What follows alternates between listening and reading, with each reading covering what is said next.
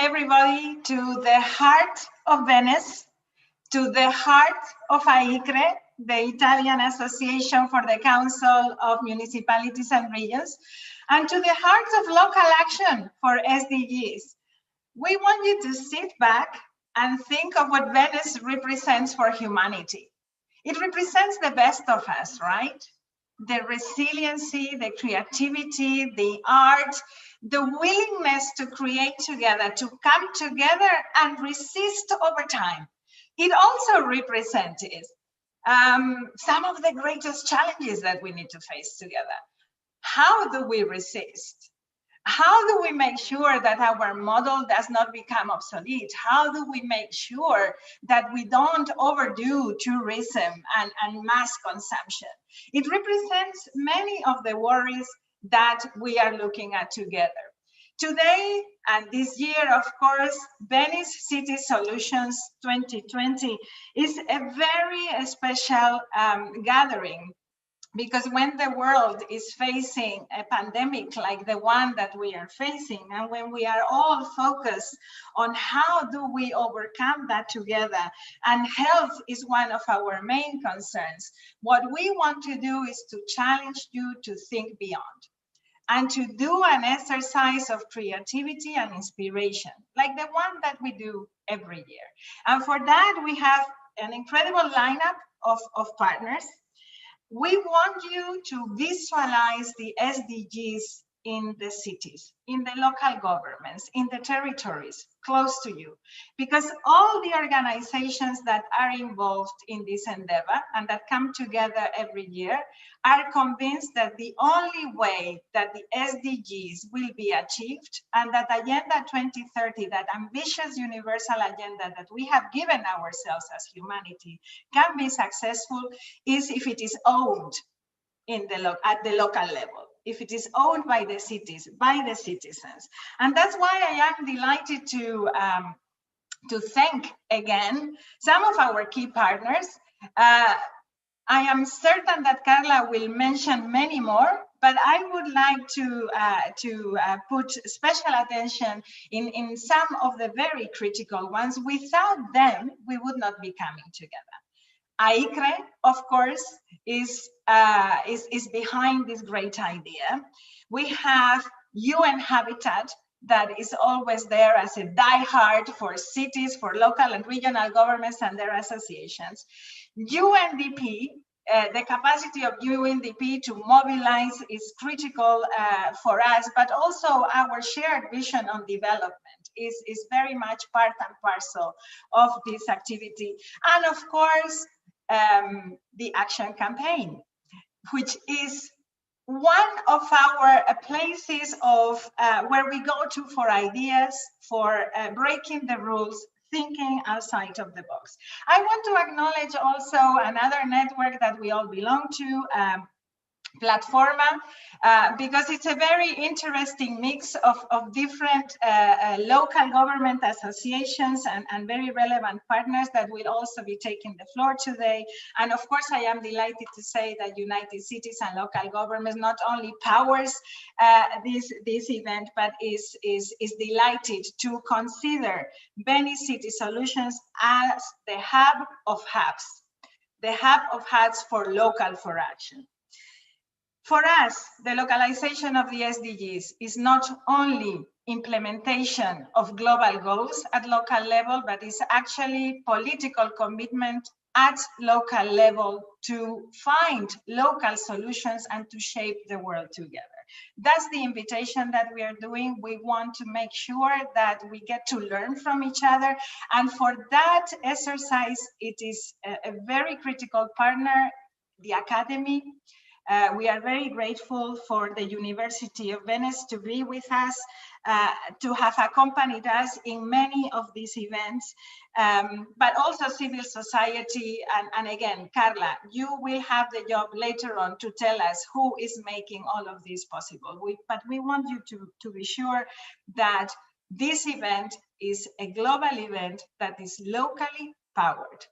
And For local power and for national connections, the importance of connecting local agendas to national objectives and global solutions, I am very happy to be able to introduce a video message from the representative of Italy to the United Nations, Mariangela Zappia.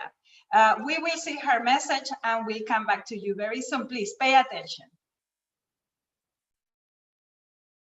Good afternoon. I thank President Bonaccini, ICRE, and its partners for inviting me to this opening session of Venice City Solution 2030. Cities represent half of the world's population and two-thirds of the global economy. This is why localizing the SDGs must be a cornerstone of our effort to accelerate the implementation of the 2030 Agenda. In many countries, as it is the case for Italy, local authorities play a central role in providing efficient essential services to their citizens, from health and sanitation to education, mobility and security. They have been on the front line of the COVID health emergency and are bearing the brunt of its socio-economic impact. Their role will be, therefore, crucial also in shaping a recovery for a more inclusive, resilient and sustainable future in line with the 2030 Agenda and the Paris Agreement.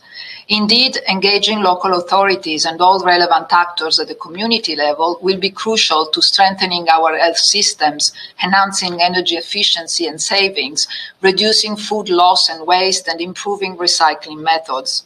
Local authorities are fundamental actors in implementing eco-friendly public mobility and establishing sustainable tourism models, for reducing architectural barriers and granting universal access to digital networks.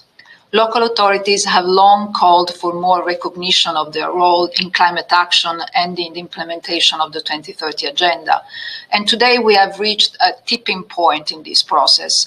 Initiatives such as Venice City Solution 2030 or the Italian Sustainable Development Festival, a finalist of the SDG Action Awards, have helped mobilize citizens, local authorities, businesses, associations and institutions in the implementation of the 2030 Agenda. The Ministry of Foreign Affairs and its diplomatic network have granted their full support to these realities, including through the launch of Together for SDGs, Insieme per gli SDG, a campaign which includes the participation of the cities of Teramo, Prato, Cremona and Bari in the initiative Cities for SDGs, aimed at inspiring and connecting people through street art and mural projects. In a week, Italy will take the important responsibility of presiding the G20.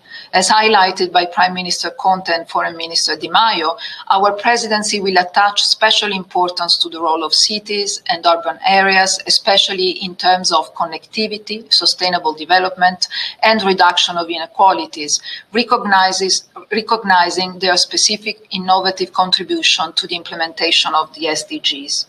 Over the past 2 decades, cities have been incubators of movements aimed to improve resilience and sustainability, as well as testing ground for transformational approaches to global challenges in a manner that is reshaping our living spaces and social fabric.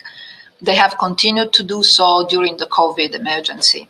The exchange of experiences and innovative ideas, the peer-to-peer learning and the networking of local actors on a global scale are among the most relevant factors that have contributed to this virtuous process.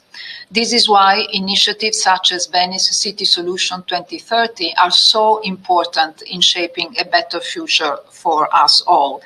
And you can count on our full support. I wish you all a very fruitful discussion today, and I look forward to meeting you all in person next year. Thank you. Thank you very much for this message. The permanent representative has been very clear, and I think it's a very bold message as well. I mean, she is not only talking about the importance that we have as incubators, but also acknowledging the key role that local service provision, and she has named a few, plays in the achievement of the SDGs in the development agenda in general. As you know, local and regional government networks, we are working hard to ensure that local service provision is acknowledged as a very critical part of any of the recovery packages that we face, and that also that they are acknowledged not only as an afterthought in the policy development of the implementation of the SDGs, in the voluntary national reviews and plans. So a very strong message indeed, which I think we can build on. And I am delighted to hear also about G20, because as you know, we facilitate Urban 20, and we really hope, President Bonaccini, that we will have very strong voices of cities in that next summit, and that we can build on strong messages. So this is a good introduction for you, President of Emilia Romagna, President of AICRE, and President of the Council of European Municipalities and Regions, and the UCLG section. Stefano Bonaccini, you need no introductions. We know that you are a champion on SDGs, but we also know the hard times that your territory has been facing with the pandemic, alike many other territories worldwide. The floor is yours, President.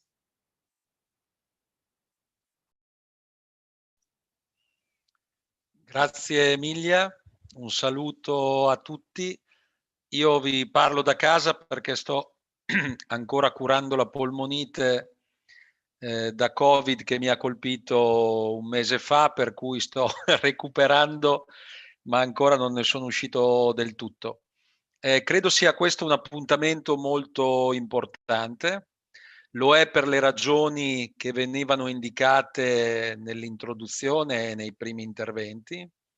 Lo è perché guardiamo tutti all'Agenda 2030 dell'ONU come stella polare e riferimento per politiche che devono diventare finalmente su scala globale politiche condivise. Ho sempre sostenuto che ci dobbiamo dare da fare per salvare il bene più prezioso che abbiamo, che è il pianeta Terra. Compromesso da troppi rinvii, decisioni maturate, prese però lasciate. Mi permetto di dire che ci fu grande speranza attorno alla COP21 di Parigi, che nel 2015 vede sottoscrivere un accordo sull'ambiente tra i grandi paesi del mondo, tra le più importanti nazioni del mondo. Va detto, senza che nessuno si offenda, che in particolare Trump e l'amministrazione americana stracciò quell'accordo. Oggi mi pare che con l'amministrazione Biden possa riprendere un dialogo più, come dire, condiviso col resto del pianeta per la forza che gli Stati Uniti hanno. La Cina, ad esempio, è un paese che in questi anni si sta dando molto da fare per una riconversione ambientale ed ecologica, e parliamo di due tra le più grandi potenze del mondo, ma tutti quanti dobbiamo fare di più. Ha fatto troppo poco il mondo, l'Europa, l'Italia, la mia regione, io stesso. Devo dirvi che l'Agenda 2030 è stata assunta, ad esempio, dal CMR come riferimento per le politiche che insieme alle città e alle regioni stiamo mettendo in campo, parlo per la responsabilità che ho, nell'agenda europea. E il prossimo Recovery Fund, che dovrà dare risorse ai paesi europei, tra cui l'Italia, più colpiti dalla pandemia, l'Italia ma non solo, è una grande opportunità di sviluppo che, grazie anche all'impegno di von der Leyen, mette con il Green New Deal la sostenibilità delle politiche al centro finalmente delle azioni che l'Europa dovrà fare. È evidente che se l'Europa, l'Unione Europea, metterà, e non ho dubbi che lo farà, a disposizione centinaia di milioni di euro per cercare di rimontare quello che non avremmo mai creduto di vivere, perché noi eravamo verso una ripresa dalla recessione di qualche anno fa, che colpì, partendo dagli Stati Uniti, un po' tutto il mondo occidentale e non solo.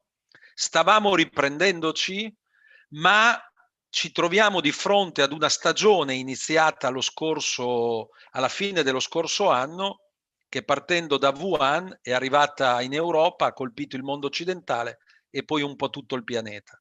E quindi dovremo recuperare posti di lavoro, ridare sostenibilità e competitività alle aziende, contemporaneamente però non sbagliando il modello di sviluppo che dovrà, ci auguriamo, accompagnare una ripresa economica, perché dobbiamo appunto recuperare lavoro, non perderlo. Per fare questo, i 17 goals, l'agenda ONU 2030 ha riferimenti secondo me molto importanti. Toccherà però anche a ognuno di noi essere in grado di fare bene quello che serve. Le risorse per la prima volta ci saranno in Europa, o almeno ci saranno in maniera così cospicua. Bisogna che i governi nazionali e le regioni con le città pensino più che al consenso elettorale domattina a come velocemente programmare scelte strategiche per i prossimi 10-20 anni. Lo dico da presidente dell'Emilia Romagna, noi tra pochi giorni firmeremo un patto per il lavoro e per il clima con tutte le parti sociali della mia regione, tutti i sindaci e quindi tutte le città. Lo faremo, ed è una cosa credo unica in Italia, guardando non alla legislatura, cioè ai prossimi 5 anni di governo, essendo stato io riconfermato da pochi mesi, ma al 2030. E quelle priorità, e concludo, dovranno stare in un asse che il CMR e AICRE, e quindi saluto Frédéric Vallier e Carla Rei, ringraziandoli per il loro grande lavoro, da tempo, come anche Emilia sa, insieme all'UCLG, stiamo indicando come priorità. E le priorità secondo me sono 4. La sostenibilità, cioè l'ambiente inteso come opportunità anche per la crescita economica, cioè che non sia solo migliorare i luoghi in cui viviamo, un'aria più pulita, acqua più bevibile, suoli, ma green industry e green economy come opportunità di lavoro e di impresa. Il secondo, la conoscenza, perché è investendo sui saperi, la ricerca, l'innovazione che questo potrà avvenire. Lo dico perché il 70% dei nostri nipoti e già parecchi dei nostri figli faranno lavori che oggi non esistono. Quei lavori arriveranno dall'innovazione tecnologica, digitale e robotica. Non bisogna averne paura. Bisogna mettere a disposizione dei cittadini, delle imprese e delle università o dei centri di ricerca gli strumenti per far sì che vecchi lavori vengano sostituiti da nuovi lavori. Quindi la digitalizzazione del territorio, ad esempio, è fondamentale per dare a tutti i cittadini, in qualsiasi comune o città abitino, dalla montagna alla pianura, dalle metropoli al più piccolo comune, le stesse opportunità di partenza. Il terzo è il tema chiaramente della sanità, perché abbiamo visto che bisogno c'è di una sanità, mi permetto di dire, sempre più pubblica, che venga garantita a un povero esattamente come viene garantito a un ricco. E da ultimo, ovviamente, il tema, ho detto ambiente, ho detto scuola, saperi, università, ho detto sanità, il tema della cosiddetta resilienza, su cui UCLG e CMR hanno spinto molto in questi anni, cioè garantire ai territori di avere una capacità di tenuta e di fiducia verso il futuro sempre più forte. Vi ringrazio molto per il lavoro che state facendo. Anch'io, come Mariangela, spero che ci potremo molto presto rivedere, vorrebbe dire che torniamo a girare, a volare, a incontrarci, però a proposito di tecnologie non ci fermiamo e sfruttiamo quello che il tempo ci impone. Grazie. Grazie Presidente. It's very inspiring words, which have actually painted a kind of a foundational moment, right, that we are living through. It's a moment where we need to take a stock of where we are. We need to face many of our responsibilities, like you're saying. We haven't done enough.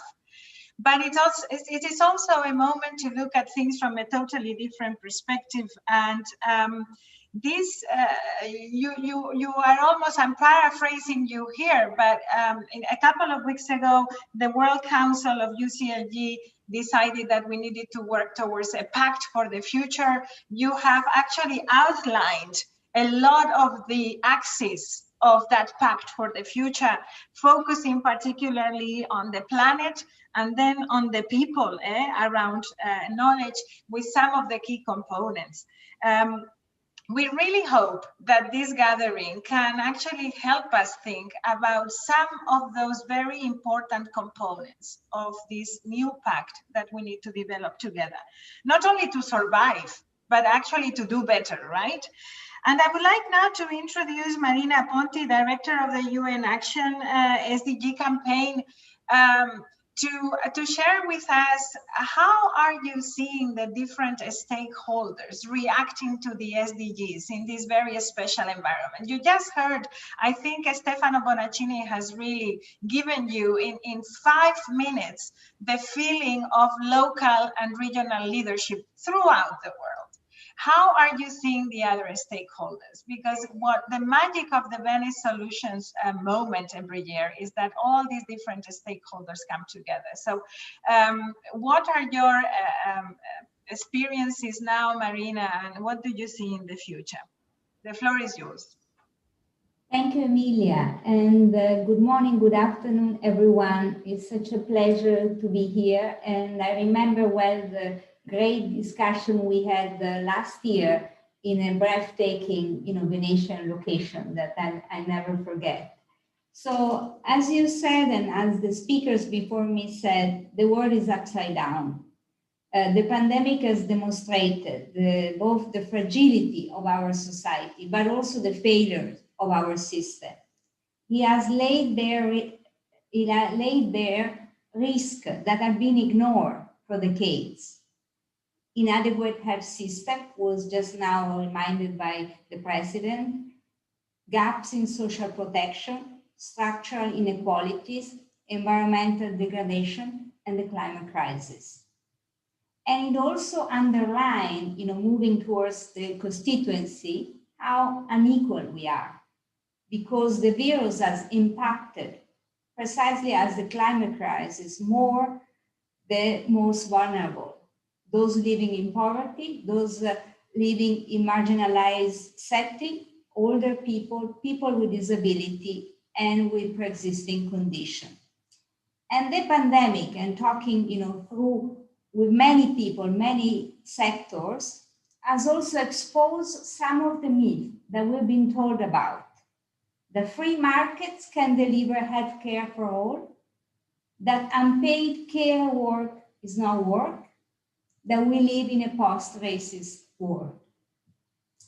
But as often, as in all the darkest moments in history, challenges come hand in hand with opportunities. And we believe, along with many, many partners, that we are at a turning point for people and the planet. We believe very strongly that we have a once-in-a-generation opportunity to turn things around and make happen the bold shifts that are required to achieve a safer and more sustainable and inclusive societies. To be honest, when the SDG were agreed 5 years ago, many people were skeptical that the transformative changes required were too difficult, too costly, and just not practical. But now these bold changes are seen and perceived are indispensable. Also because two new factors, and I think they were already mentioned by Bonaccini. First of all, the world is at a halt. So both leaders and governments at all levels and the private sector are back at the drawing board to redesign how to restart and reshape our society, how to rethink work, production, education, training, mobility, health, and also on the financial side, an enormous quantity of resources have been made available to both public and private sector to make this policy a reality. So we see now the moment for this turning point. And in other words, this is something that you, Emilia, have been advocating for years, and recently also the UN Secretary General called for, is the time for a new social contract between all levels of governments and citizens and the public and the private sector, all together building a world where equal opportunity for all. And also, and I go back to the butterfly that I always carry for the butterfly effect, the pandemic put emphasis on individual action. In the face of a pandemic affecting all the most powerful countries along with the most vulnerable, as of now, the only effective response is individual action, wearing a mask, respecting the physical distancing, reducing contact and movement. So people never than now realize how their behavior can have an impact. And I think that local government can build, because they are the closest to the citizen, can now build on this constituency of people who now are halting the curve and in the future will be willing to behave differently if this has an impact in building healthier society and protect our planet. And also people now, never than before, realize how global problem require, on one side, global solution, but also coordination across sector and levels. And I think, in other words, the issue, which I know is very close to the heart of the people listening today, of decentralization and of clarity of coordination across sector and level, has never been under the spotlight like today. And I think this is something that all of you can really leverage going forward. And let me end that saying that in this, like in any dark moment, let's hope that the suffering, that the human, that the economic, that the social costs that were paid by human life and billions of people across the world will not be wasted. But this pandemic will be a building blocks towards more sustainable and inclusive society and towards the SDG, as we all have mentioned. Thank you. Quote by quoting Mandela, who taught us that it always seems impossible until it's done. Thank you. Absolutely. Thank you very much, Marina. In this new virtual world, we no longer hear the applauses, but I am sure the hearts are applauding you and also Stefano and the permanent representative of Italy. I find your summary on what people perceived before this special context on the SDGs about something that was just not practical, right? I think it summarizes very well the very paradox of humans. We are, on the one hand, the most creative creatures, but we also have a tendency not to want to trigger too much change, and we like to accommodate. This pandemic has actually shown us that many of the things that we were already working on and that we already intuitively knew we had to change could actually be changed very, very fast. And President was mentioning around digitalization. Well, that is clearly an area where we have demonstrated that we could make change happen much faster than we were willing to accept before. Let us hope that this is also the case for the rest of the SDGs. And I think this concept towards a new pact, a new global compact, is really a very strong roadmap for us. A roadmap where we, local and regional government associations and networks of cities and territories have a very important role to play, I think, and that we need to define it carefully. I'm delighted now to introduce my colleague, Frédéric Vallier, Secretary General of CEMR and the European section of UCLG, but also speaking here on behalf of our European network Platforma. Frédéric, an important role for associations, right? A challenging time. Yes, yes, indeed, Emilia. Thank you very much. Buongiorno a tutti. Saluto particolari al nostro presidente Stefano. I'm very happy to see you here, Stefano. And I hope you're doing well and better. Let me first start by saying that, of course, we are delighted to be participating in Venice City Solutions. We miss Venice very much, you know, Carla. We would so much like to be there. There is a word in French that says "La tentation de Venise." You know, it's a book from Alain Juppé from some years ago. You know, when everything goes wrong, we have the temptation to go to Venice to resource. And that's very much what we would need right now, I think, all of us. But let me say a few words also about Venice City Solution, because Platforma has been a partner from the start, and this forum owes a lot to Carla, because she put a lot of energy in organizing this, and the first editions were quite a challenge to build. And now when I see this panel and all the participants, I think it's a great opportunity. And thank you also to Diana Lopez, who is instrumental also in organizing all this. After what President Bonaccini was saying, which of course I recognize very much, because this is the kind of agenda that we want to put in our discussions with EU representatives, with national governments, and with international organizations.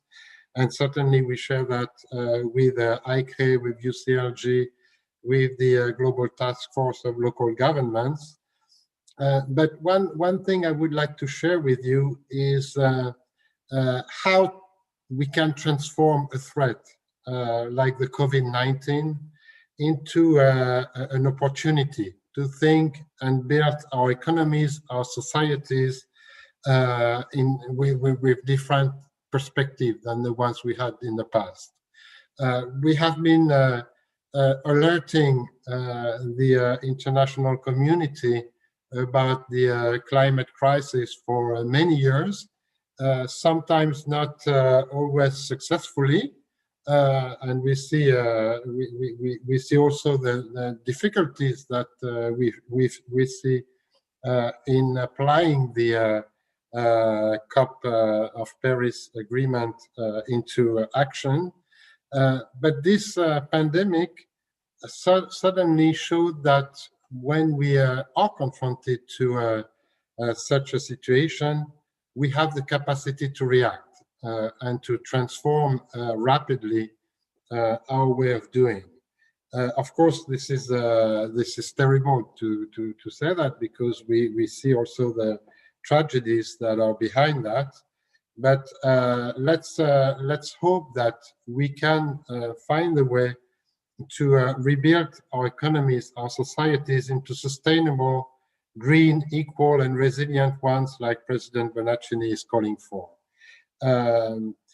Decentralized cooperation, and there I come back to Platforma, is a great space to build common solutions, to exchange on practices all across the world, and to propose solutions to national state and to stakeholders, to the citizens as well, and for us in Europe, to the European Commission and the European institutions.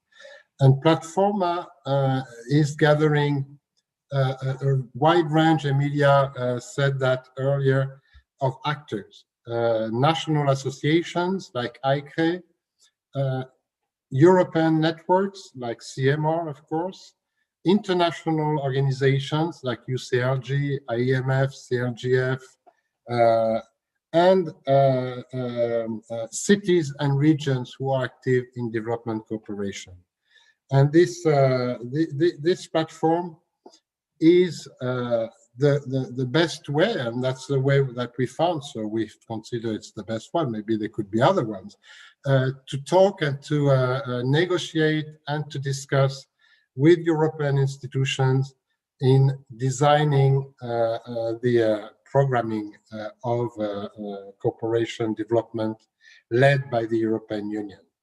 And at this moment, I want to share with you, also with international institutions, that local governments will need your support to continue developing action plans and activities linked to cooperation, decentralized cooperation.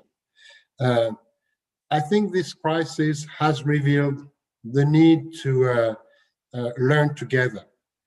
It has revealed, and I think we have done, I don't want to give myself flowers, but I think UCLG and CMR have been conducting a series, because we had to change also the way we were working, a series of seminar, webinars, task force on how to manage COVID-19. And I was amazed of the number of participants and the interest that it rose in many of our constituencies, in many of our members. And so this shows that we need this space of exchange. We need this space of co-learning. We need this space of co-building. And I don't want to be too long, but just to conclude, I would like to mention that in the next year, I mean, CMR is going to celebrate its 70th anniversary in January 2021. So we are an old lady, sometimes I'm used to say, but we want to take this opportunity not only to look back to the successes that we have been through all along these years, but to project ourselves, to project what European local and regional governments can be in 2051, when CMR will be 100 years old. And so to build a multi-annual strategy, well, the multi-annual strategy is already written, but it will be adopted then, and to invent a model of development that takes local territories, local regional governments and their citizens as the driver of the recovery that Europe needs, and as a driver for the world to show that we can, as President Bonaccini mentioned it, be resilient, be sustainable, green, and resilient. And that's the work that we want to conduct. And certainly, Venice City Solution is for that a great moment to do it and to help us in shaping this future we want. Thank you very much. Thank you very much, Frederic. Congratulations in advance for that 70th anniversary. Of course, we will celebrate next year with you properly, part and parcel of the over 100-year-old movement that United Cities and local governments represent, with solidarity very much in our DNA, and also city diplomacy understood as a transformational diplomacy, which I think is why our live learning experiences and all these series of webinars that we have been having and we continue to have now with cities are listening are so important. When cities come together, it's not about solving conflicts, it's about finding new solutions, inspiring each other. And the space that Venice Solutions offers to us is doing that also with other stakeholders. I think that is extremely important.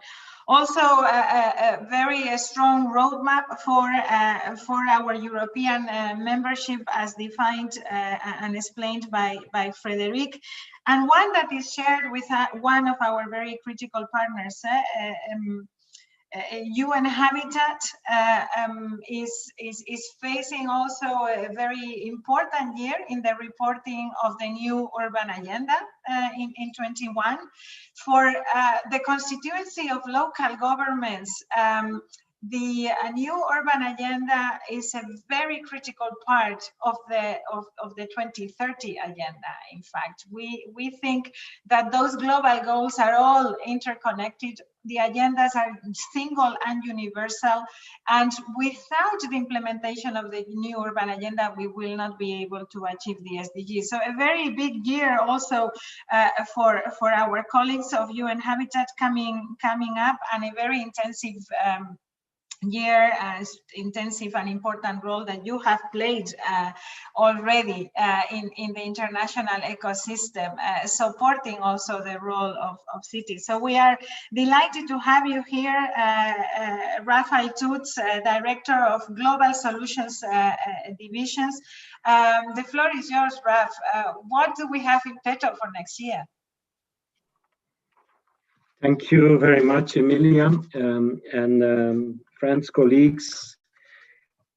It's a very special moment for us, indeed. This day actually is something that for us is a moment to first thank everyone, the host, the city, the region, and the country for taking this initiative, and also all the partners, UCLG, ICRE, UNDP, and the SDG campaign, for the strong partnership that has now continued, and the work that brought us together to celebrate this third edition of the Venice City Solutions 2030. And you can assure that UN Habitat will continue to support this path and this series for the years to come. Now, this City Solutions 2030 comes at a very particular time in our history, as was mentioned. Since the emergence of the COVID-19 pandemic, we are seeing that governments, local governments, are forced to take often unprecedented, very drastic measures to curb the spread of the virus and mitigate its impacts. And cities are indeed at the epicenter of the pandemic, accounting for approximately 90% of the registered cases.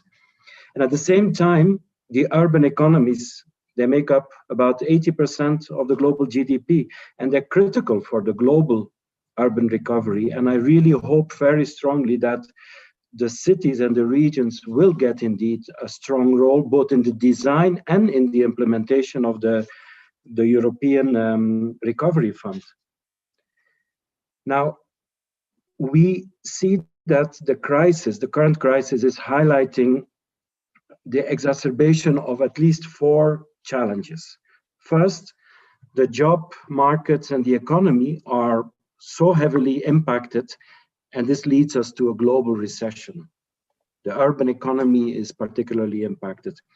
Second, the virus and its associated responses have disproportionate effects on vulnerable populations, which are deepening inequalities and increasing the risks of social divisions. Third, the use of the social and physical space has been severely affected in this crisis, questioning the traditional models of spatial organization, especially in cities, and asking for creative responses. And finally, the governance systems are facing daunting challenges for which few governments are prepared. So these 4 issues are unpacked in the forthcoming UN Habitat report on cities and pandemics towards a more just, green and healthy future, which is currently being reviewed and will be launched early next year. This report emphasizes that each crisis presents us with an opportunity to do better, to correct the course and ultimately to shape our future, and that cities represent a privileged arena for human interaction where creativity and innovation meet with a complex network of relations involving communities and different sectors. So everyone on this panel seems to agree that this is a special moment. Emilia says a foundational moment. And it's indeed the time to harness the transformative potential of urbanization and to build on the unique framework offered by the 23rd Agenda, by the New Urban Agenda, and by the Decade of Action. So we are glad to focus these 2 days of the debates on visualizing Agenda 2030 in the city. Because visualizing is a way to connect cities to real life, to help us to better imagine, to create solutions, to shape and to govern our cities towards a more sustainable, more resilient, and more inclusive future. I would like to conclude by stressing 3 points that I hope you can take with you throughout these 2 days of debate. 1, partnerships and inclusion. No city can achieve the SDGs and recover from the current crisis alone. We need partnerships and exchange of experiences that can inspire innovation and mutual learning. Also, citizens need to be put at the center of development with special attention to vulnerable groups and minorities. 2, climate change. The tale of the ongoing pandemic and the saga of climate change are inherently interlinked. Climate change needs to be on the top of the political agendas and treated as an emergency, just as the current COVID-19 crisis is being treated. The steps being taken to recover from the pandemic must also advance the SDG targets and the Paris Agreement. And cities are the cornerstone in this effort. And finally, monitoring and reporting. The future is uncertain and unpredictable, so we need robust monitoring and mechanisms at the local level that can help cities in assessing their performance against the SDGs and guide the formulation of evidence-based policies that support local and national development priorities while advancing the SDGs. So I wish you 2 days of very interesting and fruitful debates and enjoy the event. Thank you so much. Well, thank you very much, Raf, for these profound thoughts as we are used from you. I think this pandemic has made us also reconsider what is essential both in cities, but also at global level, and it has made it easier to understand how relevant that partnership is. I'm not certain that we are at the moment of your very last point around monitoring. It is true that we are very conscious that we don't know what is coming, but there is a very big part of things that we know we need to do.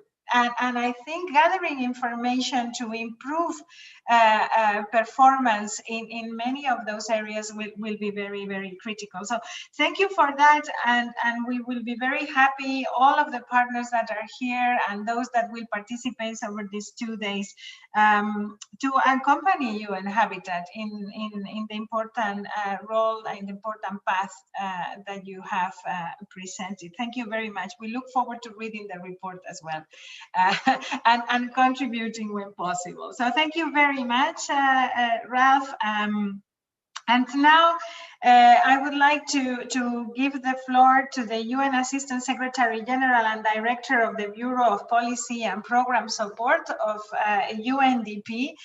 Very, very special welcome, not only because UNDP is such a critical partner and has been for us in the notion of localization. We started to use localizing SDGs long before anybody was talking about this.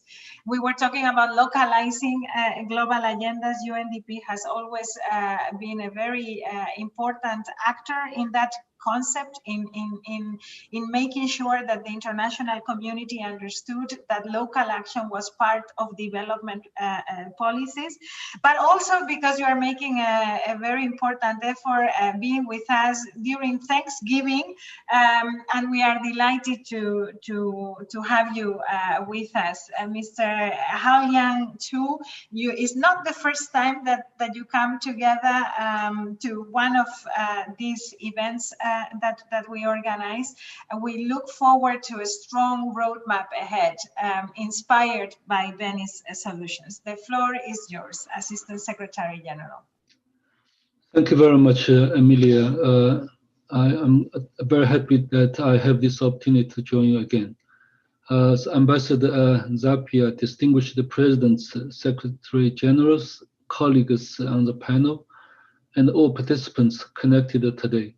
So greetings from New York. It is my great pleasure to be here with you in this opening session of this year's edition of the Venice City Solutions 2030. Since its inception, the Venice City Solutions 2030 has convened the leaders and the stakeholders from around the world as a laboratory for ideas and solutions, a catalyst for transformative change, and a champion for sustainable development. It has helped translate the Global 2030 Agenda for Sustainable Development into local actions. So our gathering this year is particularly significant for the challenges that we all face around the world and in our cities, now that we are all deeply affected by the coronavirus pandemic. More than ever, Agenda 2030 should be our compass for our future development and our compass out of the crisis, moving us towards a world that is sustainable, resilient, inclusive, and more equal. Visualizing 2030 agenda in our cities, therefore, cannot be more timely and is an urgent call to action. We know that COVID-19 is not only a health crisis. Its social and economic impact is affecting millions of people. The containment measures that cities are compelled to take have caused the business closures, job losses, and other interlocking and knock-on effects. So this in turn has resulted in diminished revenues for the local and the regional governments, making it harder to maintain, let alone increase, the needed service delivery.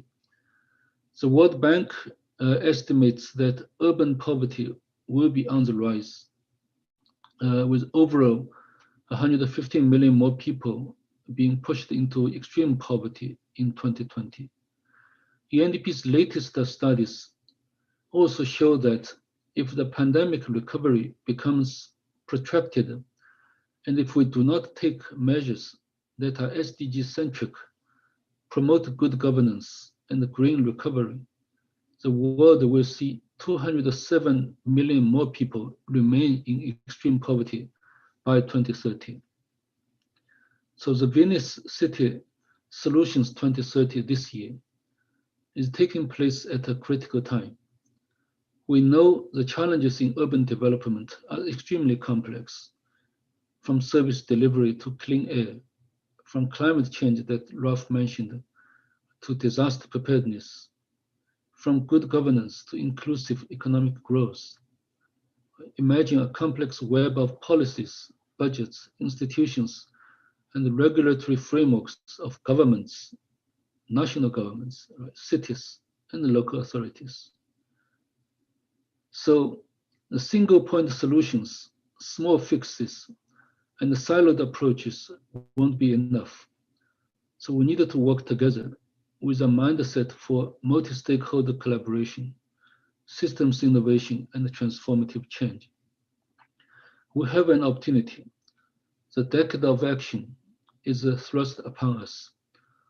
The SDGs will not be achieved without the direct engagement of local and regional governments, the localization agenda Emilia was discussing earlier. In this regard, we're encouraged that many local governments are already using the 2030 agenda as their main planning instrument. The Venice City Solutions 2030 has provided many solid examples of what is possible and necessary through local action. Experience has shown supporting the capacities of local governments to tackle complex and interconnected challenges is crucial. This will also require collective action. In this regard, we believe we needed to see citizens of cities not only as recipients of services, but also as active participants in co-creating solutions. UNDP has worked closely with UCLG and the UN Habitat to develop the learning modules for localizing the SDGs and is delivering them to support local and regional governments to create local plans and report on voluntary national and local reviews. To close, let me reiterate UNDP's deeper appreciation and our commitment to our collaboration and our appreciation for the leadership of the Venice City Solutions 2030. We thank the government of Italy for the support all these years, including in bringing the recommendations of Venice to the high-level political forum at the UN. This is important as the UN normally interacts with national governments, and this effort brings the voice of local authorities to the UN too. We also thank our valuable partners, UCLG, ICRE, UN Habitat, the UN SDG Action Campaign, and the Platform, and all who took place to engage today for making Agenda 2030 an agenda for all people. I wish you all a successful event. Thank you very much. Thank you very much for showing this commitment. I think this virtual room can feel the consolidation of something that started not that long ago. Year by year, we have been able to feel this renewed commitment, this empowerment of the different partners, and the consolidation of the partnerships. We are starting to become a true community. That comes together not only in Venice every year, but also in between. And I think that in between is also extremely important. From the perspective, my task is coming to an end. So I just want to leave two thoughts from the United Cities and Local Government perspective. We think that Venice Solutions can truly become this hub of hubs. And as you know, our organization is promoting local solutions to be showcased in what we call local for action hubs, where we show the connection between the priorities of cities with the sustainable development goals. And by coming together within United Cities and Local Governments, we provide the international dimension and exposure to those local actions and priorities, hoping that they will inspire others. Well, Venice City Solutions is going to become the annual gathering of those local for action hubs around the world. And there will be such a session tomorrow around local for action hubs. So we are truly grateful to ICRE, but also to all the other partners to have trusted us to bring this as a contribution to this event. And finally, I want to paraphrase the leadership of United Cities and Local Governments, local and regional governments around the world that are very conscious that their cities and territories will never be the same. They are also conscious that the sacrifices that we are making now cannot be just left sacrifices that we are asking, including from future generations, because we are using their resources. We want to make sure that inequalities are no longer an option in the building blocks of the transformations that we need to promote. And we want to also put up front a very important antidote to the impact of COVID. And we believe culture is a very important prisma to look at solutions in these challenging times that we have ahead. We are very well aware that the most vulnerable in our societies are the measurements of our society's successes.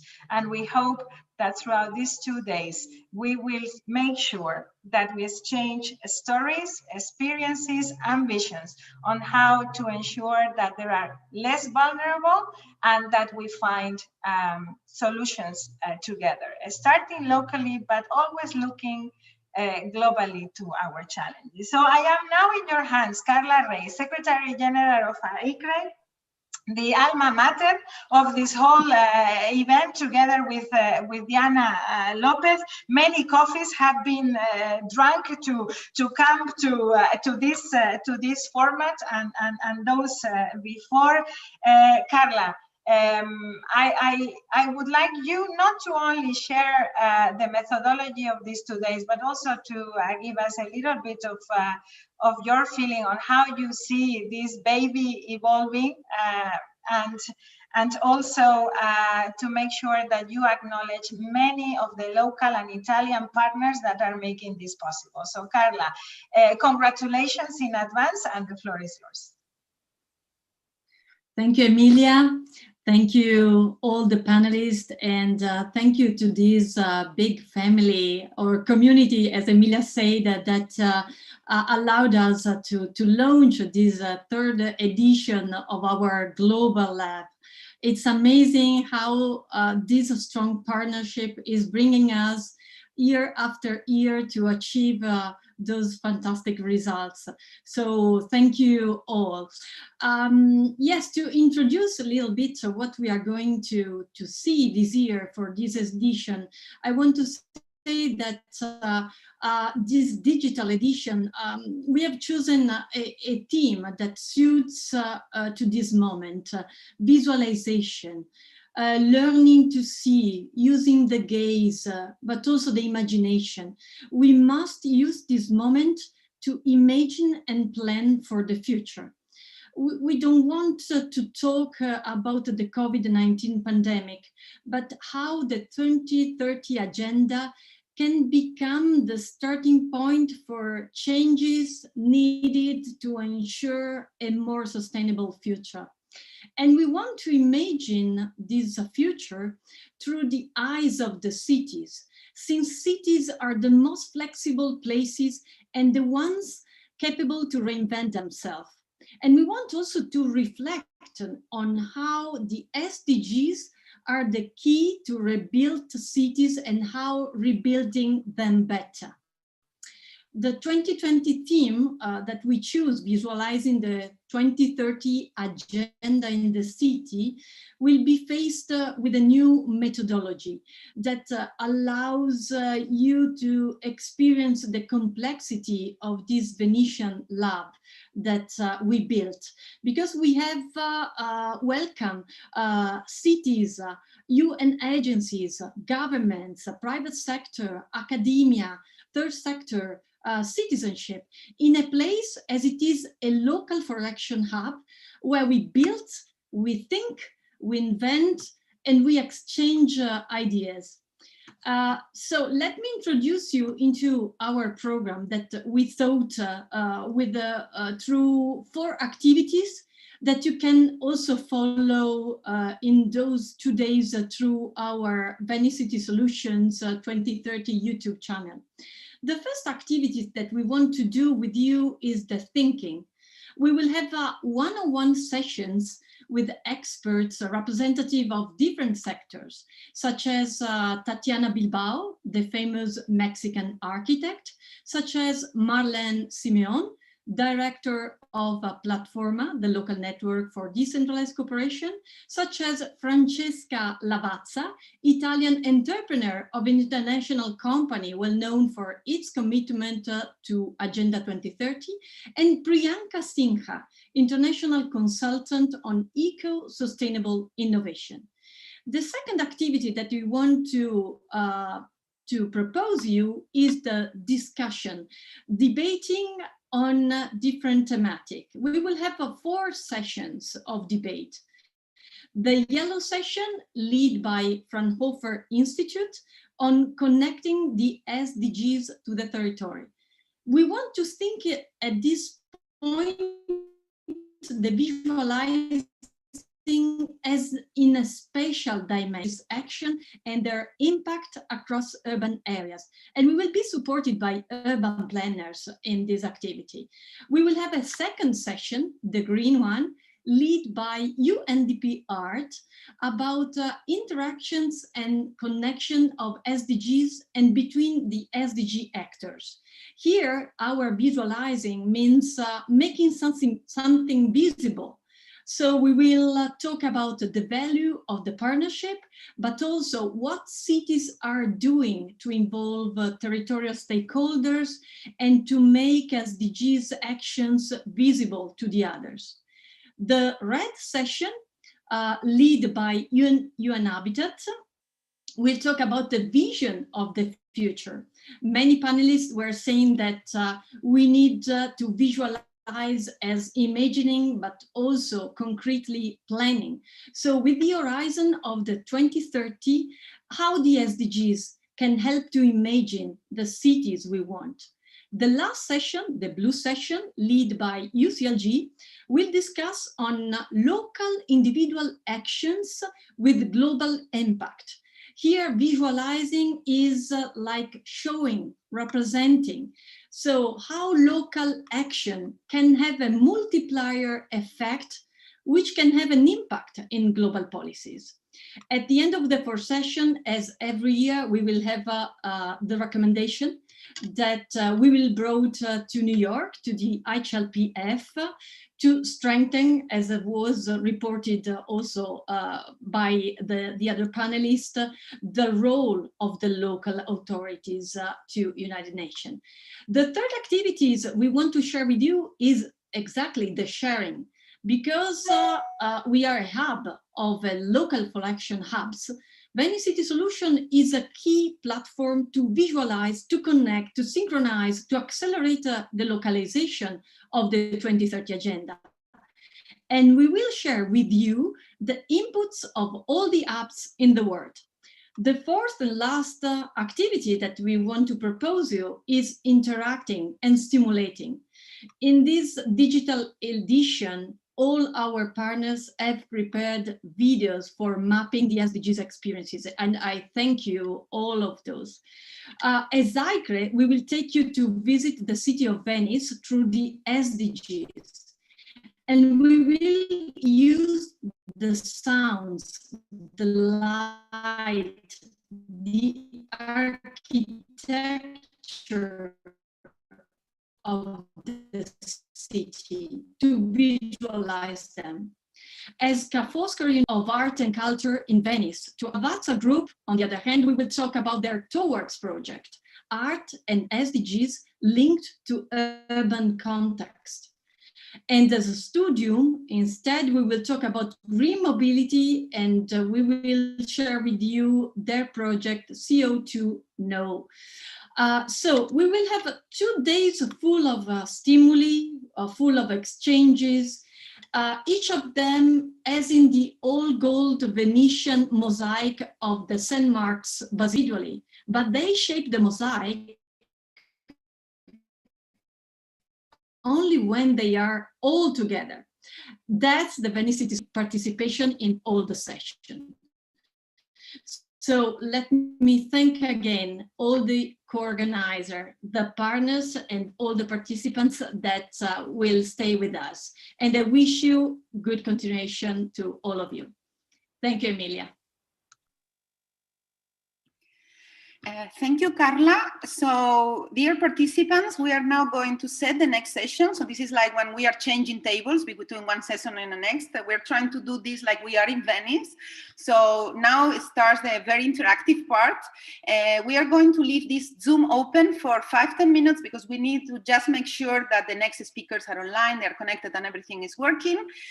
So we invite you to, you know, have a coffee, you're at home, and then stay online because in 5-10 minutes we are starting the next session, the yellow session, linking SDGs to territories, mapping local action and spaces, who will be led by Fraunhofer Institute. Thank you.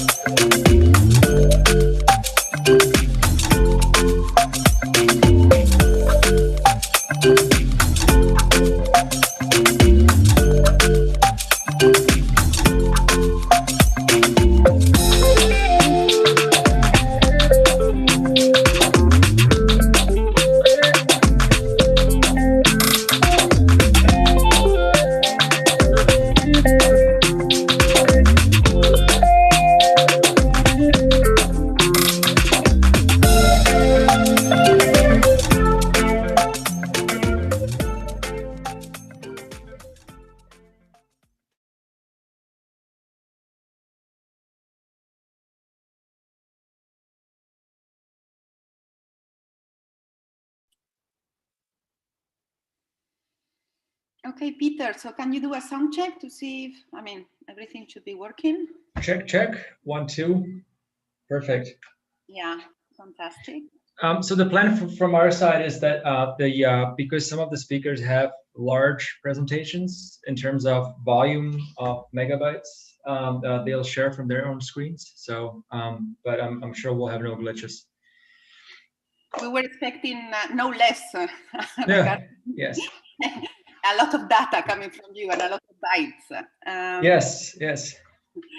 So do we have Erna online? Erna Polimak, are you there? Can you show yourself and on camera, please? Yes, I'm here. Yeah.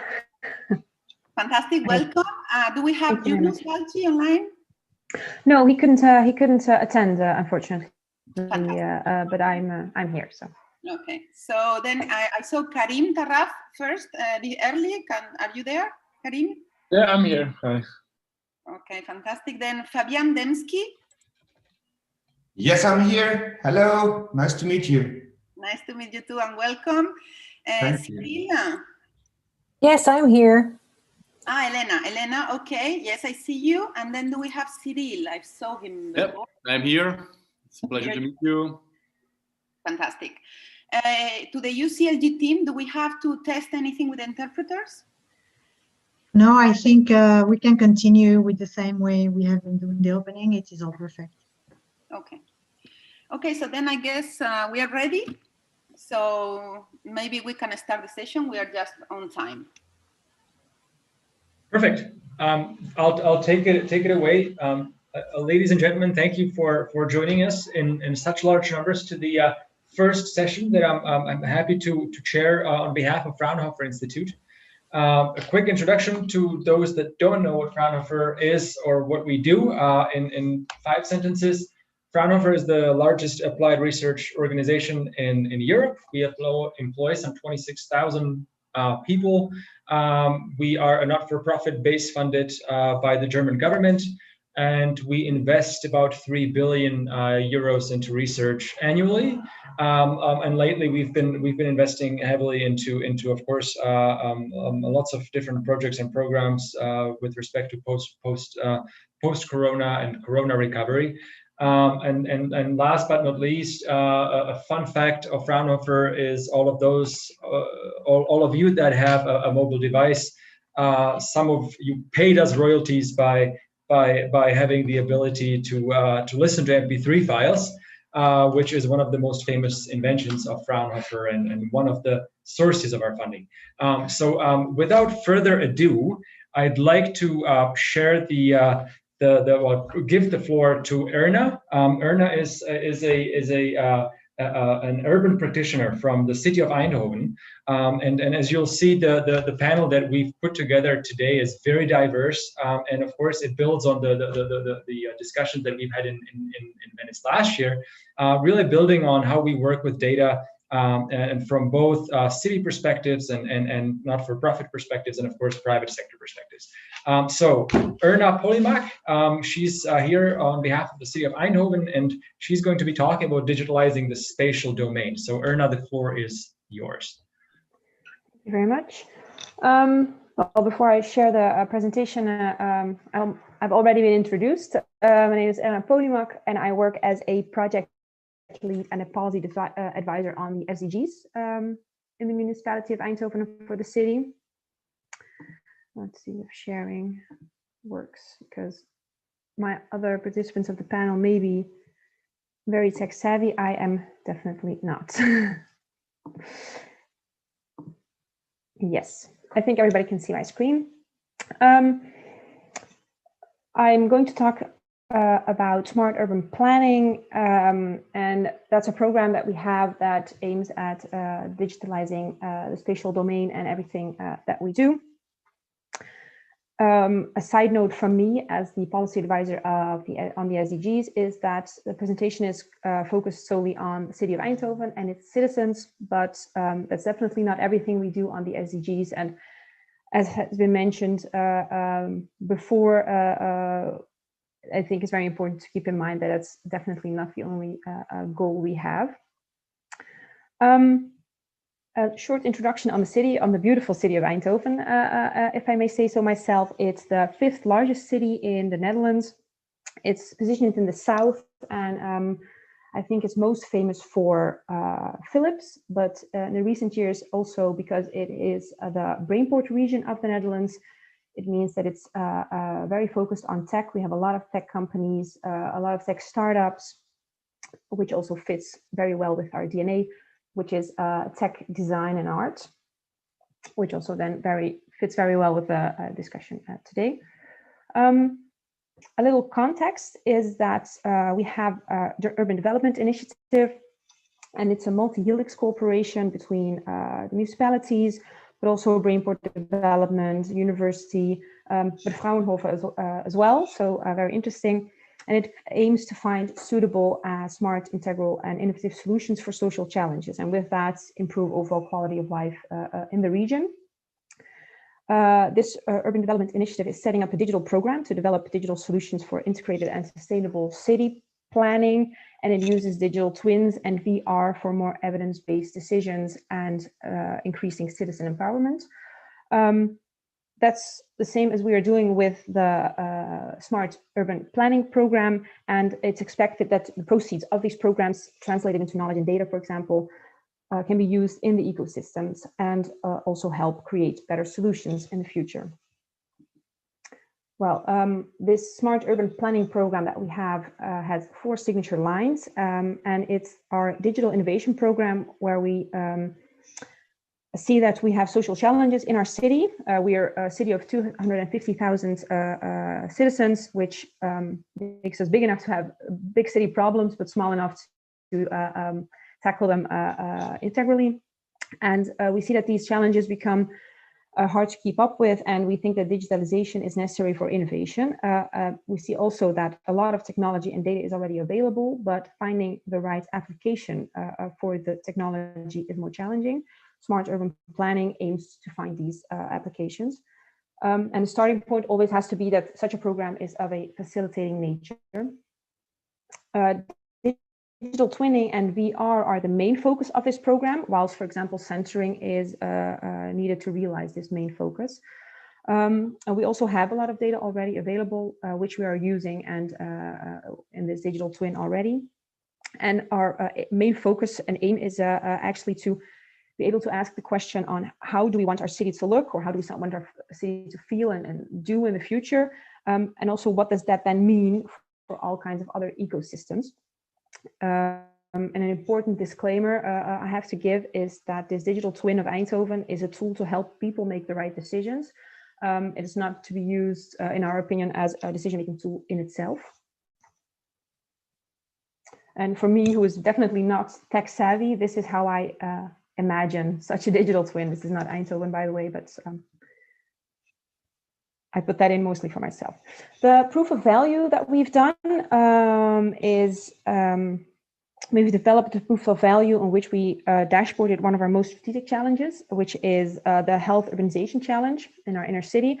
And to make a link to the SDGs, I think it's very interesting to see that this proof of value not only shows the added value of such a digital twin to our organization, but also to the citizens of our city, because being able to visualize concrete consequences or possibilities and chances in neighborhoods increases participation of citizens, and it also can help create a broader support for our new policies or new plans, which, like I said, is a big advantage for the SDGs, because the 17 goals can be quite abstract for individual citizens, and it can also help create a new environmental vision and in projects where citizen participation is required by law, which is the case in some cases. I made a little link to the SDGs already. I'd like to continue with that, with the monitor on well-being. We have a monitor of well-being in the Netherlands, which does not only look at economical prosperity in the country, but also ecological and societal perspective. An added bonus of this monitor is that it's not only examines the well-being here and now, but it also looks at the extent to which this pursuit of well-being impacts future generations and other countries. This is, of course, done under a structural set of indicators, broader than only economy, so also labor, health, education, and living environment. Why I introduced this monitor is because we have been working very hard to implement our own regional monitor of well-being in the city of Eindhoven.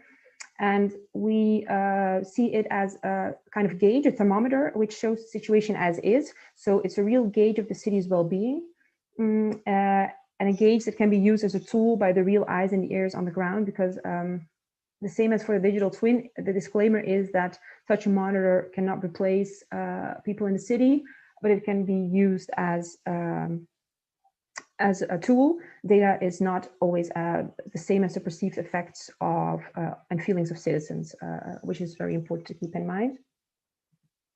Then we go to the Sustainable Development Goals themselves. What we've done is we have mapped our own contribution, and when I say our own, I say the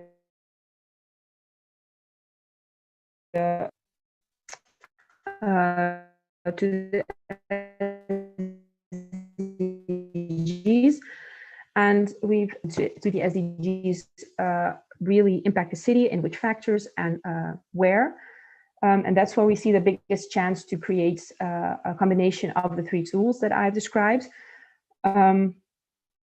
We see possibilities because, like I said, the digital twin is a copy of our city based on available data, on plans, on policies that we have. And it's a great tool also to integrally visualize outcomes and consequences. This SDG mirror that we see here in front of us is our own organization, and it's an overview of the policies and projects that we have. And it's a great test, so we can see if it's still in line with the political ambitions we have and the promises we made to the citizens. But they're still only based on our policies acting as a gauge of the real situation in the city. So it makes us question our choices and even look to make better ones if needed. And those can be tested in the digital twin. This way, these three tools or monitors that we have, which have great visualization power on their own already, strengthen each other. And an example of that is the program that what we've done is program traffic and transportation. This is just the mapping we've done within our own organization. We've seen how it connects to goals and other projects. Adding, for example, the real impact of this to the city would be an added advantage of the digital twin and the monitor. Thank you very much. Thank you, Erna. That was really fast. I think you were breaking up there a little bit. So sorry. No worries, no worries. It's fine. Well, just for information, if there are any questions from the audience, please write them into the chat or write them down, and we'll definitely have time to answer those at the end of the Yellow Trail session. The next speaker is Fabian Demski. He's one of my colleagues, and he's one of the senior managers at the High Performance Computing Center at Fraunhofer, at the University of Stuttgart, and he's going to be presenting how they work with data, with environmental data, how they visualize them in cities, and how they use different technologies and different types of technologies to make data visible, tangible, and understandable. So without further ado, Fabian, the floor is yours.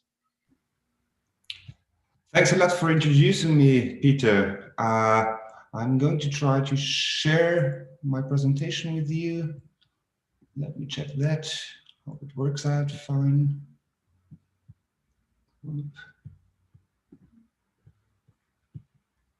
Can you see the presentation? Does it work? Perfect.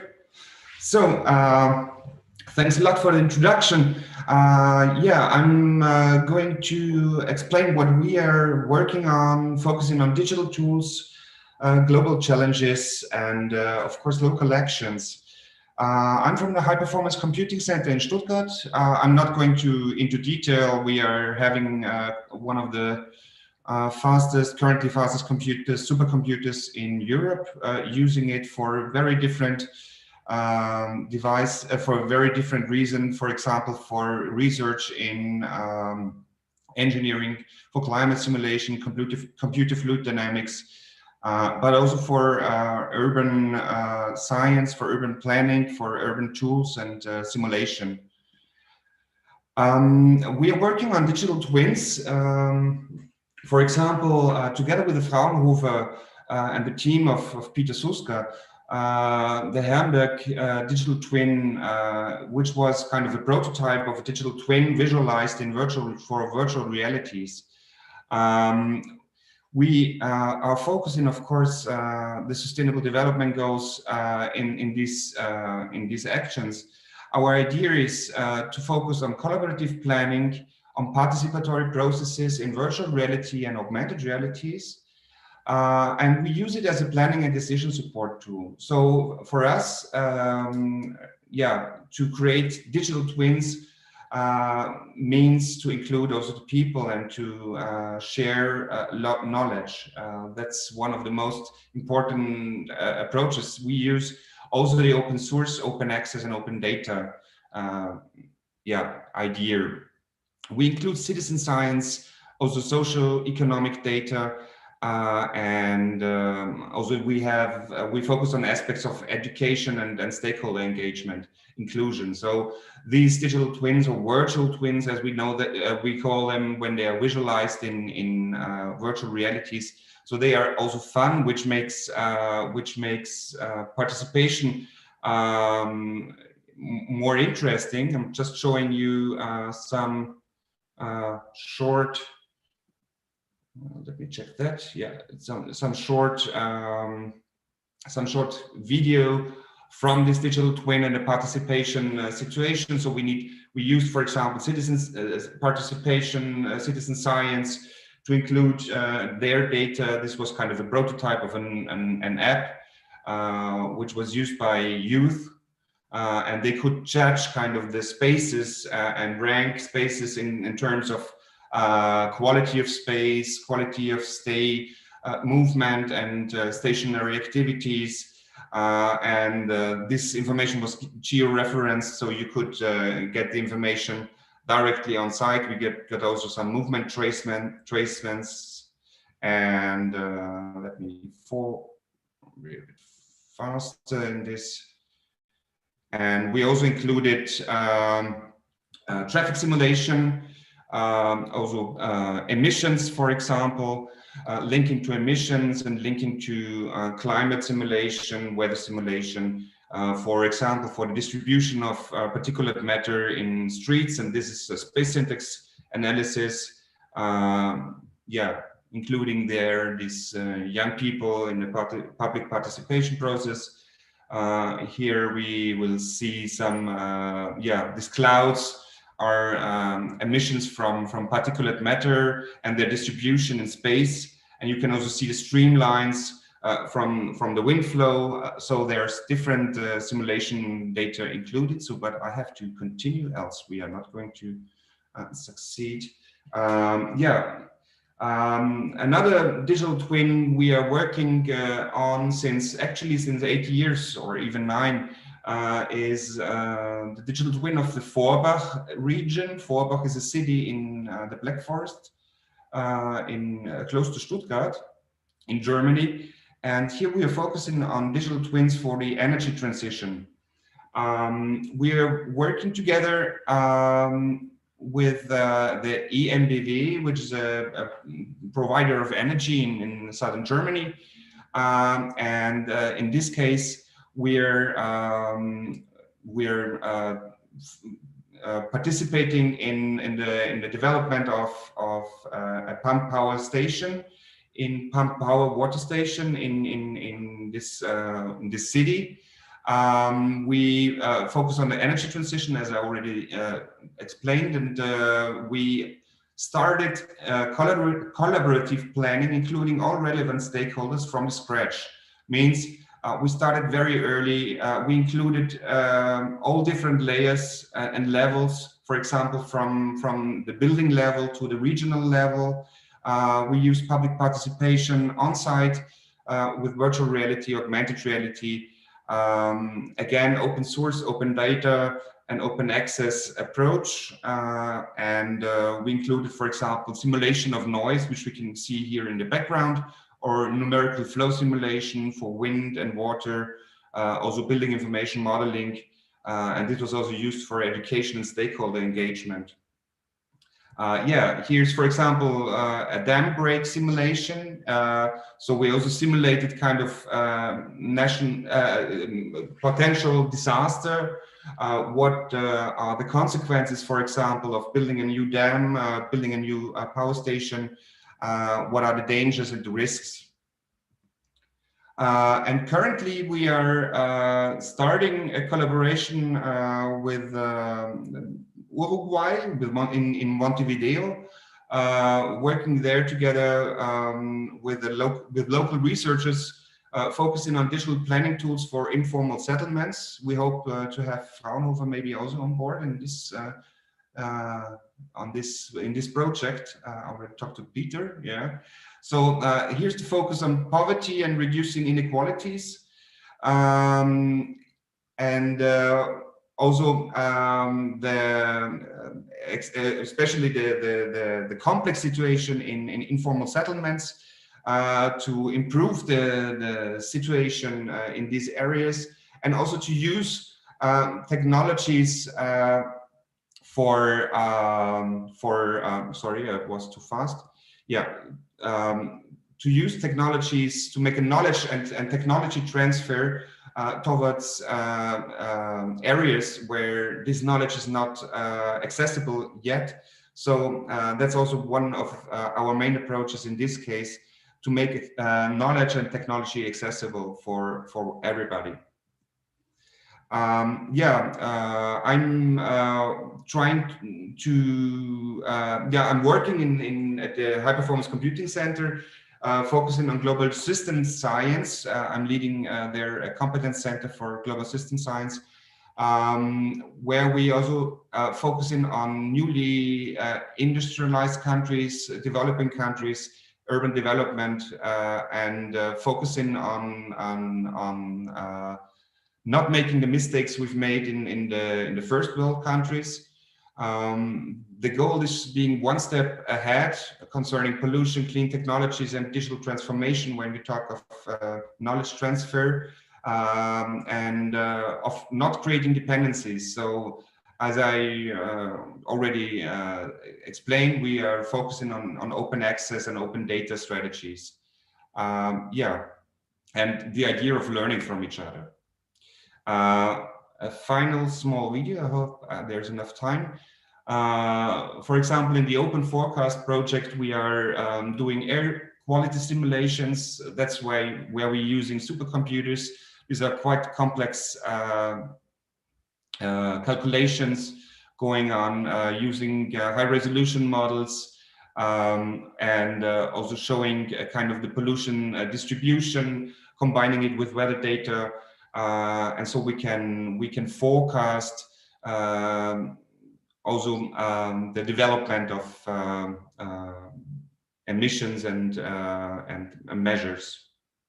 So this was my quite short introduction. I hope it was not too long. Yeah, thank you very much.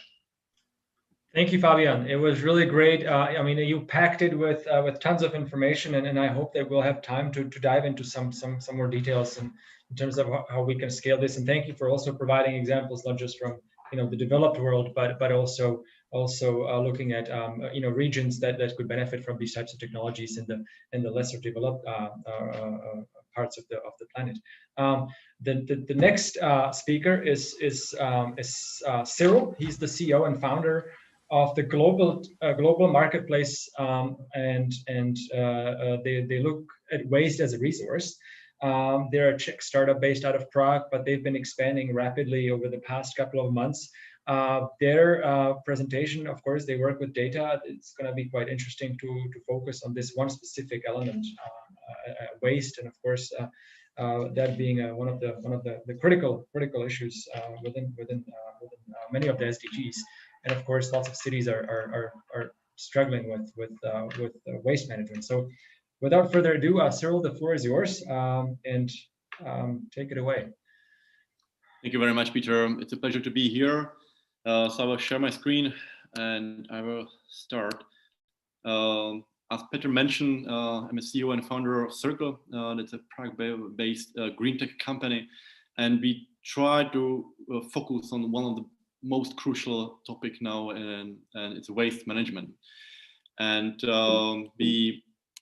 we are now fulfilling a couple of social development goals, especially number 12.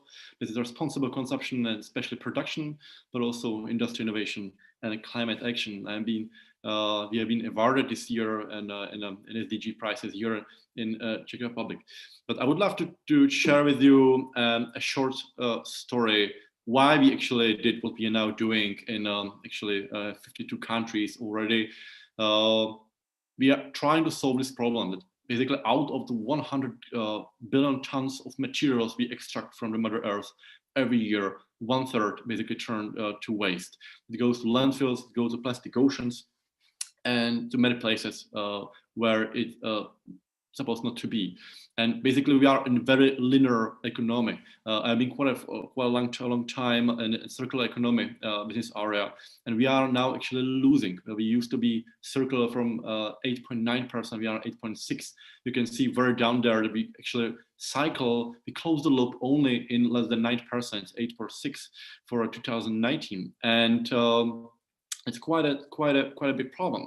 But I would love to also tell you one story. Those ducks were escaped the water in 1992 when one tanker was basically coming from Hong Kong to USA. And those ducks, because they have no hole in it, they did not sunk, and then all the time basically are in the ocean, and we can see how the gulls are shaping, and how the environment is changing. And this only show how much of plastic waste we have on the ocean now, how terrible the situation is. But also it has the second side. The crazy situation is that actually if you calculate the current price of all the plastic in the ocean with the current price that actually is happening now in our digital waste platform, circle.com, you actually get a high valuation that is a combined valuation of Google, Amazon, and Apple together. So it's a lot about data and about logistics that is a problem in our current waste management system. 88% roughly, at least here in Central Europe, is connected to construction and other businesses. So big companies actually producing most of the waste we are now having. In some countries, it goes to incineration. Some countries, especially in the eastern part of Europe and Asia, South America, also North America, goes to landfills. And that's a terrible place to have our materials. We at Circle, we are also not just tech company, but also consulting company. So we help big companies like Siemens, IKEA, Skoda Auto to visualize their current situation. So we analyze the material flow of the waste. And very often, actually, we see that they are quite surprised, and it's eye-opener for them that they very often landfill, especially in the eastern part of Europe. And this is something which is really terrible, because especially from the company's side, the materials are very nice. It's usually quite a big volume, and it's very high value materials. So what we can do with it, right? Finding value in a waste is a crucial thing. Waste could be in one way something with a negative value, but if we sort it out, if we make a recycle out of it, and if you create some concrete products, you can see actually on the right, that might be something that actually has a value. And data and transparency can help us to achieve those. So we started basically now the biggest waste trading marketplace in Europe, circle.com. Basically in a team of 15 people already, also in Germany, Austria, Poland, Slovakia, and Czech Republic. We also do those circle waste scans. So we actually finding value in waste and resources. And interesting thing is that you can actually save quite a big amount of money for the companies and save quite a big amount of CO2 in the very same time. So the circular economy goes in hand in some finances. And from our experiences, there are like six secret points of success.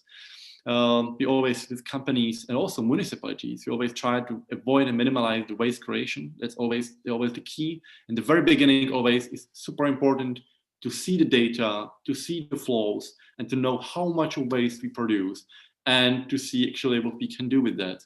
So we can very often, we can sort it out, we can directly sell it to recycling companies, even from municipalities, not just from companies. In companies like, Skoda Auto, Siemens, and those, we also aim for closing the loop, because on the one side, we are buying quite expensive materials, and the second hand actually sell it for a quite a cheap price, or even a negative price to some waste management companies. So closing the loop is a perfect way, especially for industrial companies. And we can also sell it, and we know, and it is important, where the material ends. We can use secondary raw materials, and here in Europe, we are actually being forced to use like a 25% in our packaging materials in 2025. So there's more and more legislation coming here in Europe, and so we are kind of like forced to use raw materials. It's super important to actually get the circular economy really work. And but it's also important to actually know the composition of our products, to know what is it actually made of. Very often you can buy some plastic somewhere, and you don't know what is inside, then your products are not recyclable. And so having the right data and having all the information is super important. This is the perfect use case of circular economy. You have some waste on the left, you can sort it, you can create granules out of it, and you can actually create a product that is 100% out of the recycled materials. So we should aim for a circular economy as a part of solution in our waste management. What we can do, especially in regions and cities, from our experiences, because we don't care only about waste, but we see waste as a part of bigger problem, and we try to focus also on the broader discussion in circular economy. We run several projects with big cities. One was City of Prague with a local partner, INSEAD, and one Dutch partner, Circular Europe. There was basically the analysis of the whole data in the region, and that's from my experiences the crucial point how to start in the region. Start with the material flow analysis. Know actually what are the flows of materials, where are the biggest waste streams. And then if you have the data, you can say like, okay, those 4 points are our priorities. This might be solved by this way, and this on the second way. But having the data on the very first time, the very first step is a crucial point to actually achieve some CO2 reductions and better material usage. There are also some concrete things that actually municipalities are doing. Half basically of the whole waste we generate are coming from construction materials. So when we actually can close the loop even locally in the municipalities, we recycle all the materials. We can reuse the material. We can also have less in transportation because you can recycle on the spot. And also a big part of this is a green procurement to really, let's say in Holland, they have a rule in many areas that 10% of all the public expenses has to be circular, has to be green. And it's a great start how to promote the circular economy and how really actually that use the waste afterwards. And what is also important is really to digitalize the whole system and the waste management. There are tens of companies now providing those smart bins and many things. But I think to have the data and the dashboard for the first time, to know how much of the material in my city are what are the people in the city that they sort it out, which do not, what we can do with that, have some motivation scheme for them, and really work with data. I think it's crucial for tackling this, because the amount of waste cities generate is extreme. It's growing all the time, and this is something we really need to solve. So thank you very much. That was my part, and looking for discussion later on. Thank you, sir. Maybe just a quick one to keep everyone awake. There's a quick question to you. I mean, you hinted at that, but maybe if you could elaborate a bit more on, do we know where specific types of waste end? Of course, I mean, waste has many journeys, and lots of it goes to Asia. But particularly, how does Europe, for example, deal with waste, and what types of statistics are you working with when you're targeting specific markets? Yeah, always depends in which part of Europe you are. And I would say in north part of Europe, it's more about incineration. So it's energy usage of the materials. In the eastern part of Europe, it's a lot about landfilling actually. And the rest of Europe, it's a kind of combination. And European Union is rightly forcing us to do more recycling. Supposed to be like 65%.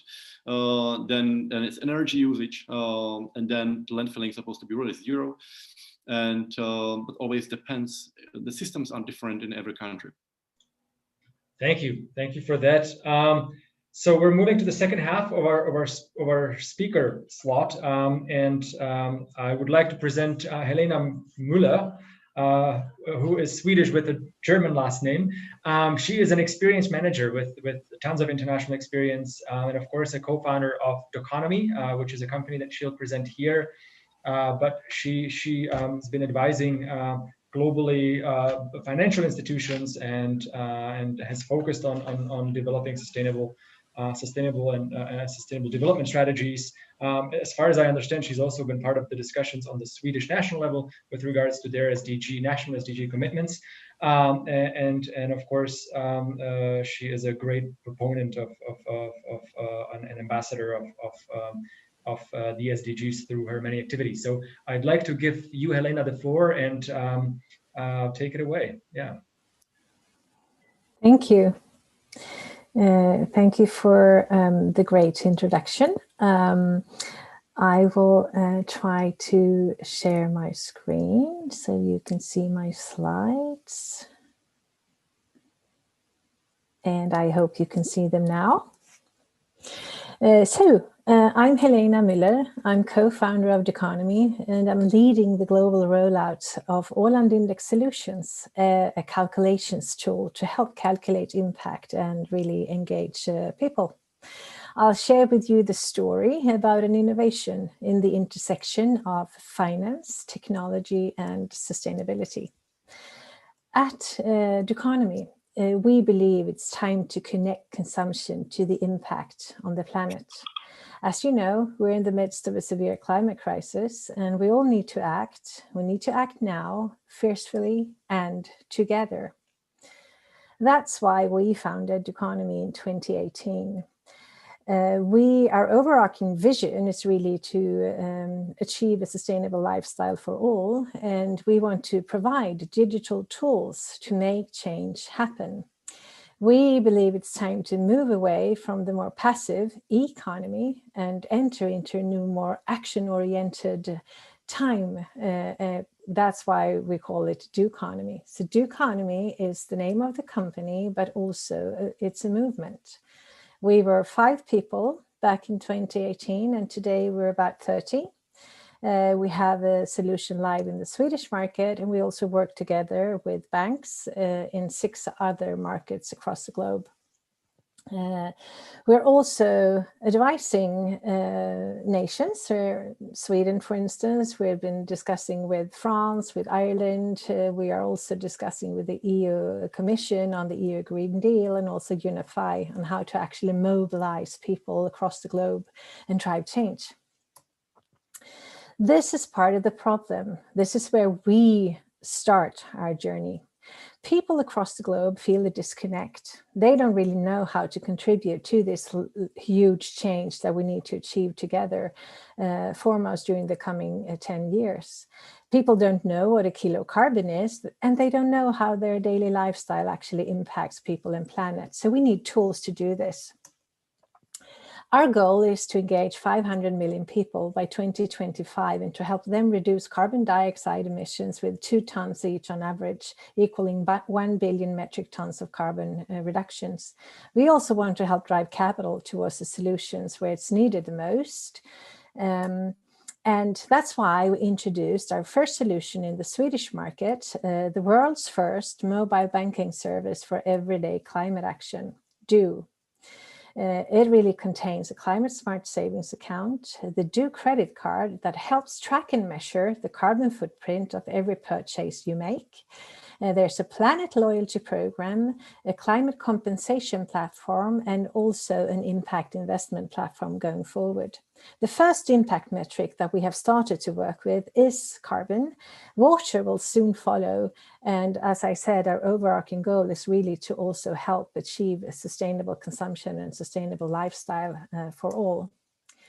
Our solution that propels this app is really the Åland Index. It's the world's first carbon calculation index that can calculate carbon footprint of any financial transaction.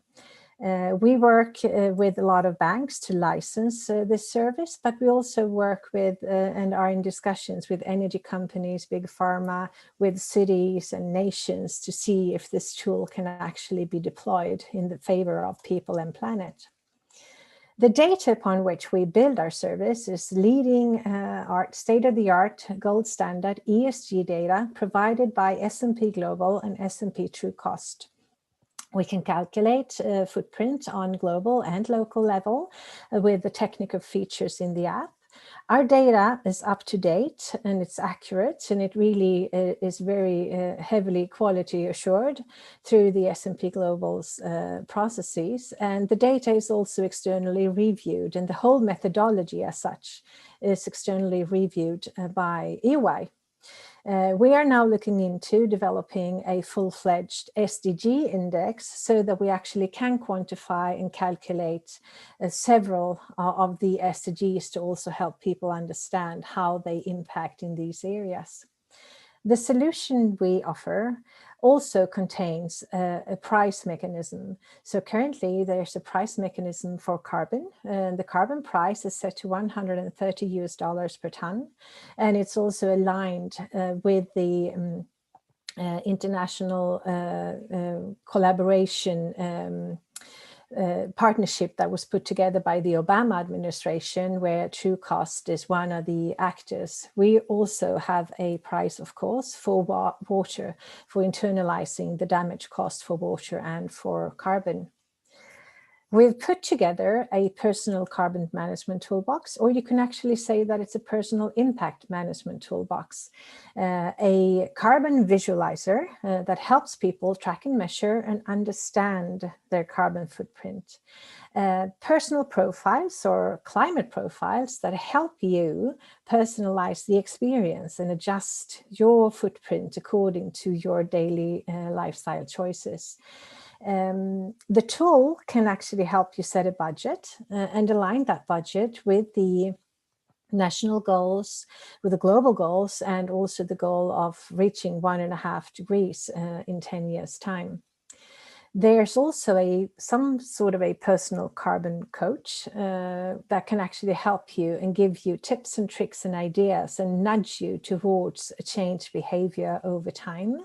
We believe it's really all about behavioral change, and in the first step, awareness raising activities to help people learn more about carbon as a first step. It's like when we introduced calories on products in store. We didn't know what 100 calories was, before that, or when we also started developing Fitbits to keep track of our personal health and how we could, be part of becoming even more healthy.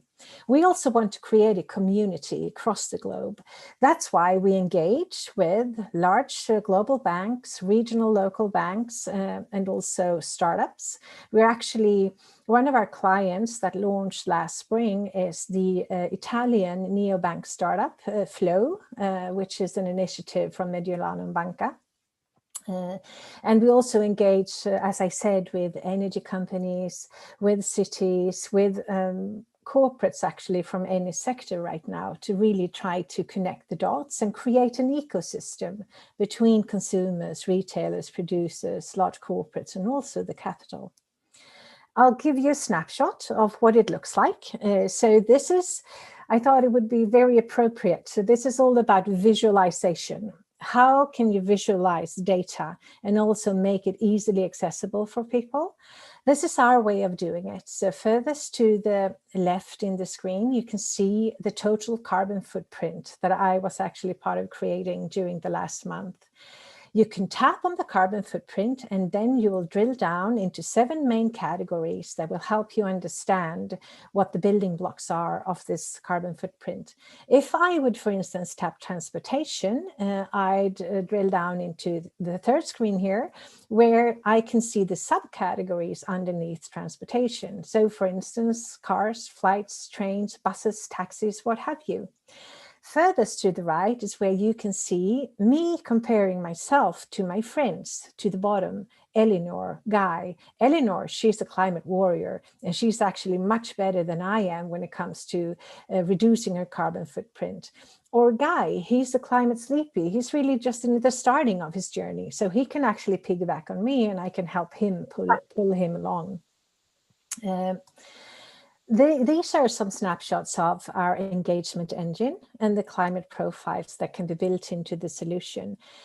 This is the section that helps me personalize my experience. So my tool and my app will know that Helena always buys vegetarian. She always drives an electric car, so it can adjust the overarching global averages that the index is currently built upon. There's also a section where I can learn, where I can watch movies, and where I can receive specific messages tailored to my preferences.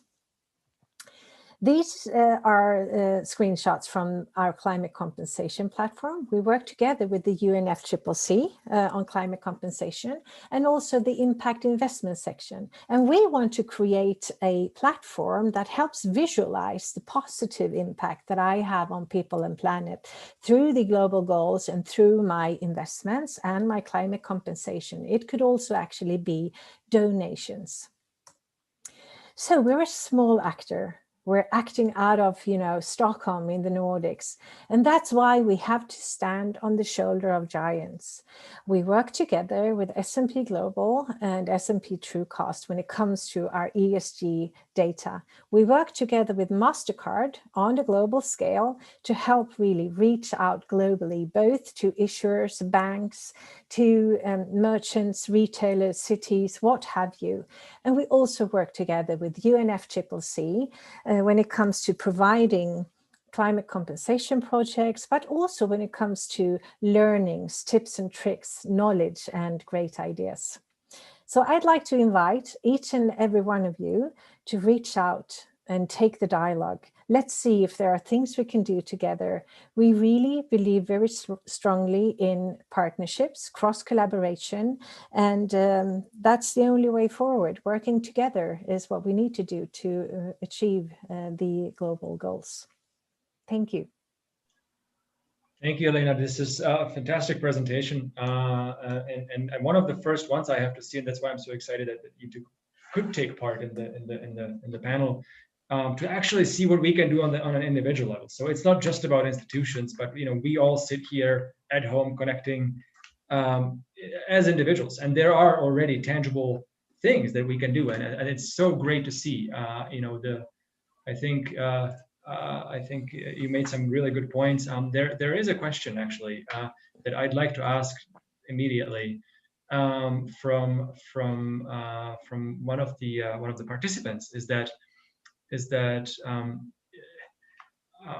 how important is the individual action? How important is it? Because lots of people kind of tend to fall into apathy and say, look, no one else is doing it, why should I?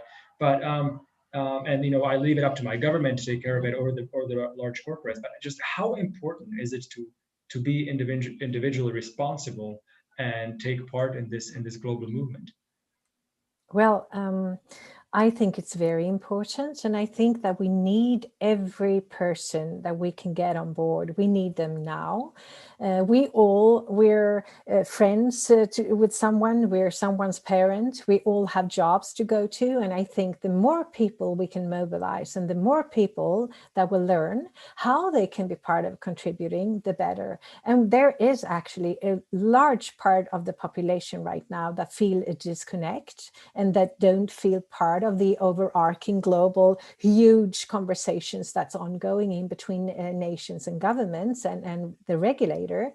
So I definitely think that people need a tool to engage if they want to. We don't have to force people, but I'm sure let's start, the movement, and then I'm sure people will follow.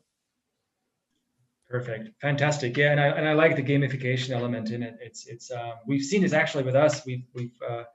We've introduced a shared electric car fleet, and the moment we gamified it, i.e., we were measuring how people were, how environmentally friendly they were driving, and how heavy they were on the gas pedal. They started competing, and I think it brings in a new dimension to making reducing your carbon footprint fun.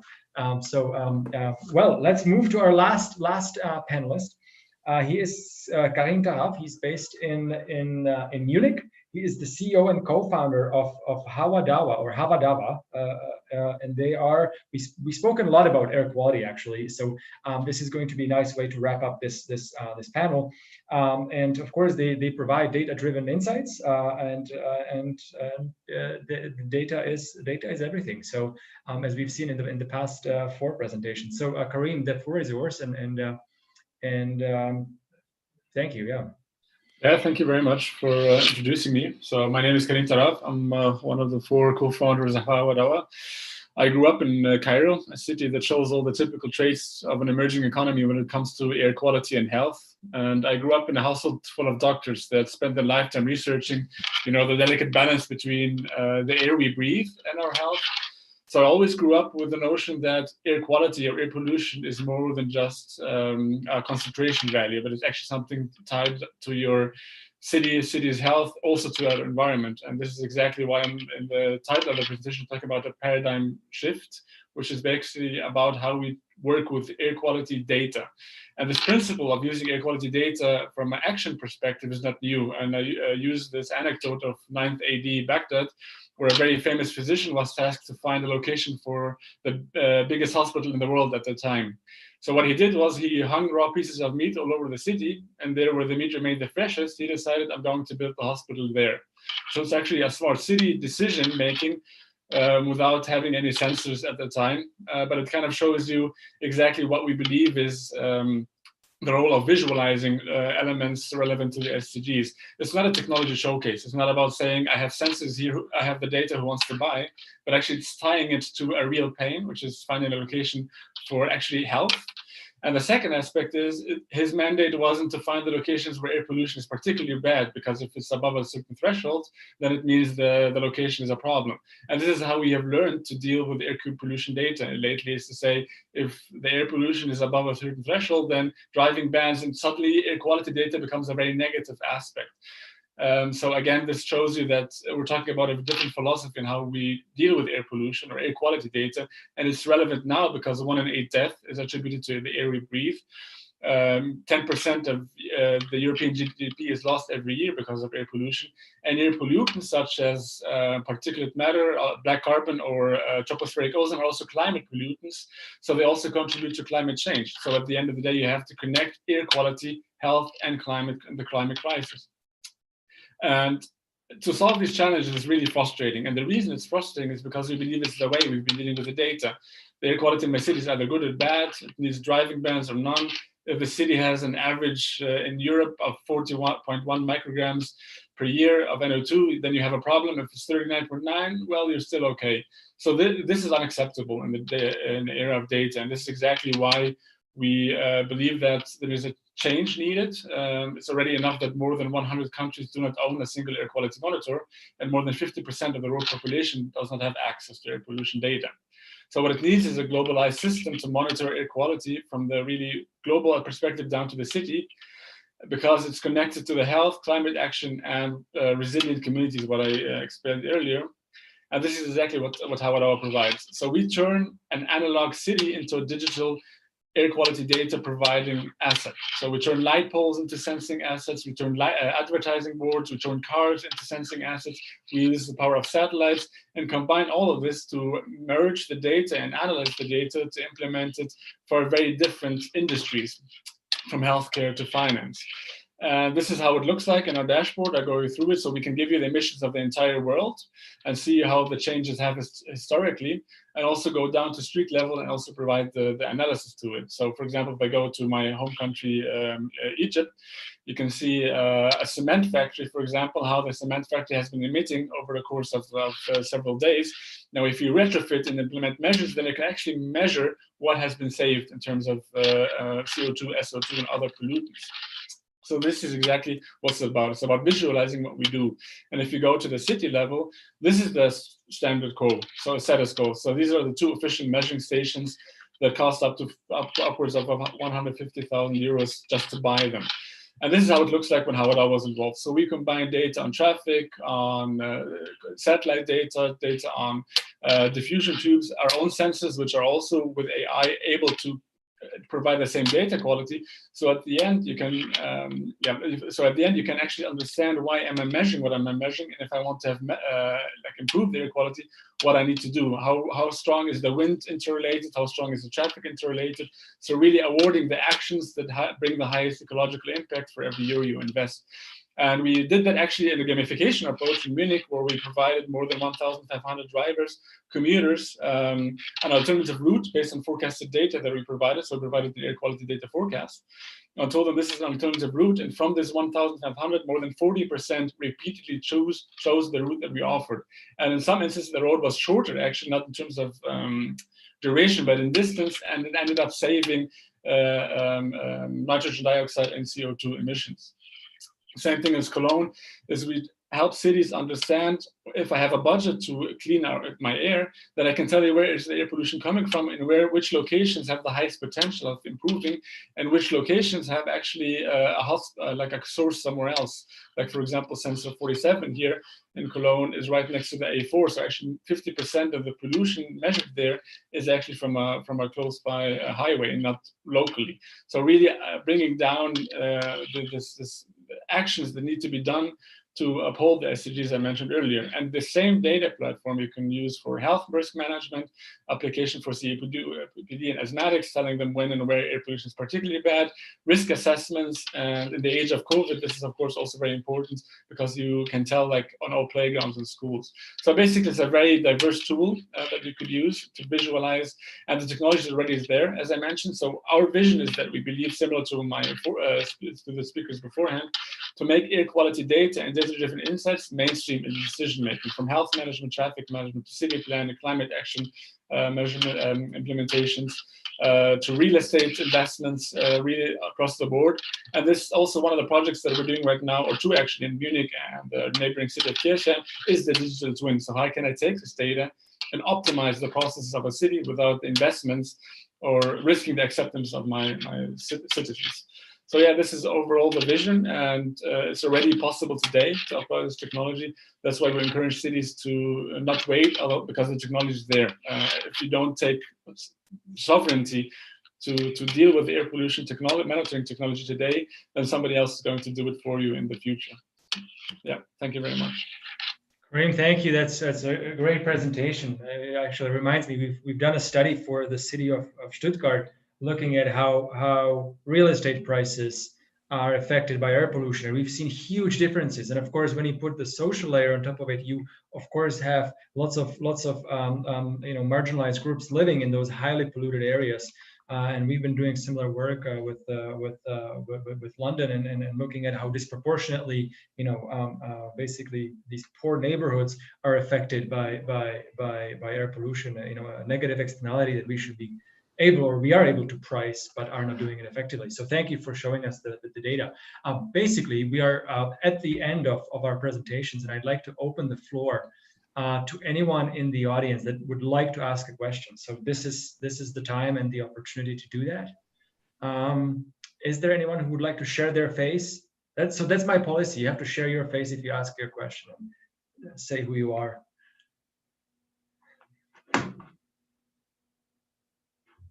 And please unmute yourself when you do so, yes. Otherwise, I'll go to my questions. Okay. So then let me dive in. Maybe we'll start with we could start with Erna. You were we saw all of these different layers of what we can do and how our cities and crucial in driving this change forward, and visualizing how effective are these 3D models and how did it help you to improve participation in general in explaining the actual impact of the decisions that the city makes?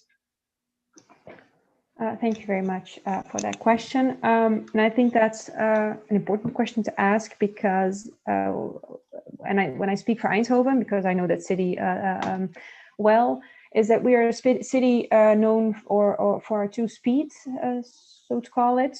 On one side, we have high tech. Like I said, we're a Brainport region, we're high tech, we have a lot of startups, a lot of young people doing very great stuff. And on the other hand, we have a city full of people who can't keep up with this high tech stream that the rest of the city is part of.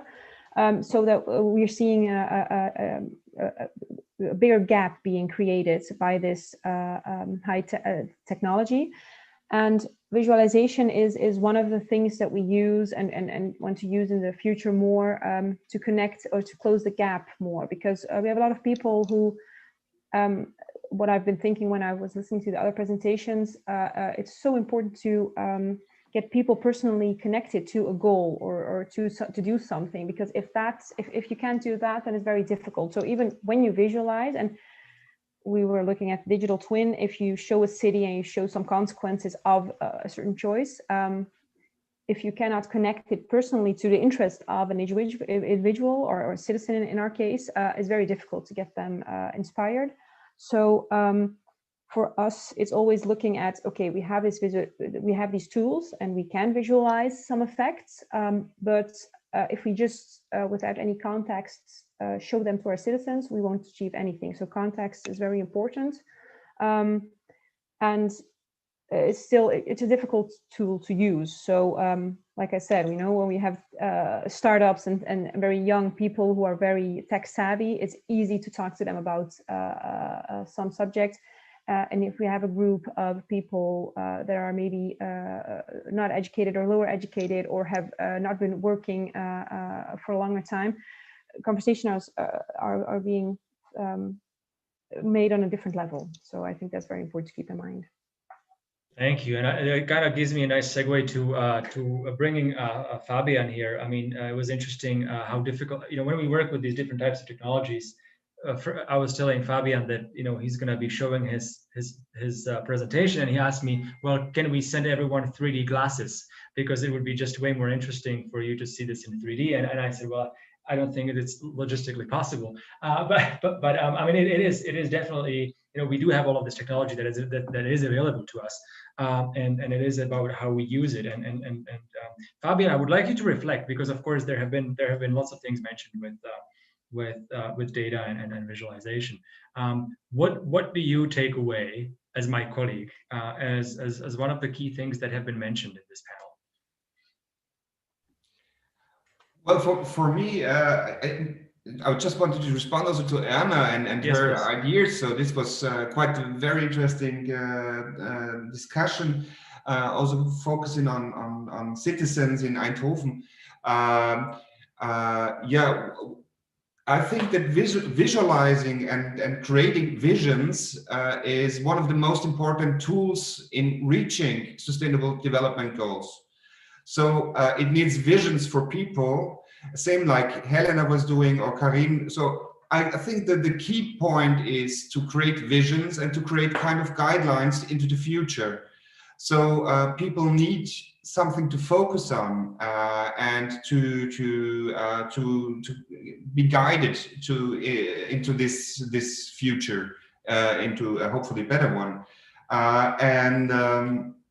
I think that yeah, also the visualizing from our projects we made together, also with the Fraunhofer, for example, the city of Herrenberg, when we made visualizations in virtual realities, we're doing it like in a circus. It's like it's a little bit like a circus. So we are moving there, building up our mobile device for collaborative participation. So we have big screen, many people coming there, and what I was very surprised that this form of communicating complex topics. Complex topics related to urban development and urban futures, that they were very well understood by a very broad audience. The idea of the spectacle and the fun factor, the serious gaming approach, also like Helena Müller explained, this is something which is important. And for example, we had a group of deaf people in the public participatory process. Usually these people are excluded. And I think inclusion functions also where kind of the spectacle, the fun part of it, kind of the visualizing futures. I think inclusion is very important, and visualization can help including people.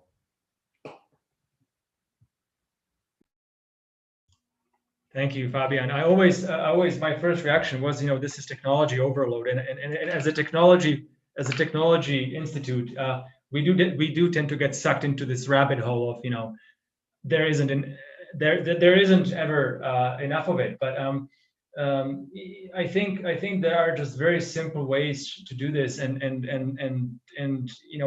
you don't need a 3D cave to have this virtual experience. As you said, if we all had 3D glasses, we probably would have enjoyed your presentation even more. So I'd like to ask Cyril to reflect a bit on. There was quite a few questions when it came to waste. I mean, where do you see the future, and who is the most willing of your partners to really get and understand and translate the negative externalities that are created by understanding their material flows into concrete action? Is it the corporates? Is it more public sector?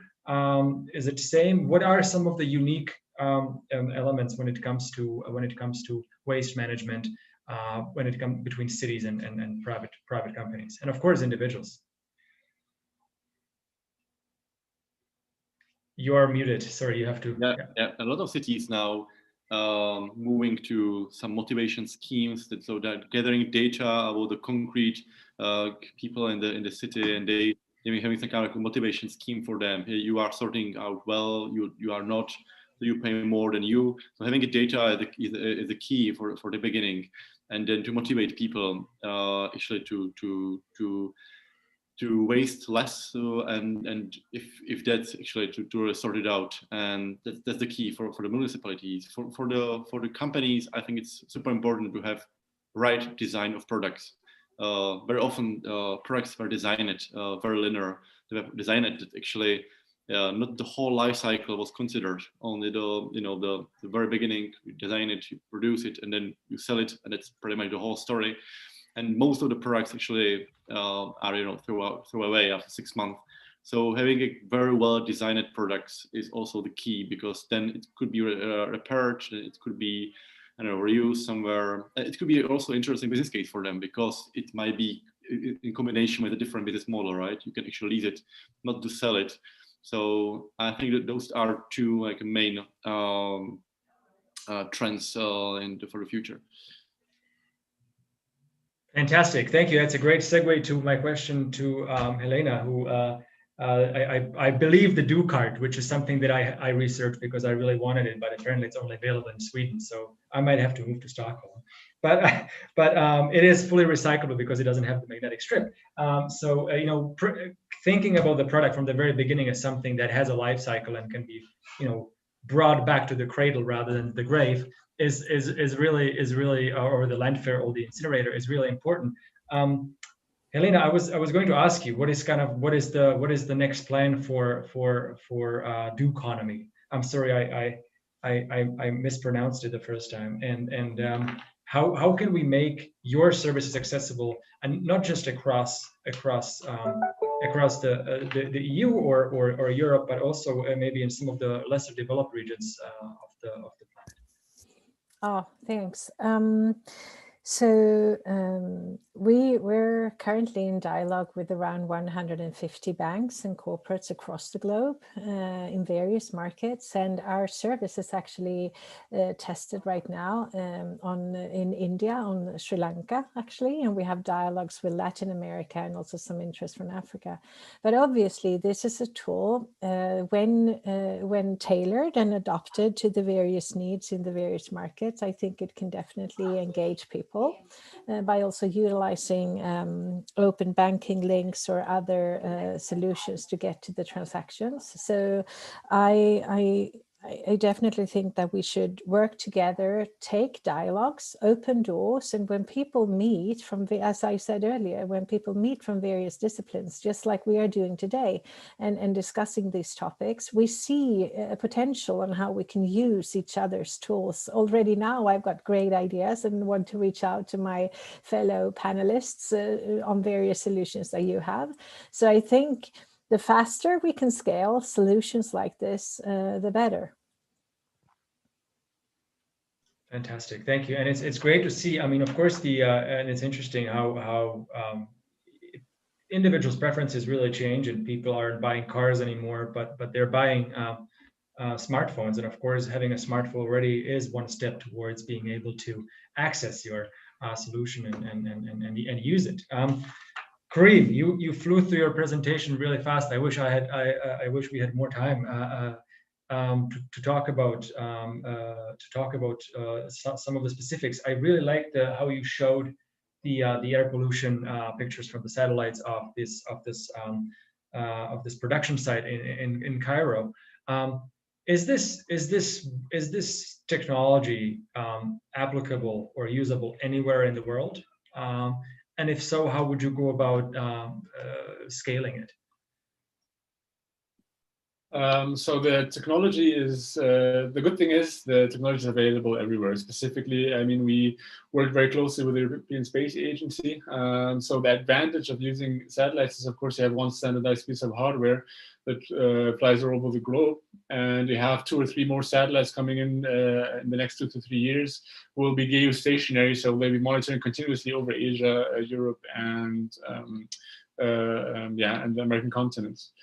So this is on the Earth observation side. On the city side, the positive thing about what we're doing is that you can basically do it without having to ask 5 different people in cities. We have, as I mentioned, sensors on advertising boards, we have sensors on cars, we have sensors on light poles. So all of this is infrastructure not really necessary or within the decision within the hand of the city officials. So we make it easier for them and say, actually, we have the data starting tomorrow. Like actually, the city of Cologne, we have the sensors inside of advertising boards and not installed on city infrastructure. So you could apply this anywhere you want, and it's a more or less deployment at will. This is why also in a very short period of time, the last 2 years, we were able to cover more than 25 cities. So it's our limitation basically is how quick we can go.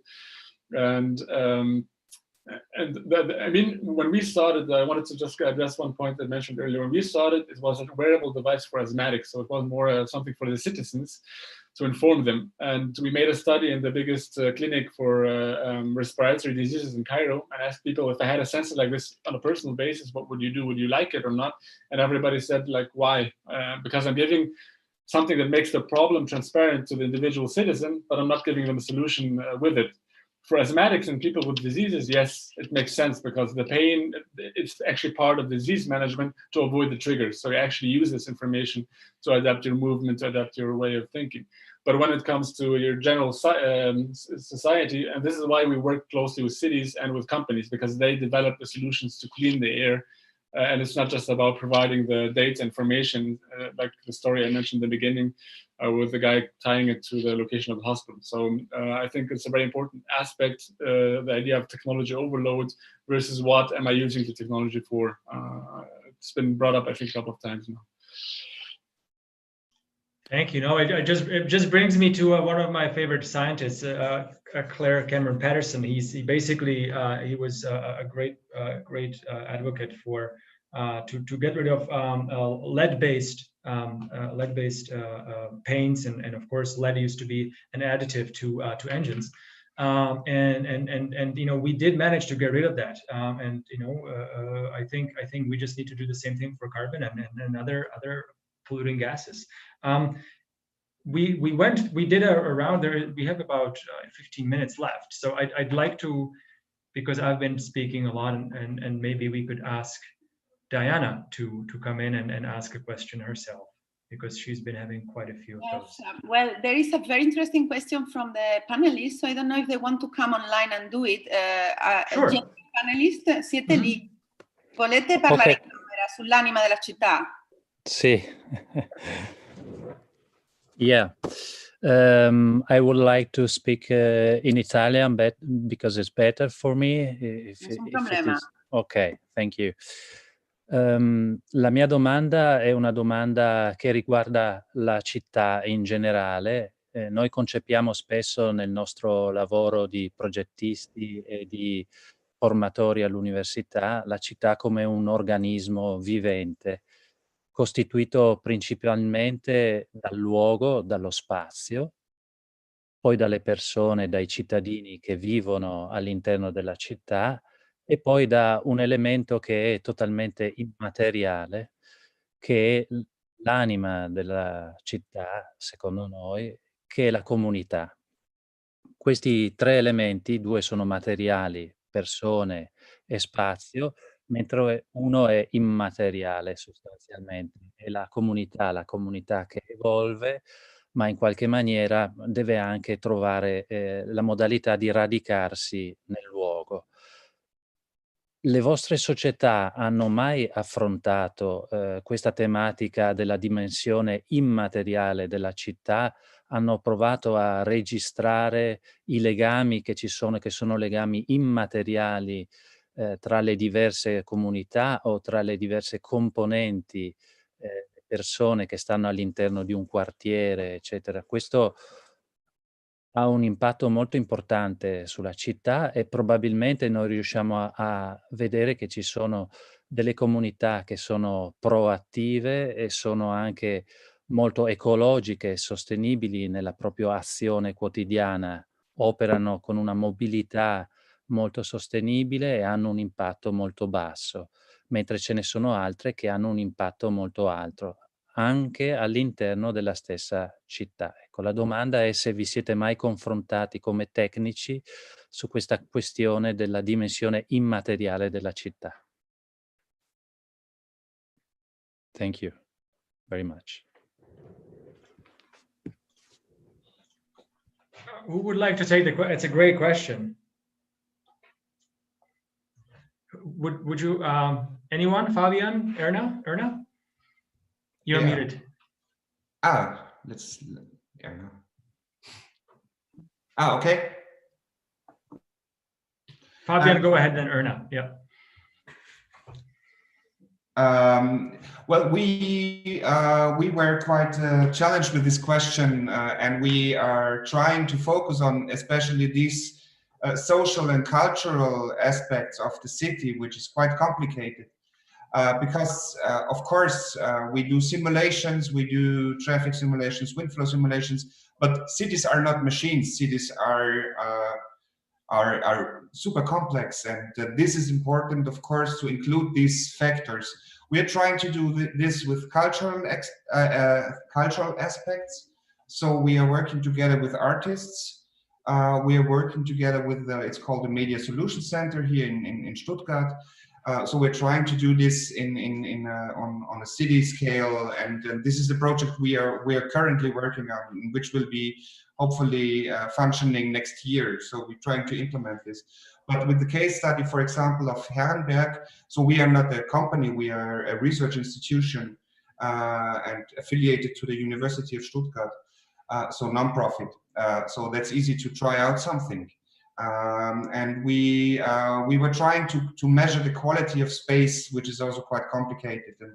And this is also one focus we're trying to look at, like stationary activities, where feel people well, and where are people, for example, feeling uncomfortable, and what is the reason for it. So we make kind of it was kind of a prototype of a mobile application to get the information directly from the people, so not to get into data issues. So the people could kind of stick their information georeferenced on a certain point, and add, for example, a voice recording could tell their feelings at the point, or their ideas, or things they don't agree with, or things they agree with. And they could also give information like text messages. So we tried to implement something like that in this prototype, which is of course research, but we want to focus especially on these social, cultural, but also economic aspects, which are often forgotten in the idea of the digital twin development, for example. So this is something quite important.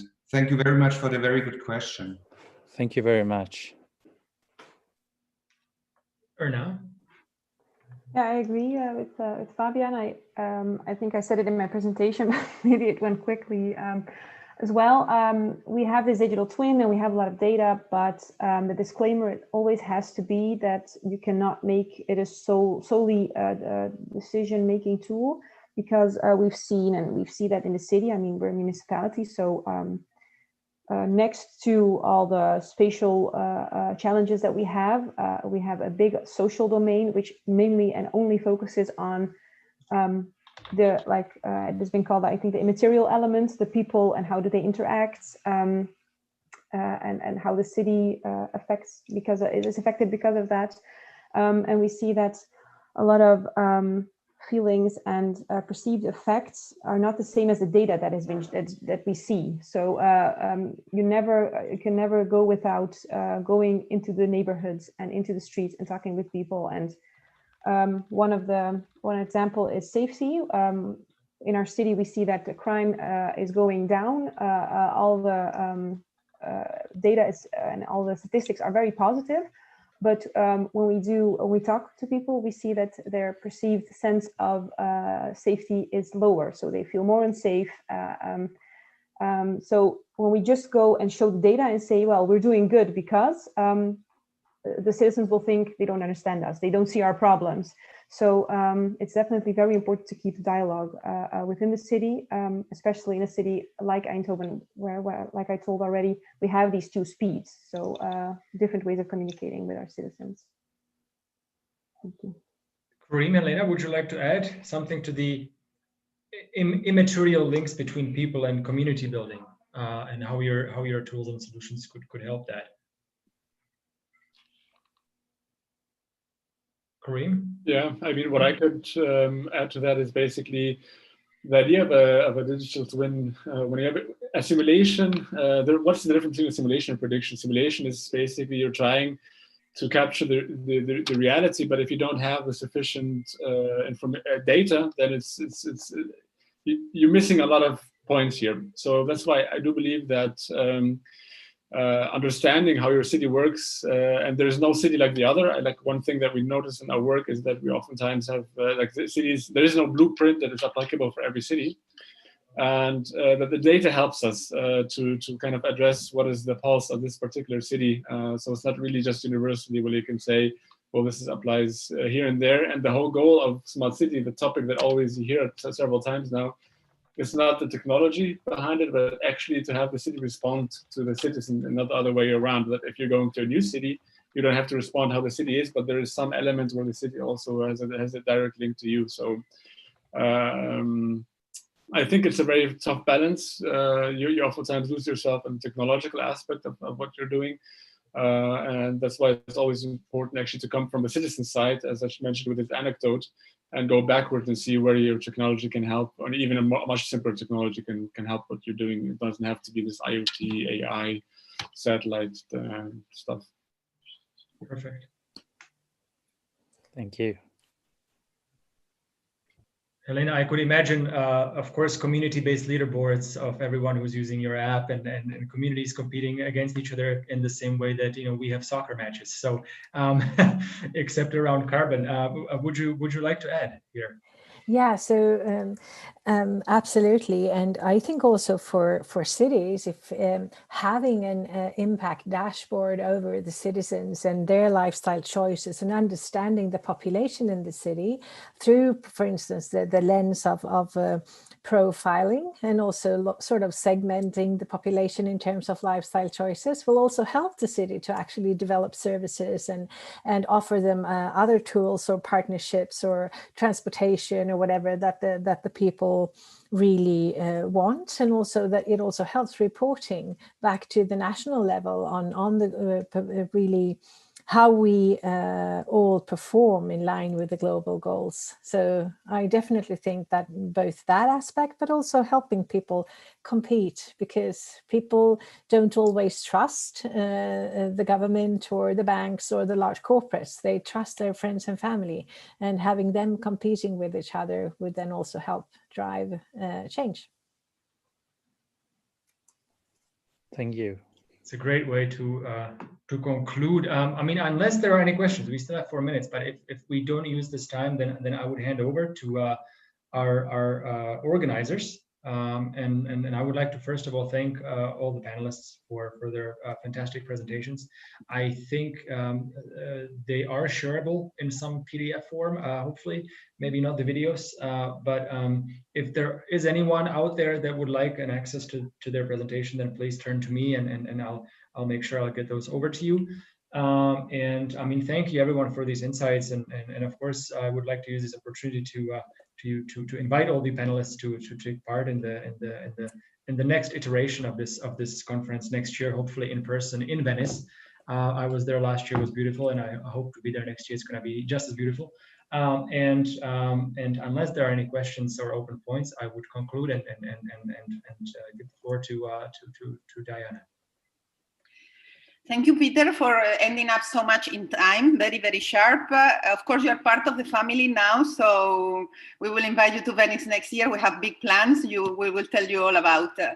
Thank you for this session, because as it's very important for us to create this communication between the public sector language and the private sector language, and many times we are lost. I mean, sometimes in this, I'm not a totally technological idiot, let's say, but it costs me a lot. I have to concentrate, but then, by the minute 5, something happens there. Something starts to get that this is something that affects me and affects the people that is around me. And I think that's very important to see how this individual action, because for me, climate change, you cannot understand. Well, you can understand waste, you can understand and cities.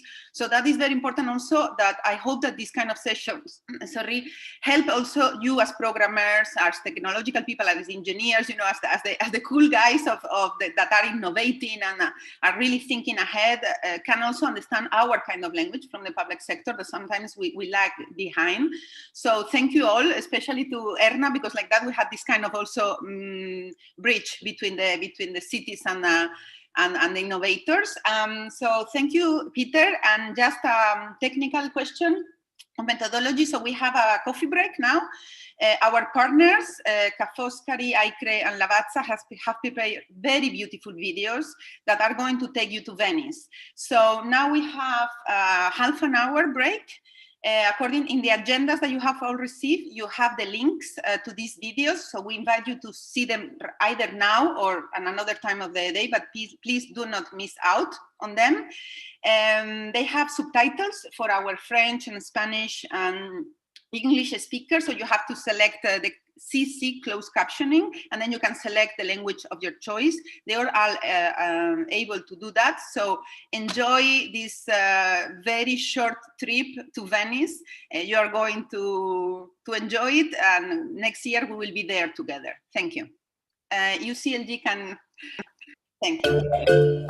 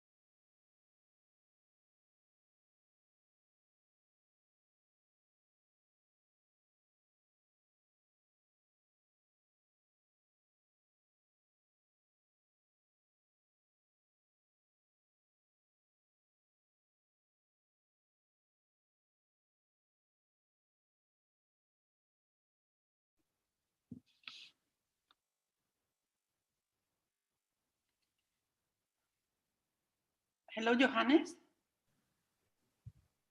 Yes. I was in the mute, so hello. Hi, Francine. Hi, Johannes. So I think for your session, you don't need me to introduce you, or you prefer me to start introducing you and then I take it. You don't need it, no? Okay.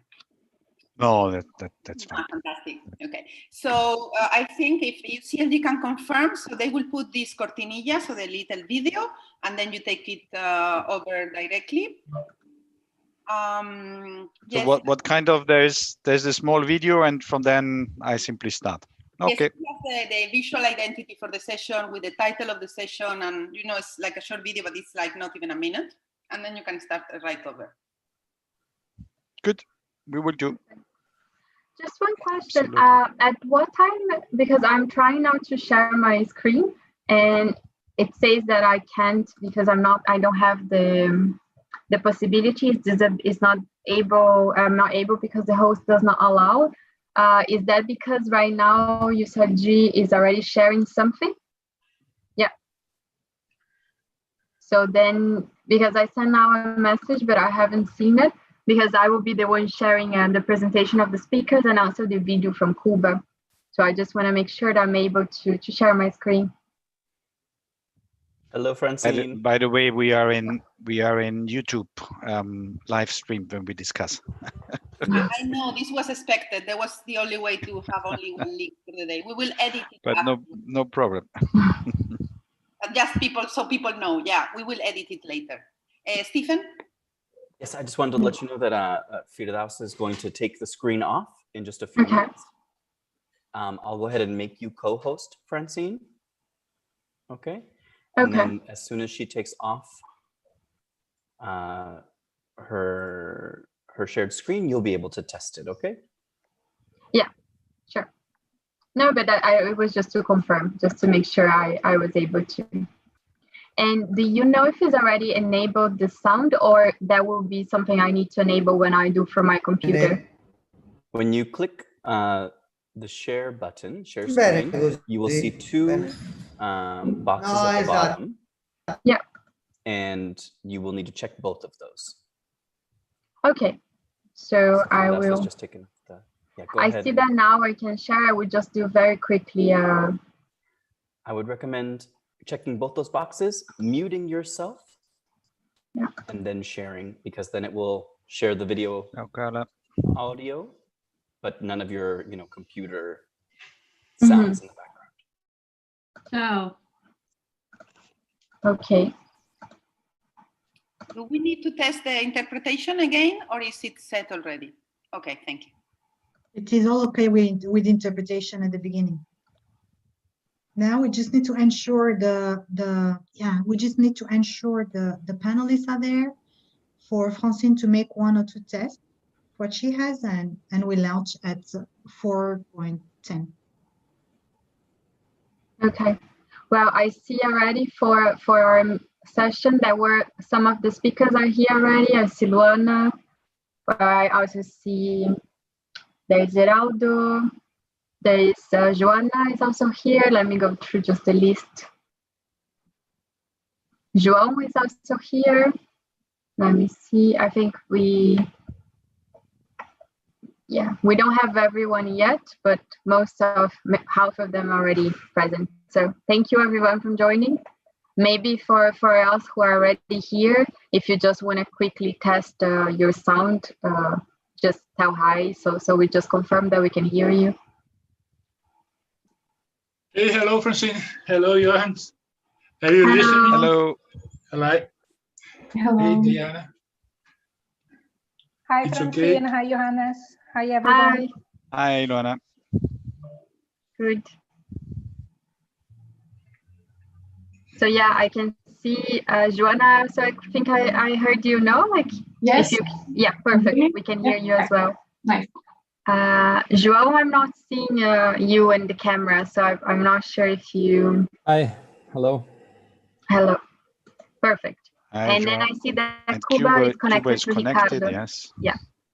So if So you then we're want to missing test. Santiago, I think. Yeah, Santiago is the one missing. Ricardo, do you want to test for a second to see if we can hear you also from there? Now Santiago is also here. Hello, buenos dias, buenas tardes. Nice to see you all. Hi, Santiago.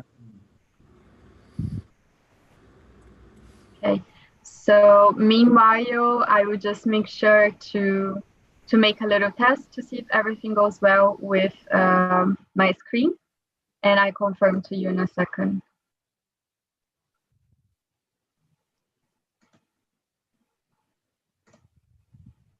So,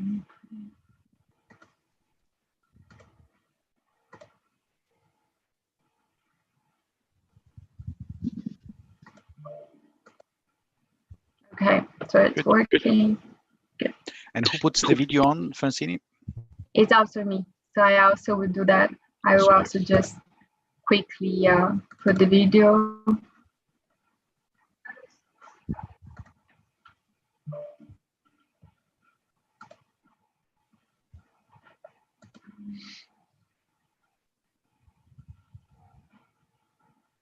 Just 1 second.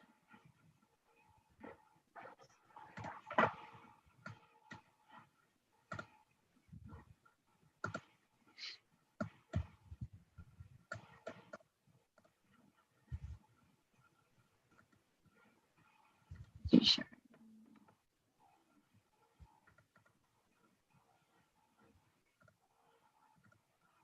Muy buenas tardes, mi nombre es Adriana Costa Echevarría, soy la subdirectora.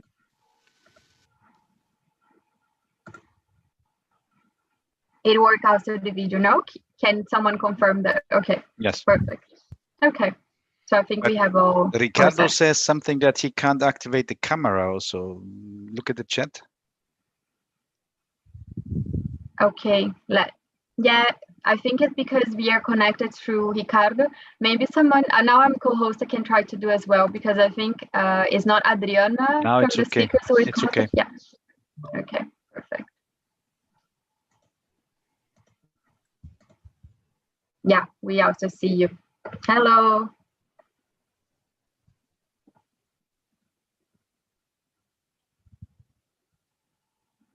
Great.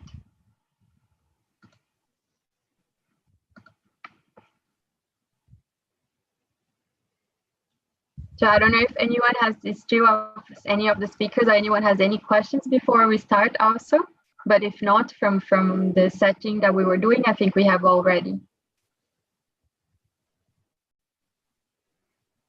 Okay, thank you. So as Diana mentioned, here in just a moment, maybe another 30 seconds, a minute or so, we will share our screen with a short video. It has music as well. As soon as it ends, we'll take off the screen share and then you can go ahead and take the floor. Okay? Very good. And just a quick reminder to all speakers to please turn off your interpretation when you speak. It will help limit the glitches in the interpretation. And best of luck and great session to you all.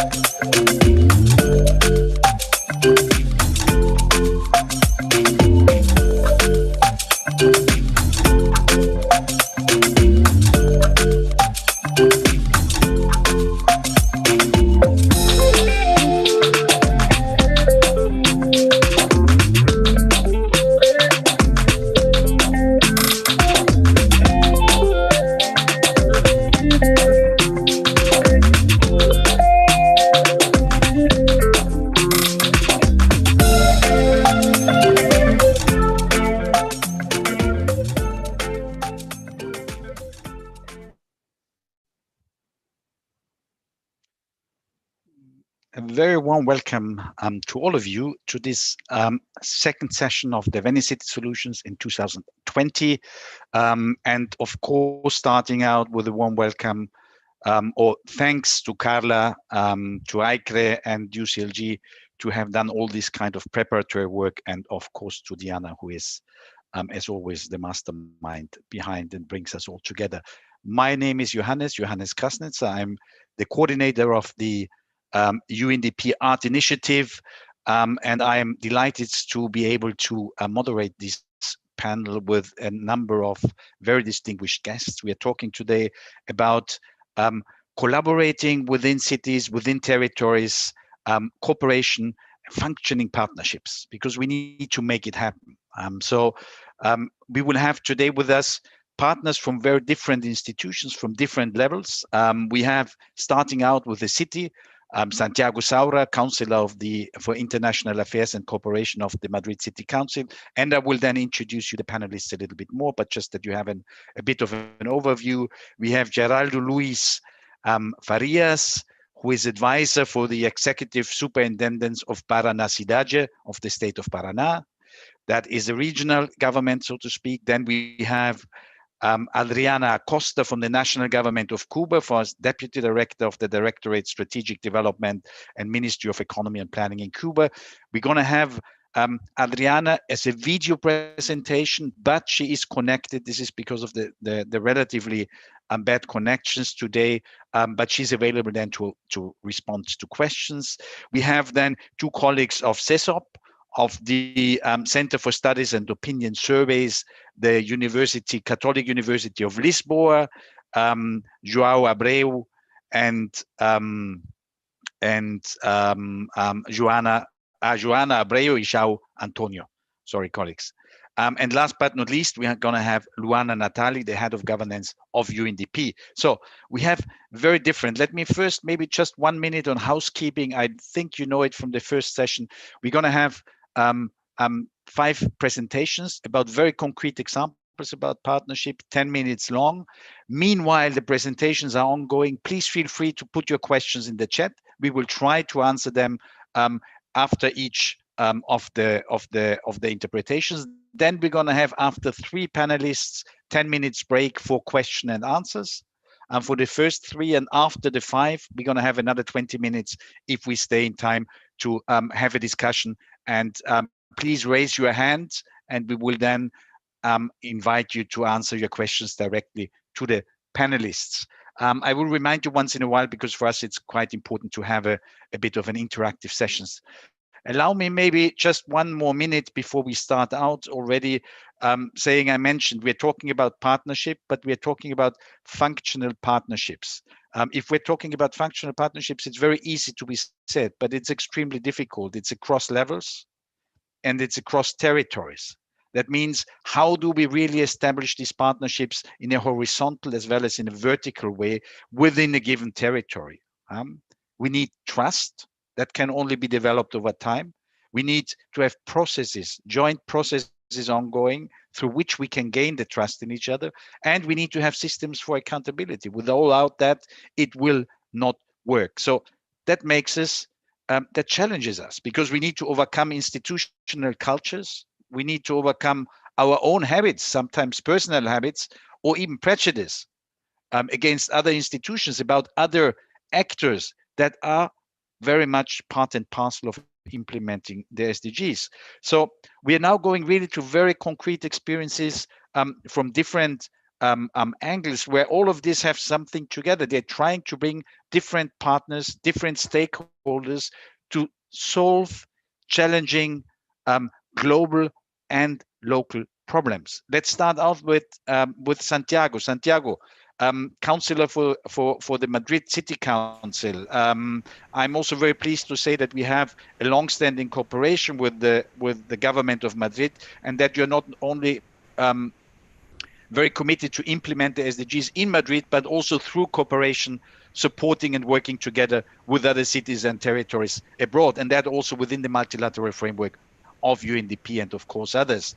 You have a long-standing experience, specifically also you're a professor of the Department of Natural systems and resources in the Technical University of Madrid, and you have inter alia worked in the Joint Research Center of the European Commission. I think you will tell us a little bit about the initiative. Madrid is part of the Climate Kick, an extremely interesting, innovative initiative where you're bringing a lot of partners together, addressing climate change within your city limits, and really therefore addressing one of the global issues that we have. Santiago, please, the floor is yours. Muchas gracias, Johannes. Buenas tardes a todos. Gracias al PNUD y a CGLU por organizar esta sesión e invitar al Ayuntamiento de Madrid y a mí en su representación a participar. Efectivamente, Johannes, como decías, el cambio climático es una amenaza de primer orden para nuestro medio ambiente, pero no solo, también para nuestra salud, para nuestro estilo de vida y para nuestra prosperidad en general. Y las ciudades, por la gran cantidad de población que concentran y también de las emisiones de gases de efecto invernadero de las que son responsables, tienen que tomar el liderazgo y actuar en intensidad en el ámbito del avance hacia la neutralidad climática y la descarbonización. Como sabéis, en Europa el objetivo aprobado por la Comisión Europea es reducir un 40% las emisiones de gases de efecto invernadero para el año 2030 respecto a los niveles de 1990, pero recientemente la Comisión Europea ha propuesto un aumento en la ambición en esa reducción hasta al menos el 55%. Madrid está no solo alineada y comprometida con ese incremento en la ambición, sino que en su estrategia de localización de los objetivos de desarrollo sostenible en la ciudad de Madrid va a incluir una reducción de las emisiones de gases de efecto invernadero para 2030 aún mayor que la de la reciente propuesta de la Comisión, es decir, superior a ese 55% que estábamos comentando. ¿Cómo podemos alcanzar ese objetivo ambicioso? Pues para ello tenemos que trabajar desde todos los niveles, como decía Johannes, y en concreto Madrid está trabajando en iniciativas internacionales que se alinean con estas prioridades del Pacto Verde Europeo y que involucran a múltiples entidades y actores de la ciudad. Efectivamente, Johannes, estabas mencionando que Madrid está trabajando desde hace más de un año como una de las 15 ciudades europeas demostradoras del Climate Kick. El Climate Kick es la mayor iniciativa europea en innovación para la acción climática. Es una de las KICs, de las Knowledge and Innovation Communities, y es una de las más importantes apoyadas por el EIT, por el Instituto Europeo de Innovación y Tecnología de la Unión Europea. ¿Cómo trabaja el Climate Kick? Bueno, el Climate Kick, entre otras líneas, está desarrollando el programa que se llama Deep Demonstration of Clean and Healthy Cities, del que forman parte 15 ciudades europeas y Madrid es una de ellas y una de las más activas. ¿En qué consiste el Deep Demo, el Madrid Deep Demo? Pues es una plataforma multiactor, en la línea que apuntabas, Johannes, de colaboración público-privada social, que aglutina a múltiples entidades para codiseñar conjuntamente e impulsar proyectos innovadores que nos permitan acelerar en ese proceso de descarbonización en la ciudad de Madrid. En concreto, el Madrid Deep Demo forma parte, por supuesto, del Ayuntamiento de Madrid, con expertos de todas las áreas del ayuntamiento, no solo de las que están directamente relacionadas con la acción climática, sino también con las áreas relacionadas con la innovación, con la financiación, con la economía, en el sentido más amplio de acción climática que podemos concebir. Y también participan universidades y centros de investigación, como la Universidad Politécnica de Madrid, empresas como Ferrovial o Iberdrola y otras entidades de la ciudad o de la región de Madrid, como comentaremos luego. En esta plataforma, digamos que el Ayuntamiento de Madrid es el challenge owner, es el propietario de los retos, el propietario de los desafíos o de los problemas que afronta la ciudad en este ámbito, de manera que esta innovación se trabaja junto con el ayuntamiento, evitando que la innovación vaya disociada de la realidad de la ciudad y de las actuaciones que necesitamos para avanzar en los problemas que presenta la ciudad en su día a día y en sus ejes principales de actuación. ¿Qué proyectos buscamos desarrollar con esta plataforma multiactor del Madrid Deep Demo? Pues buscamos proyectos grandes, que tengan capacidad transformadora y que sean transversales, que impliquen no solo a múltiples áreas del ayuntamiento, sino a entidades distintas del ayuntamiento, empresas, actores sociales, para ponerlos en marcha e impulsarlos. Colaboración pública, privada y social. Que estén alineados con el Pacto Verde Europeo y los objetivos europeos y madrileños de descarbonización, y también que sean capaces de crear empleo y reactivación económica y crear empleo en sectores hacia el futuro para salir de esta crisis que estamos sufriendo del coronavirus con el mayor impulso posible y reforzados en cuanto a transicionar hacia una economía y ciudad menos dependiente de los combustibles fósiles. ¿Esos proyectos en qué líneas de trabajo principales se están desarrollando? Principalmente en 4, movilidad sostenible, naturalización urbana, infraestructuras verdes. El tercero es lo que llamamos el sandbox regulatorio, que consiste en evaluar, identificar las barreras normativas o regulatorias que dificultan un avance más rápido hacia la descarbonización. Por ejemplo, a la hora de un nuevo desarrollo urbanístico, como por ejemplo Madrid Nuevo Norte, que es posiblemente el desarrollo urbanístico más importante, más grande de Europa en los próximos años. Y el cuarto eje es el de la rehabilitación energética o rehabilitación en general de edificios, de viviendas y de barrios, que es una actividad que en particular puede crear empleo y actividad económica de forma bastante masiva en la ciudad y que tiene múltiples beneficios, obviamente la reducción de emisiones, pero también la revalorización de viviendas y barrios y el reequilibrio territorial que eso permite para compensar zonas de distinto valor o desarrollo urbanístico en la ciudad, y también la reducción de la pobreza energética en determinadas familias o viviendas asociadas a esos edificios. De todo este elenco de líneas me voy a permitir brevemente referirme a dos proyectos que además involucran precisamente a múltiples actores en la línea que estamos tratando en la sesión de hoy. La primera de ellas se incide en la movilidad sostenible y es la iniciativa que hemos llamado Nos movemos, nos cuidamos.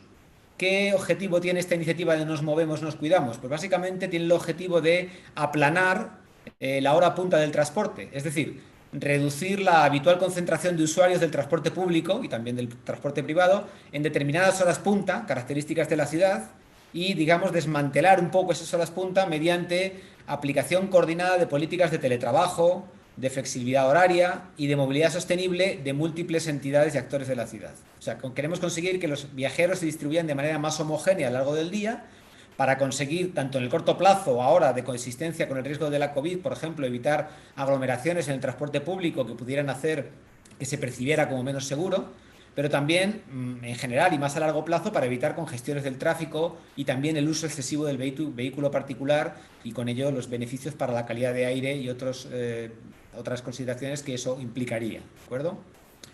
Para esta iniciativa el Ayuntamiento es una de las impulsoras, pero el Ayuntamiento no puede hacer esto solo. Esto es una iniciativa que implica al conjunto del sistema ciudad, de la ciudad de Madrid e incluso de su área metropolitana, de muchos municipios del entorno que frecuentemente se mueven por motivos de trabajo u otros dentro y fuera de la ciudad, millones de desplazamientos cada semana, ¿de acuerdo? Por tanto, esta iniciativa está impulsada por el Ayuntamiento, por la región de Madrid, por la Comunidad de Madrid y también por empresas, muchas de ellas que tienen centros de trabajo con miles de trabajadores en distintos puntos de la ciudad, las universidades, que obviamente engloban y movilizan a muchos alumnos en la ciudad, sindicatos y otras organizaciones, muchas de las cuales ya se han adherido a esta iniciativa para tratar de poner en común y coordinar todos los esfuerzos de estas múltiples entidades para organizar una movilidad más inteligente y más distribuida en la ciudad. Un segundo proyecto que os quería comentar, que también es muy emblemático y que arranca en este mandato en Madrid, de hecho el próximo lunes comenzamos con la plantación del bosque metropolitano, que es un proyecto que es una gran infraestructura verde que va a generar un cinturón forestal, un cinturón verde que circunvale el conjunto de la ciudad de Madrid, conectando entre sí diferentes espacios forestales o zonas verdes ya existentes para generar un corredor ecológico y social con la mayor conectividad y continuidad espacial posible. Es un proyecto, además, para el que hemos convocado un concurso internacional de ideas para que equipos multidisciplinares hagan sus propuestas sobre todos los aspectos del proyecto, desde los aspectos de diseño de la vegetación y el paisaje, equipamientos para el uso social, como zonas infantiles o itinerarios ciclistas, también ecoductos o puentes verdes que permitan superar algunas de los principales ejes, infraestructuras de transporte que penetran en la ciudad y con esos ecoductos conseguir dotar de mayor continuidad espacial y ecológica a ese cinturón verde. Y hemos recibido más de 30 propuestas de distintos equipos multidisciplinares para proporcionar ideas para el desarrollo de este proyecto, y ahora mismo estamos, de aquí a final de año, trabajando en la evaluación de estas propuestas con un jurado que está compuesto por diferentes áreas del ayuntamiento, pero también por colegios profesionales, por asociaciones de vecinos de la ciudad, también por asociaciones de personas con discapacidad y otros expertos que están evaluando esas propuestas para elegir la que para ese conjunto de ciudadanos y de entidades de la ciudad se adecue mejor a lo que necesita ese desarrollo verde y esa infraestructura verde en la ciudad. También me gustaría comentaros que en este marco del Deep Demo de Madrid y la colaboración con el Climate Kick, hemos realizado, junto con Material Economics, que es una de las consultoras que trabaja con Climate Kick, un estudio económico de la descarbonización de Madrid de aquí a 2030, con ese objetivo que hemos marcado de aquí a 2030, en el que se han analizado diferentes palancas de descarbonización, pues desde la electrificación de la movilidad hasta la rehabilitación energética de edificios, entre otras muchas, y se han evaluado el coste, pero también los beneficios directos e indirectos para la ciudad de cada una de esas palancas de descarbonización. Y hemos encontrado que la mayoría de estas palancas de descarbonización tienen un balance económico positivo para la ciudad, o prácticamente neutro en algunos casos, cuando contamos tanto beneficios directos como indirectos, es decir, tanto la reducción del gasto en energía, como la creación de empleo, la mejora de la salud de la ciudadanía y otros beneficios computados en este estudio económico y financiero. En concreto, el retorno sobre la inversión, el ROI de esta inversión en la descarbonización, es superior al 30%. Es decir, que la descarbonización de Madrid no es solo deseable ambientalmente, sino que es rentable y es un motor de recuperación económica para la ciudad, lo cual es especialmente importante en estos momentos de zozobra por la causa de la crisis del coronavirus. Entonces, este es un mensaje clave y estratégico para la ciudad y para la ciudadanía, es una narrativa que queremos trasladar a la ciudadanía para conseguir, de esta manera, con esta narrativa inclusiva, ¿no?, y comprensiva de todo el sistema ciudad y de los beneficios ambientales y económicos, que este trabajo multiactor se refuerce, que los ciudadanos apoyen cada vez más esta línea de avanzar hacia la neutralidad climática y que conjuntamente pues, podamos cumplir los objetivos que hemos mencionado de la estrategia de los Objetivos de Desarrollo Sostenible en Madrid y en particular los que estamos desarrollando en el ámbito climático en colaboración con entidades como el Climate Kick. Eso es un poco el resumen, Johannes, de la actividad y las líneas principales que estamos trabajando. Perfecto. Muchísimas gracias, Santiago. Yo creo que es uno de los más innovadoras e interesantes iniciativas que están pasando por el momento, ¿no? Yo creo que realmente es un gran reto, pero solo una muy corta cuestión, porque no voy a preguntar cómo lo hacen incluir el sector privado y todos los otros socios que tienen que trabajar juntos, pero otra cuestión, tú dijiste que es el ayuntamiento, sorry, I need to speak English because not to with the interpreters, my mistake. It's the city that is really in the ownership and facilitating that process with a lot of others. So you have so many city officials. How do you really bring them all on board? Because this is an integrated systemic solution that we try to propose. So if without having all your employees really on board and believing into this new way of doing things, it probably won't function. Please. Yes, this is a good question. Of course, the daily matters of the... sorry, now I speak in Spanish. I was following your English. En realidad, efectivamente, es una buena pregunta.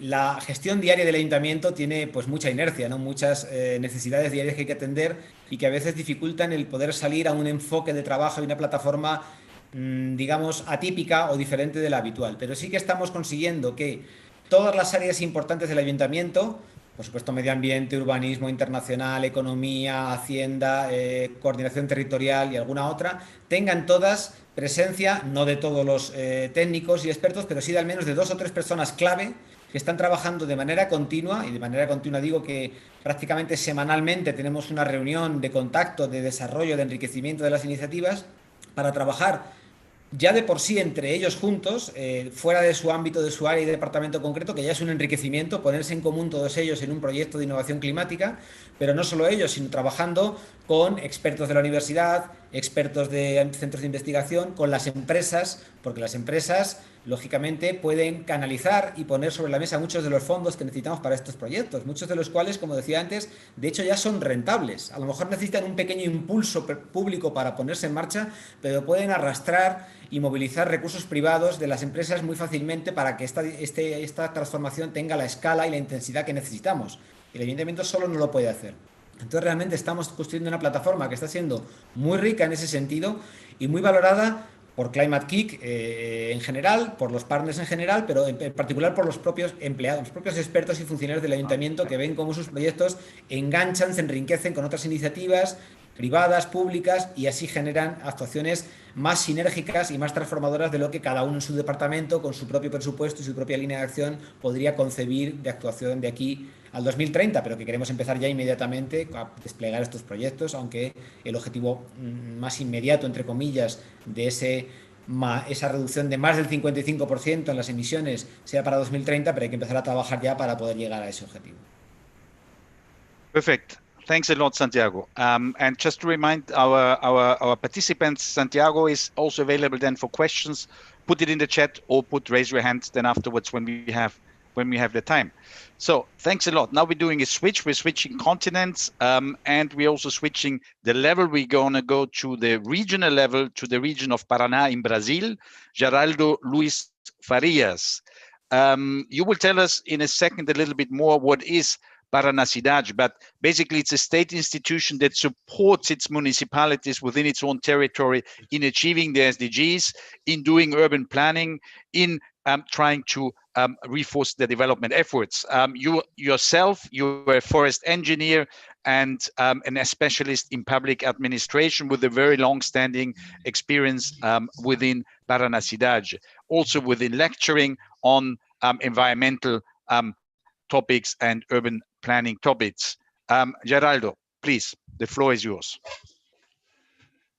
Thank you very much, Johan. Okay. Sound? Okay. Okay.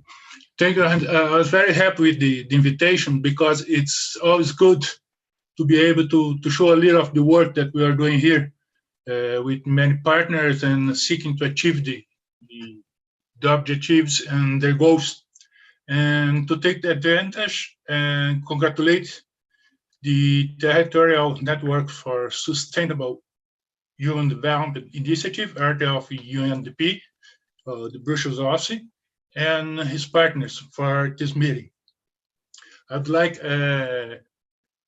thanks to Francine, who will help us to show the presentation. So, o próximo, por favor, Francine.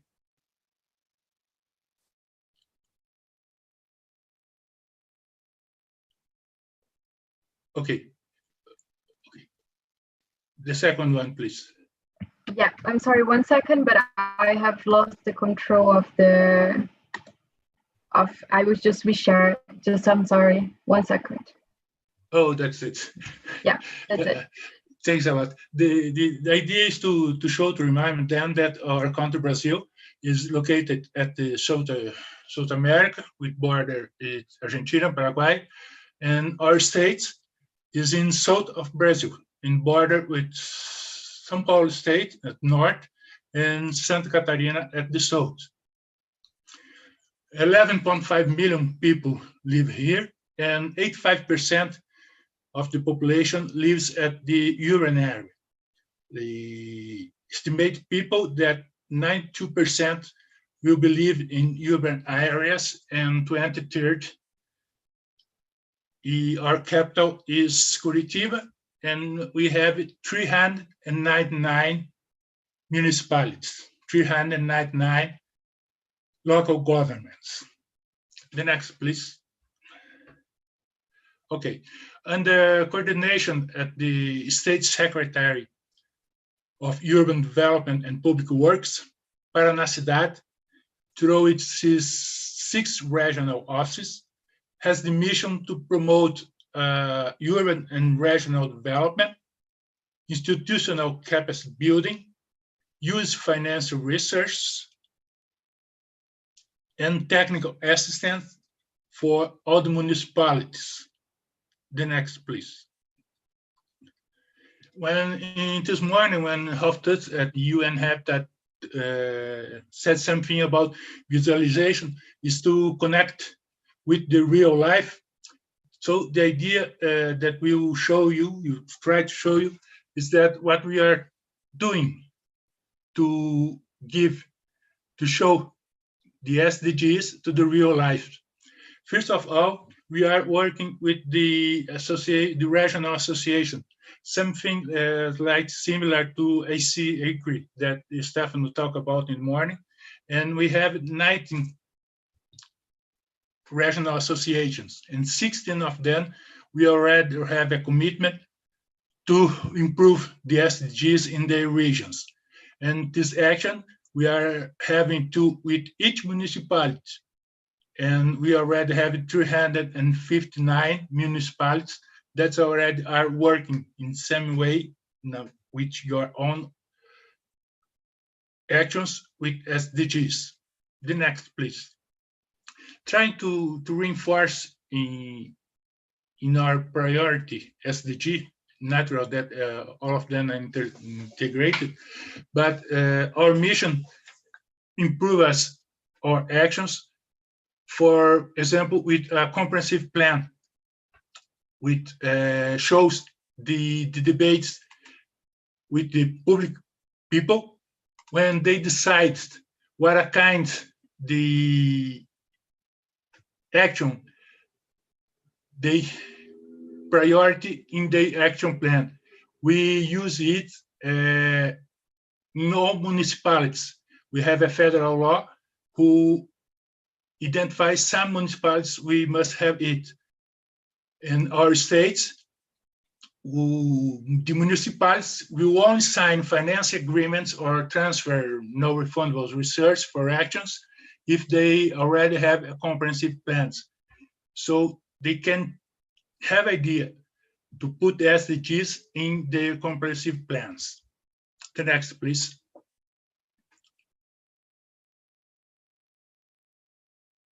Oh, the next one, we'll talk about a system that we have.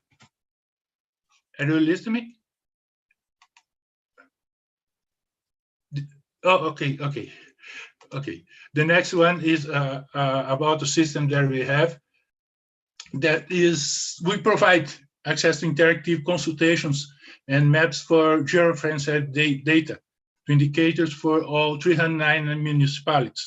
It's a free access, and the objective is to support the formulation and monitoring of urban and regional development policies. It's a GIS, a Geographic Information System, through a web platform. First of all, the data were collected for our institution by Parnacidade, and now we are starting that the municipalities already are putting in the data and improve the information. You can access at this address on the right side. The next, please. This one have annual Mundial Connecting Latin America, the best one public administration in 2016. The next, please.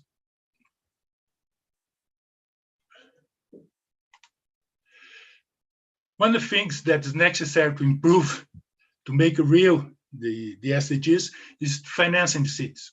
We have in our state revolving fund. Is absolutely it. We financing the cities. The demand goes to state municipal finance system is to provide loans to institutional strengthening and investment in basic and social infrastructure.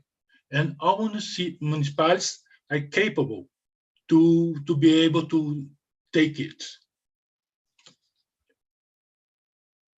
This fund is very important for us because the money who back to the fund only can be applied another again in urban development.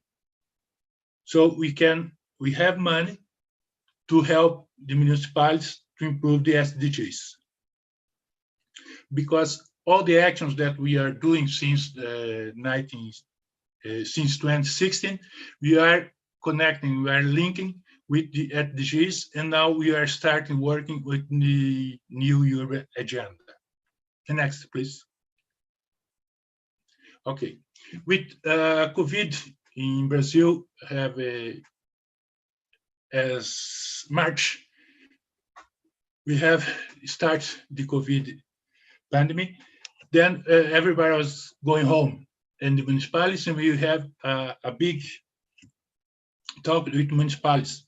We are starting with this portal, and we improved this portal. And now all the communications with the municipalities we are doing by this portal.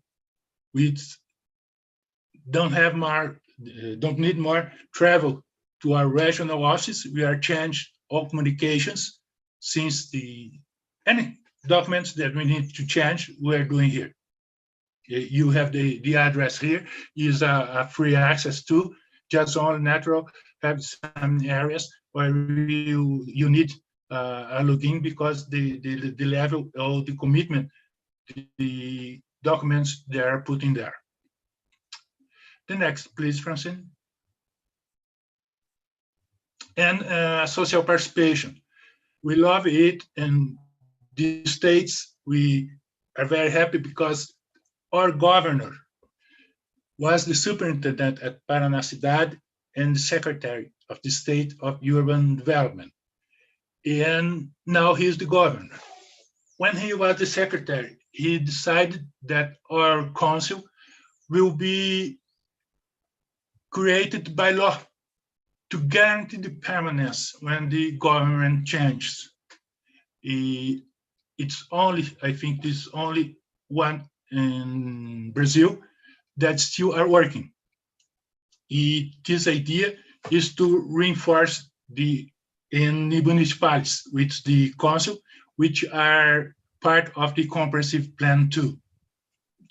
In this picture, this is the principal partnership that we have. There's a friend of ours who divided with us the idea to improve the urban development equality in our states. And that's the idea in a few minutes that we are wanting to show you. There's one more slide, please. Yes, you have our address. We are very happy and proud to be here. And we are open to partnership to know and to show something about this. Thanks a lot. Thanks a lot again. Geraldo, many thanks for that inspiring presentation. I do really think if a state, if a regional, subnational level really takes this commitment to support and work together, basically, with all its smaller municipalities in the territory, it's really a good and a very inspiring initiative. Tell me, I mean, you mentioned more than 300 small municipalities. So I would assume, and you said that you work through the associations. No, that is also associations. We all know the value; they're intrinsic and they're extremely important for us to really reach to the single municipalities. But how do you manage to really make the action of 300 plus municipalities then something to have a joint impact within the territory, a coordinated impact between the different cities? Are you already there, or is that something that you still have to achieve? We still have to achieve. First of all, we need to improve some basic needs that the municipality has. It's like nurseries, it's like schools. And naturally, in some regions of the state, we are starting with the integrated development plan in 2 metropolitan areas, at north of the state and the east of the state. We are beginning it now. The plan is only in the beginning, but the idea is to naturally put the regional reflection on it.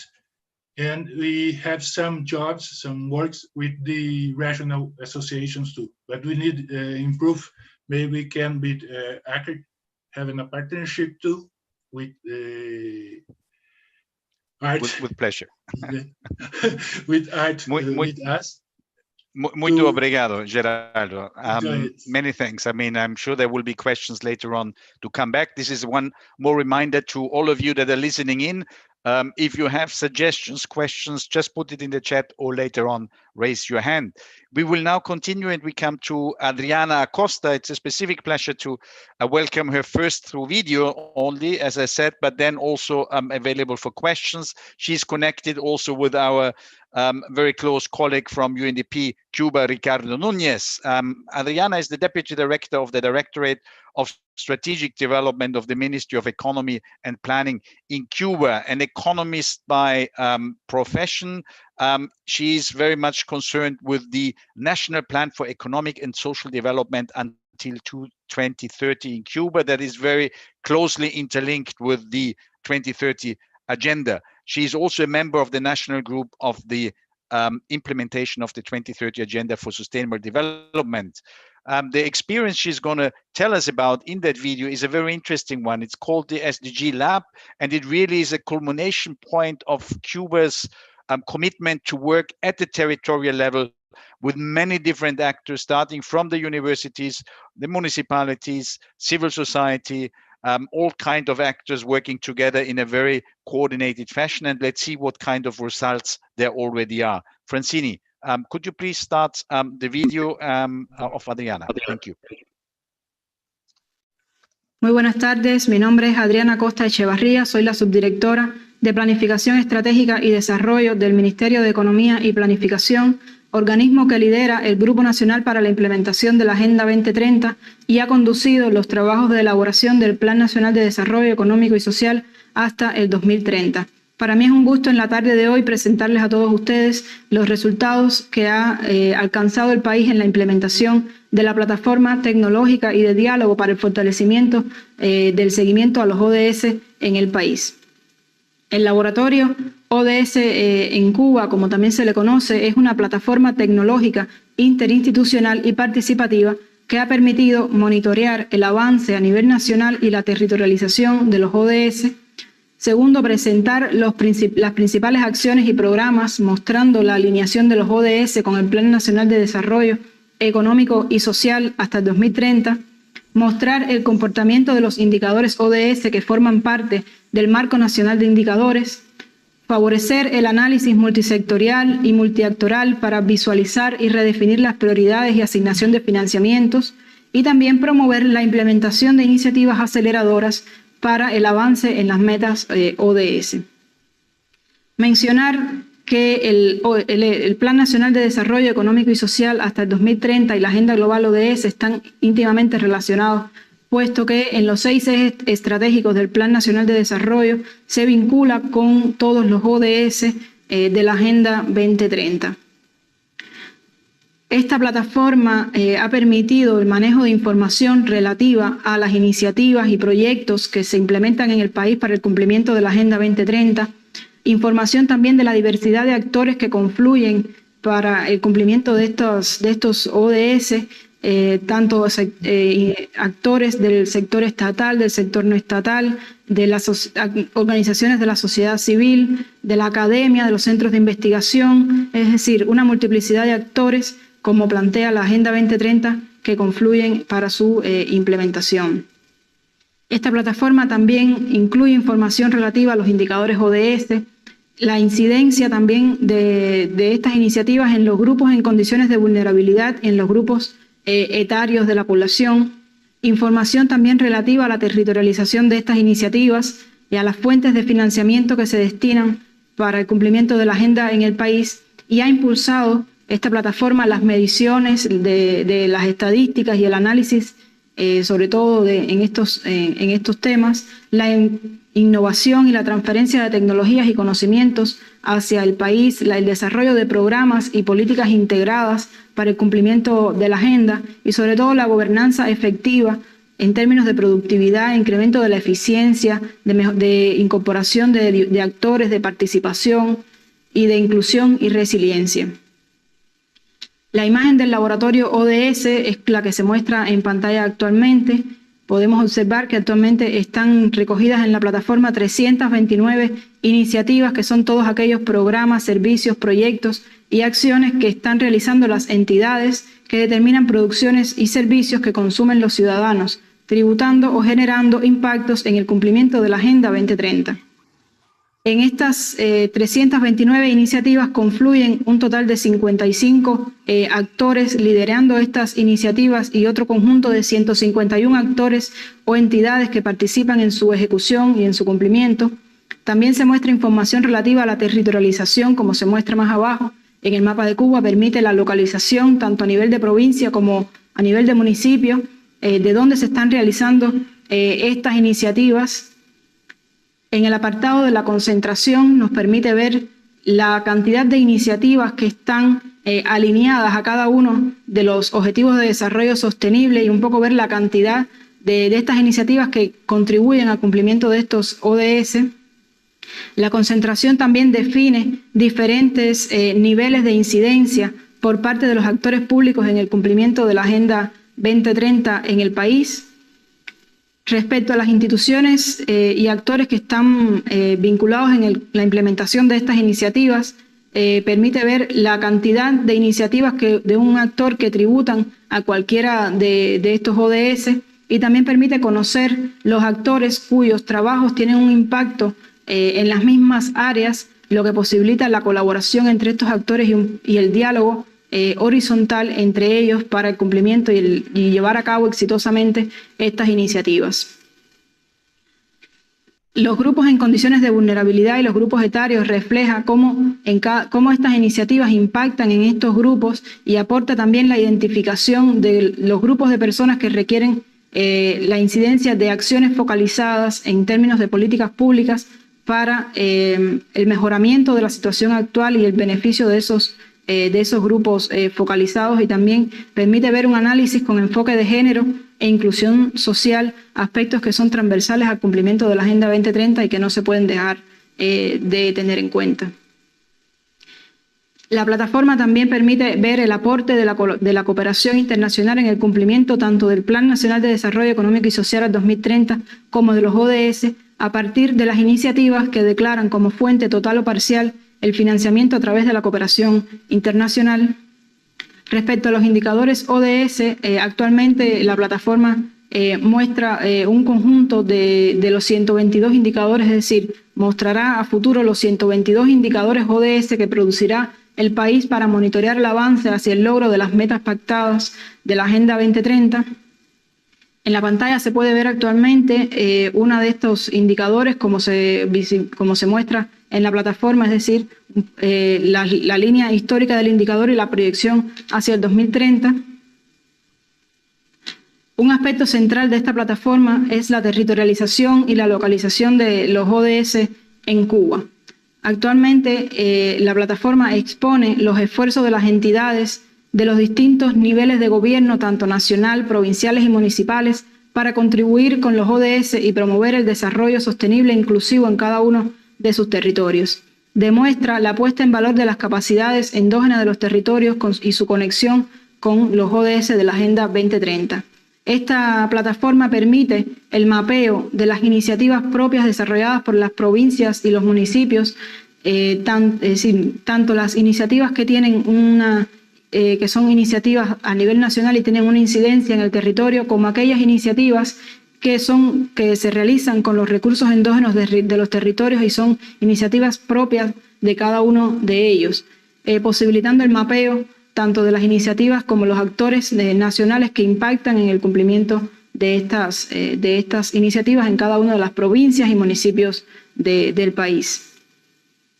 Actualmente la plataforma tiene incluidas 4 provincias del país. Primeramente, la provincia de Pinar del Río. Ahí, como se muestra en la pantalla, actualmente tiene identificadas 142 iniciativas que tienen incidencia en el territorio. 22 de ellas son iniciativas que son promovidas desde el territorio, es decir, iniciativas promovidas a través de los recursos endógenos y las capacidades de los territorios. La provincia de Artemisa también está incluida en la plataforma y tiene alineadas 140 iniciativas, 17 de ellas a partir de recursos endógenos, iniciativas propias del territorio que no son directamente verticales desde el nivel nacional. La provincia de Cienfuegos también está incluida en la plataforma, tiene 142 iniciativas y 13 propias desarrolladas a partir de las capacidades propias del territorio, incluidas en las estrategias de desarrollo municipal y local de la provincia. Y por último, la provincia de Santi Espíritus también tiene incluidas 147 iniciativas y 24 de ellas son promovidas directamente desde el territorio. Una de las ambiciones de la plataforma es llevarla a todo el país a nivel nacional y que cada uno de los municipios y provincias del país vean la plataforma como un espacio para colocar todas las iniciativas y los esfuerzos que están haciendo para el cumplimiento de la Agenda 2030 y que permita ese diálogo que se quiere entre todos los actores, tanto locales como nacionales, para el cumplimiento de la Agenda 2030 en el país. El valor, sobre todo del laboratorio ODS, se ha consolidado como un instrumento de análisis sobre el desarrollo sostenible, en tanto ha contribuido a intensificar la armonización de los planes nacionales de desarrollo y los presupuestos con los ODS, a promover también la articulación de las fuentes de financiamiento y un uso más efectivo de los recursos para promover los impactos de mayor alcance en el marco del Plan Nacional de Desarrollo Económico y Social y la Agenda 2030, y ampliar también las alianzas y la concertación interinstitucionales para determinar las prioridades en materia de desarrollo del país. También ha permitido la contribución al Marco Nacional Integrado de Financiamiento como soporte de la información, análisis y gestión de las políticas públicas para dar seguimiento a los ODS a nivel nacional como territorial, y en este sentido también permitir la identificación de iniciativas que articulen los recursos financieros de fuentes diversas para el cierre de las brechas financieras para el logro de cada uno de los ODS en el país. Este laboratorio ODS ha fortalecido además los roles de gobierno tanto de los gobiernos provinciales como municipales, en el sentido de que ha promovido la efectiva implementación de estrategias de desarrollo municipal como provincial, ha ampliado la cooperación entre los actores locales y nacionales en materia de desarrollo territorial. También ha contribuido a evaluar las políticas nacionales desde la mirada local y a poner en valor los recursos endógenos de los territorios, sobre todo en la identificación de estas iniciativas donde confluyen todos los actores locales. En este sentido, la plataforma Laboratorio ODS impulsa la actualización recurrente de los actores e iniciativas en la plataforma interactiva, es decir, es una plataforma que está viva, donde constantemente, periódicamente, se actualiza toda la información referida o que está incluida en esta plataforma, para que permita también la toma de decisiones oportunas y la gestión de los gobiernos locales, provinciales y nacional en cuanto al cumplimiento de la Agenda 2030 y cómo nos estamos acercando al cumplimiento de las metas pactadas hacia el 2030. En este sentido, actualmente la plataforma ha transitado o transitará por 3 fases. La primera fase, que confluyó desde el julio de 2019 a enero del año 2020, donde se incluyeron primeramente 6 organismos nacionales, 4 provincias y 36 municipios y una organización de la sociedad civil.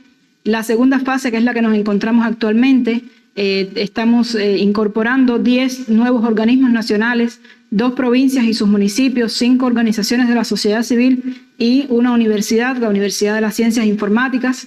Y en la fase 3, que será una fase posterior, desde julio de 2021 a diciembre del año 2022, se incorporarán el resto de los organismos nacionales, se incorporarán 6 provincias y sus municipios, el resto de las organizaciones de la sociedad civil, también el sector empresarial y el resto de las universidades y centros de investigación del país. Thanks a lot, Adriana. I will come back because we received a question. I will come back in a second. Let's see if your connectivity works now. I definitely hope so. But again, to tell everyone else, right after this, just if you feel, raise your hand and let's see if we can have 1 or 2 questions. At the moment, we got a question through the chat. And that is, Adriana, you mentioned that it's really the platform, the labs are there to facilitate the dialogue at the horizontal level, but also at the vertical level. The question was, do you use any specific tools to facilitate the participation of the citizens? Because you also mentioned the excluded, the marginalized population, the most vulnerable population that you're trying to include. So do you have any specific tools to foster and facilitate participation? Let's see if you can hear us. Sí, precisamente ese es uno de los aspectos fundamentales de esta plataforma, que permite el diálogo tanto a nivel nacional, desde el nivel nacional hasta los niveles más locales, y también un diálogo horizontal entre todos los actores que participan en la implementación de la agenda en el país. En el país contamos con el Grupo Nacional ODS, que es un grupo tanto que se despliega a nivel nacional y tiene una representación en todas las provincias y municipios del país, donde confluyen en este grupo una diversidad de actores, tanto de los propios actores locales que implementan la agenda en cada uno de los territorios, y en esos grupos se permite también el diálogo con la participación también de los gobiernos locales, que están muy imbricados en el cumplimiento de la agenda y comprometidos hacia el logro de las metas en cada uno de los territorios. Entonces, en estos espacios se generan los diálogos, se generan las alianzas necesarias para el cumplimiento de la agenda, y un poco en el sentido de involucrar a todos los actores y no dejar a nadie atrás, y tener esa mirada multidimensional y multiactoral que es muy importante para la efectiva implementación de la agenda. Gracias. Perfecto. Muchísimas gracias. Many thanks, Adriana. We will come back then to more afterwards after the next two speakers. The quick question to Francini. I have not seen a hand raised at the moment for that question and answer sessions. Have you seen something?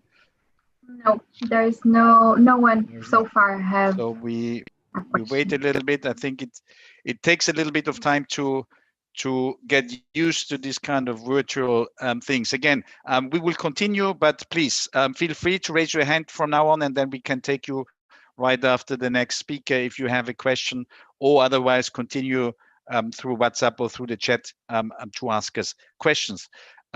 Thanks a lot. Let's go then a little bit continue to CESOP, to the Center for Studies and Opinion Surveys. We have with us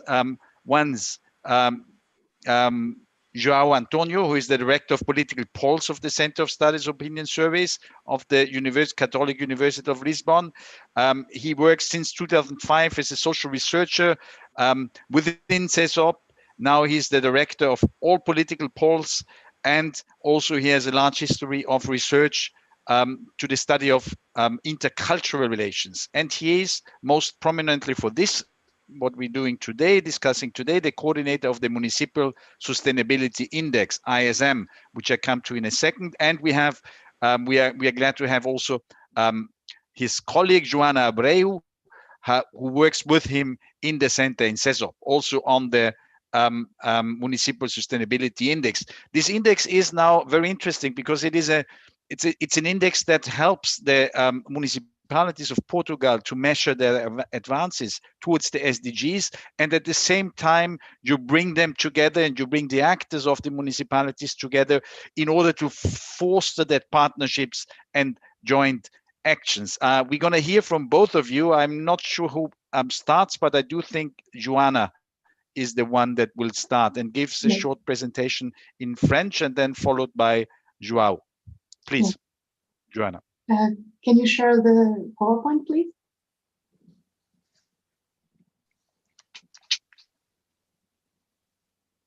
Okay, thank you. Thank you. Bonjour à tous. Tout d'abord, nous tenons à remercier les organisateurs de nous avoir invités à participer dans un événement de cette qualité. C'est un honneur pour nous de pouvoir partager avec vous tous le travail que nous réalisons au sein du CESOP local. Donc, l'instrument dont je viens vous parler aujourd'hui, l'indice de développement durable municipal, connu aussi sous l'acronyme de ISM, est justement né dans le cadre de ce CESOP local, qui est donc une unité de recherche du Centre d'études et de sondage de l'Université catholique portugaise.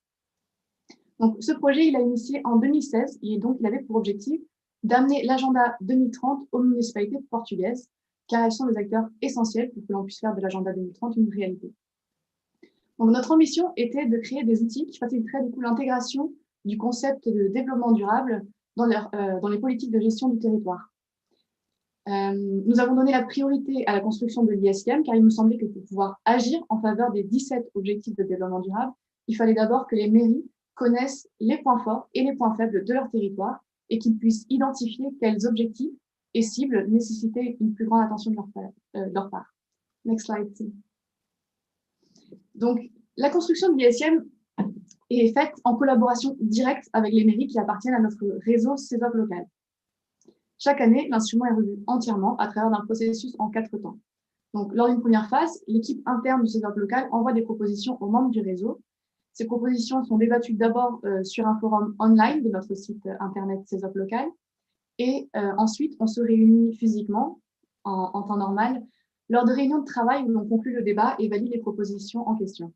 Donc, le processus, il est répété autant de fois que nécessaire, et nous terminons le cycle généralement vers fin juin avec un séminaire de présentation de l'instrument qui est également l'occasion d'organiser un débat avec toutes sortes d'intervenants sur le thème de la localisation de l'agenda 2030 au Portugal. Donc, comme vous pouvez le voir sur le PowerPoint, la conception de l'ISM s'inspire de plusieurs documents de référence.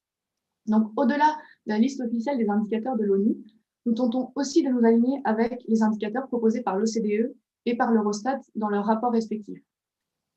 De plus, les rapports qui ont été construits en collaboration avec le réseau des solutions pour le développement durable, donc, qui sont le Sustainable Development Report et sa version européenne, sont également pour nous des grandes sources d'inspiration, tant en termes de méthodologie qu'en termes de présentation efficace de l'information. Next slide, please. Donc, l'évolution donc, comme je viens de l'expliquer, l'ISM est un instrument de mesure en constante évolution. Donc, la première version, publiée en juillet 2018, avait réuni 101 indicateurs qui mesuraient 64 cibles. L'intégration des rapports de l'OCDE et de l'Eurostat ne s'est fait qu'à partir de 2019, et cette intégration a permis d'augmenter significativement le nombre d'indicateurs dans notre indice. En 2020, on a encore intégré quelques indicateurs qui faisaient sens pour les municipalités de notre réseau et qui mesuraient directement les cibles de l'agenda 2030. Donc, nous avons aujourd'hui un instrument avec 129 indicateurs qui mesurent 66 cibles. Cependant, l'évolution de notre indice de développement durable ne s'est pas seulement fait en termes méthodologiques, mais aussi dans son format. Jusqu'à très récemment, l'ISM était envoyé habituellement aux membres de notre réseau sous le format d'un rapport papier et PDF. Sauf que cette année, du coup, nous avons développé le portail ISM. Donc, cette plateforme Internet à laquelle les mairies ont accès leur permet de consulter plus facilement leurs résultats de chaque édition de l'ISM. Ils ont également accès à davantage d'informations complémentaires et cela facilite aussi le partage de ces résultats avec leurs concitoyens, ce qui permet en même temps de les sensibiliser aux ODD.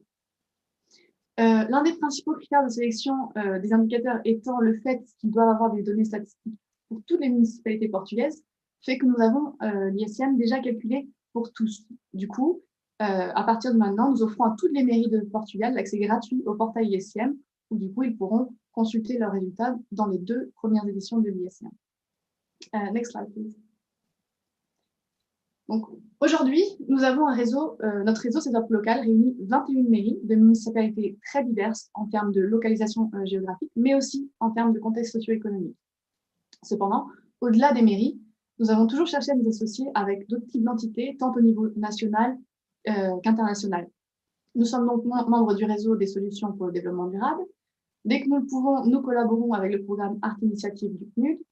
Dès la première édition du GCM, nous l'avons partagé sur le site local 2030 et nous avons également établi des protocoles avec diverses entités nationales, y compris le ministère de la Cohésion territoriale ou encore très récemment avec UNICEF Portugal pour que l'on puisse réaliser un meilleur diagnostic de l'état de la pauvreté infantile au Portugal. Donc, après 3 éditions de l'ISM et des dizaines de réunions avec les dirigeants et fonctionnaires des mairies de notre réseau CESOP local, on a pu constater que notre instrument de mesure de l'agenda 2030 a participé grandement à rétablir la communication entre les divers acteurs territoriaux. Premièrement, au sein des mairies elles-mêmes, parce qu'en effet, au Portugal, les départements et les divisions des mairies sont souvent très hermétiques. Du coup, le processus de construction de l'ISM et l'analyse de ces résultats ont poussé les mairies avec lesquelles nous travaillons à identifier quels départements ou divisions étaient concernés par chacun des ODD et comment ils pouvaient éventuellement travailler ensemble pour améliorer leurs résultats et donc agir en faveur des ODD. Donc, ça a aussi permis de rétablir le lien avec certains partenaires de la mairie à qui ont été déléguées certaines compétences essentielles en termes de développement durable local, comme la distribution et traitement des eaux municipales, ou encore le ramassage et traitement des déchets ménagers. En effet, face à des résultats parfois très éloignés des objectifs 2030, on encourage nos mairies à contacter ces acteurs pour confirmer, premièrement, les données statistiques, et ensuite, essayer de comprendre les raisons de ces mauvais résultats, comme par exemple, pourquoi est-ce que l'entreprise ne recycle pas autant les déchets que ce qui se fait dans le reste du pays? Est-ce que c'est un problème lié au comportement de la population? Est-ce que c'est parce qu'il n'y a pas assez de poubelles de tri sélectif disponibles? Ou est-ce que c'est un problème de la propre entreprise, etc., etc. Dans une moindre mesure, certaines mairies ont aussi contacté des entités nationales ou régionales, publiques ou privées, pour pouvoir avoir accès à davantage d'informations et de données statistiques sur leur territoire. Au sein même de notre réseau CESOP local, certaines mairies vont donc s'entraider et s'inspirer entre elles pour des projets toujours liés au développement durable. De plus, l'ISM est également un moyen de mobiliser les plexiers, qui sont des niveaux administratifs encore en dessous des mairies et qui ont aussi des compétences de gestion du territoire, ce qui fait d'eux également des acteurs essentiels pour la transformation du territoire. Et enfin, l'ISM est souvent utilisé comme un instrument de communication et de sensibilisation au développement durable auprès de la population résidente. Next slide, please. Donc, les instruments de mesure du développement durable au niveau local sont très intéressants lorsque l'on sait optimiser leur potentiel. Mais d'un autre côté, ils peuvent être compliqués à se construire, font face à de nombreuses limitations et ils ne se suffisent pas à eux-mêmes. C'est pour cela qu'au CESOP local, nous travaillons déjà à la conception de plusieurs autres outils complémentaires. Donc, premièrement, face aux limitations propres aux critères de sélection des indicateurs de l'ISM, qui va donc limiter le nombre d'indicateurs que l'on va utiliser et qui font qu'on utilise des données avec 2 ans, voire plus d'ancienneté, puisqu'elles proviennent de bases de données centralisées et qui font référence à tout le pays. Donc, face à ces limitations, nous proposons aux mairies intéressées de construire un ISM personnalisé qui intégrera plus d'indicateurs propres à la municipalité et qui permettra également d'actualiser les indicateurs existants avec des données plus récentes. Ensuite, en réponse aux nécessités de certaines mairies, on propose de construire des ISM thématiques qui iront se concentrer sur un axe stratégique en particulier, comme par exemple un ISM innovation, un ISM tourisme ou encore un ISM sécurité. Au-delà de ces instruments de diagnostic territorial, nous collaborons aussi avec la Direction générale de l'administration et de l'emploi public à la construction d'un instrument d'auto-évaluation du fonctionnement interne de la mairie et son impact sur le territoire. Donc, cet instrument est directement basé sur le modèle CAP, donc le cadre d'auto-évaluation des fonctions publiques. Et enfin, nous utilisons notre longue expérience en termes de sondage d'opinion pour proposer un instrument qui permettra aux municipalités intéressées de recueillir l'opinion et les attentes des parties prenantes, que ce soit par rapport aux actions de la mairie ou à la propre durabilité du territoire. Donc, j'aimerais conclure cette présentation en disant que nous sommes également très intéressés à l'idée de collaborer avec d'autres organisations, qu'elles soient internationales ou des organisations d'autres pays. Donc, que ce soit des organisations qui travaillent dans des pays avec des bases de données similaires à celles du Portugal ou dans des pays qui ont moins d'informations statistiques disponibles, où la collecte de données à travers des sondages d'opinion est souvent une bonne source d'information complémentaire aux données statistiques qui existent déjà au niveau local et régional. Donc, pour cela, vous pouvez consulter notre site internet, qui est pour l'instant encore en portugais, mais qui sera bientôt disponible dans d'autres langues. Vous pouvez également nous contacter par les différents moyens de communication. On pourra vous répondre facilement en portugais, en français, en anglais et en espagnol. Pour les autres langues, nous ferons notre possible. Voilà, nous tenons à remercier encore une fois les organisateurs de cet événement pour cette invitation et nous nous tenons prêts pour de nouveaux défis. Merci beaucoup. Merci beaucoup, Joanna. So I understand that Joao is not going to intervene anymore. It was you. Okay, very good. But anyway, we know that it's both of you that are working and are coordinating this.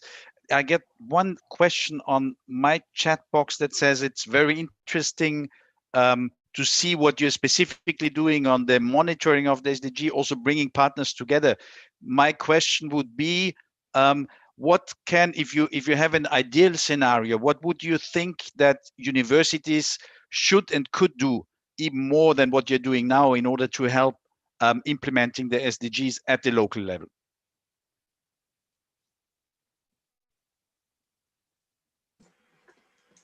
Donc, qu'est-ce que l'on pourrait faire de plus que ce que l'on fait actuellement? Nous essayons d'être une plateforme de partage également.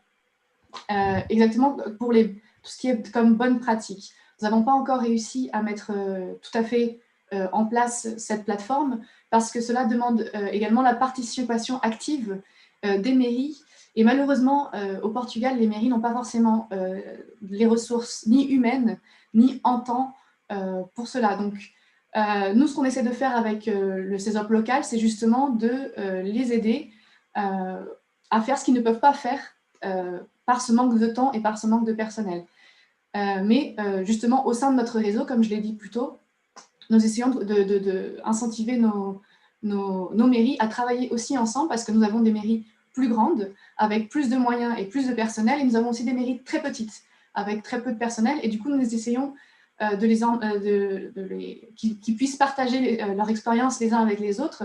Et comme les mairies plus grandes peuvent du coup être un peu des pionniers à implanter certaines actions, qu'ils puissent aussi servir d'exemple aux mairies plus petites qui pourront également implanter les mêmes actions. Je ne sais pas si... maybe my colleague wants to say something more.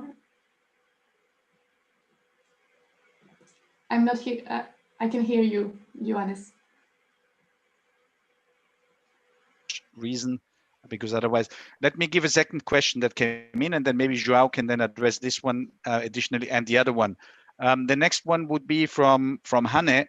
Do you also set specific targets for the indicators? Targets 10%, like for example, targets 10% reduction of child poverty by 2030, instead of just providing overview of state of affairs of the indicator in the municipalities? Oui. Chaque indicateur a un objectif 2030 qui est du coup qui est défini pour chacun des indicateurs. Donc, j'en ai pas parlé pendant la présentation car elle était un peu courte, mais nous avons effectivement des objectifs. On a un point de départ, un point d'arrivée, et nous calculons du coup à quel niveau sur le chemin sont chacune des mairies. Nous définissons ces objectifs en accord avec les plans européens, les plans nationaux, et sinon, et bien sûr, avec les cibles de la propre Agenda 2030. I want to come in also. Yes, from the beginning, our targets were only the targets of the United Nations, but then afterwards, with the targets proposed by the national government and also by the European Union and Eurostat, then we started to use those targets as the goals to achieve in 2030. So this is a work that is being always it's always on the run. So we are always changing and adapting and growing, and we are trying to have the best possible diagnosis for all municipalities in Portugal.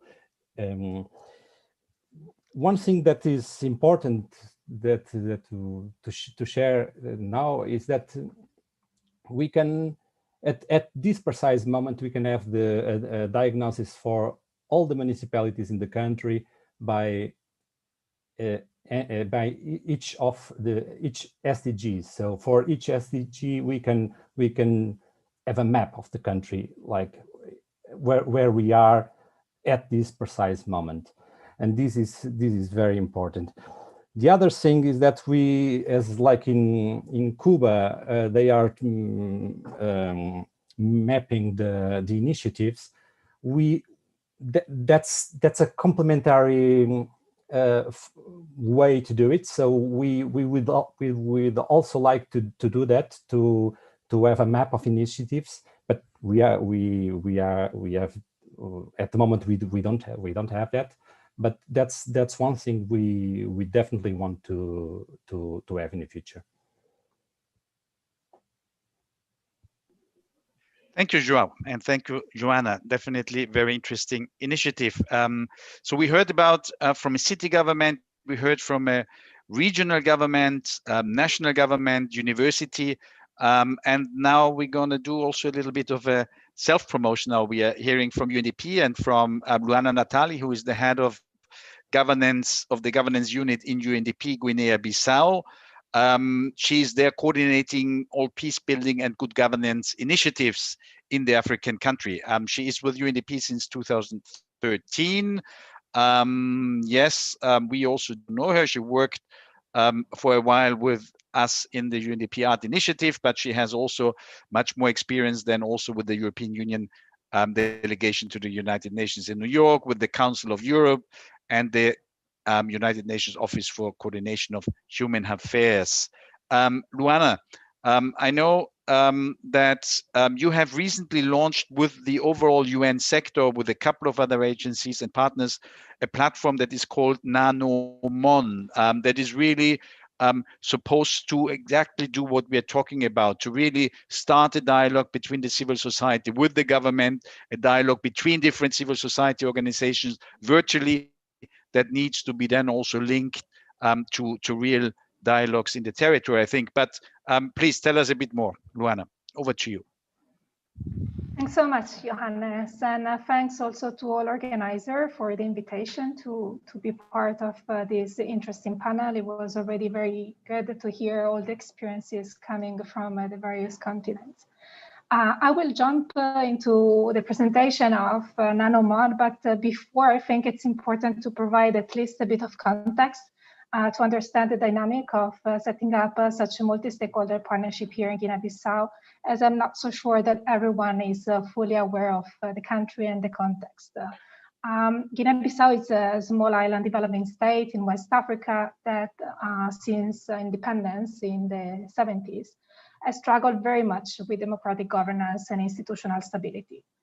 The country is plagued by violence and political instability due to persistent power struggles among the political and military elite. And in 2020, so this year, the country has experienced another major political crisis that involved the disputes on the result of the presidential election and the installation of a new government that was not recognized by the international communities for several months. And the international community restarted to recognize the government only during the summer. And in this context of high political instability, the country is also extremely centralized. So the country has only a very thin network of the concentrated authorities, with only a redistribution of decision-making authority and with very limited financial and management responsibilities. And this highly centralized system is somehow still a mark of the past colonial system, and is coupled by the existence of traditional governance system that in certain instances allow for alternative processes for participation at the local level. However, the absence basically of the capacity of local authorities to develop plans or regional budget and so on leave a very weak governance framework where the state has no capacity to provide basic services and respond to the needs of the population. And this leaves the perception that citizens think that basically there is no state, especially in the region. And in this context, the country economy remains strongly agrarian, with the vast majority of the population that is self-employed in informal sector and works for the cashew harvesting or in very small scale commercial activities. So with such a weak private sector, of course, there is even more the perception that the state is the only employer beyond the subsistence agriculture, and everyone wants to come here to Bissau. Now, an increased, even during the past months, focus towards the response to COVID-19 also pose additional barriers for the most vulnerable to access the basic services, to activate any type of meaningful initiatives that basically could somehow try to respond to the need of communities. And the state, of course, had a very weak capacity to deliver any services, but also to be able to answer right to the community needs. Now, in this context, UNDP Guinea-Bissau, with the support of the Art Initiative and the support also of the government of Italy, has developed and launched NanoMod. NanoMod, which translates from Creole in your hands, it's a partnership initiative which provides an online infrastructure to better plan and develop a response to community needs and priority in a more coordinated way across all territorial actors that can contribute to the localization of the SDGs. The real aim of the platform is to connect communities with all territorial and development actors that are supporting local development in the various regions in order to identify solutions, replicate the innovation, and ensure that the intervention actually benefit the most vulnerable groups. And this is really supported in an integrated way, looking at how community actors through formal and informal organization can come together and address local development challenges in a holistic way. The platform, the online platform, is offered as a space to document and promote example of inspiring, replicable solutions across a variety, of course, of sustainable development topics, all related, of course, to the SDGs. And we have dozens of solutions that are coming from all the different regions. The platform also allows communities and development partners to share and reflect on the various experiences, but also to facilitate the identification of what really worked, try to join forces, team up, and learn with their peers how similar challenges have been addressed. The efforts are also supported through a small grant scheme, meaning that through the platform, we identify certain innovations and solutions that could be replicated or could be strengthened, and we support them in this process. And we have mapped all the different community networks, meaning both a formal and informal association of civil society, but also private sector and cooperatives and so on, that are presented through a map in order to have access to all the systems that are already in place to support intervention. And then we support the identification of case studies that are documented as solutions using a standard format that try to identify key building blocks and the context in which the solutions were implemented in order for other regions or other sectors to consider the replication or the adaptation. The aim is really to facilitate a multi-stakeholder dialogue and facilitate connection between actors that actually often do not work together. But there is another point. Nanomon also offers space for dialogue and exchange through community exchange space on the topics of relevance for the community. And I think this is an extremely important point because the platform aims to strengthen the voice of the most vulnerable and marginalized members. As I mentioned before, the country is extremely centralized. There are no mechanism for the population to make their voice heard. So the platform is also a way of enhancing or facilitating at least the possibilities for the different actors to exchange, to have dialogue, and linking this to the autarkias that are very weak but still existent local authorities. And of course, what we have done is also to facilitate the connection with, of course, the national government. And especially this has been led through the High Commissioner for COVID-19, that is the organ within the ministry, within the president, sorry, to facilitate the connection between the different response to COVID at the local level with the decision taken at the central level. And of course, now that we have launched the platform just a few months ago, we are really looking forward to try to see, the real value of the platform will be seen in the connection that it will be able to make between the communities and decision makers, the development practitioner and the private sector, and in the quality, right, of the response to communities' needs and the action aid at really elevating the lives of people of Guinea-Bissau. The objective is really to try to facilitate consultative mechanism and participatory governance structure that allows citizens beyond the usual political elites to voice their aspiration. And to note that, of course, we are talking about an online infrastructure, but Guinea-Bissau is one of the poorest countries in the world, and internet connection is very limited. So this whole effort is accompanied by in-person community dialogues, facilitated through a partnership with the Federation of Youth Associations and community radios, in order to ensure that really all different regions, even the ones that are very hard to reach, are not left behind in this process, and communities can really be connected and possibly establish a new partnership and new connection. Somehow Nanomon is the first building block of an initiative that really aims at transforming how citizens, formal and informal workers, community organization, and civil society organization perceive their place in the definition of development in Guinea-Bissau. It's really a co-creation process They try to use collective intelligence to shape how the community support platform needs to function and how can deliver on its objective of connecting multiple actors. Maybe just a point to summarize, this initiative was launched by the UNDP, but it's really an instrument open to all development actors. And as Johannes mentioned at the beginning, several other UN agencies have joined the process. Now even a financial institution like the African Development Bank have expressed an interest to participate and contribute to the activation of this multi-stakeholder partnership in support of the 2013 agenda in Guinea-Bissau.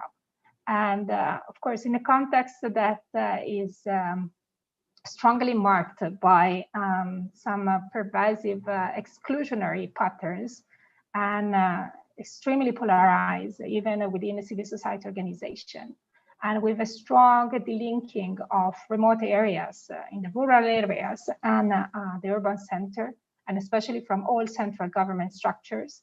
The community level participation and cohesion are really the key bridging factors for assuring that local governance frameworks are meaningfully introduced. So the idea is really that Danumon is the first step of a wider process that aims to support decentralization and local governance, and that UNDP has been called to support by the government.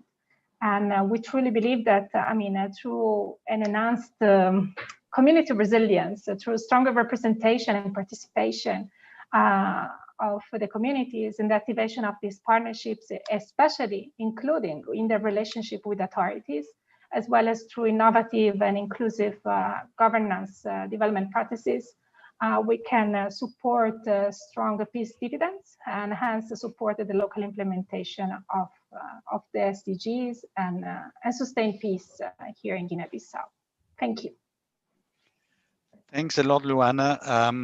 Definitely interesting to hear how through digital innovation you want to foster there also social innovation and these processes around the SDGs. Do you think, maybe a very quick follow-up from my side, because do you think that through let's put it that way, are municipalities already, because they were weak, as you mentioned, involved in that platform, or would you see them to get involved later on? And is that also maybe a mechanism to strengthen them? I know you're going to roll out much more programs, but this dialogue with the other actors, could that also be something to strengthen municipalities there and then being more capable to take on their role?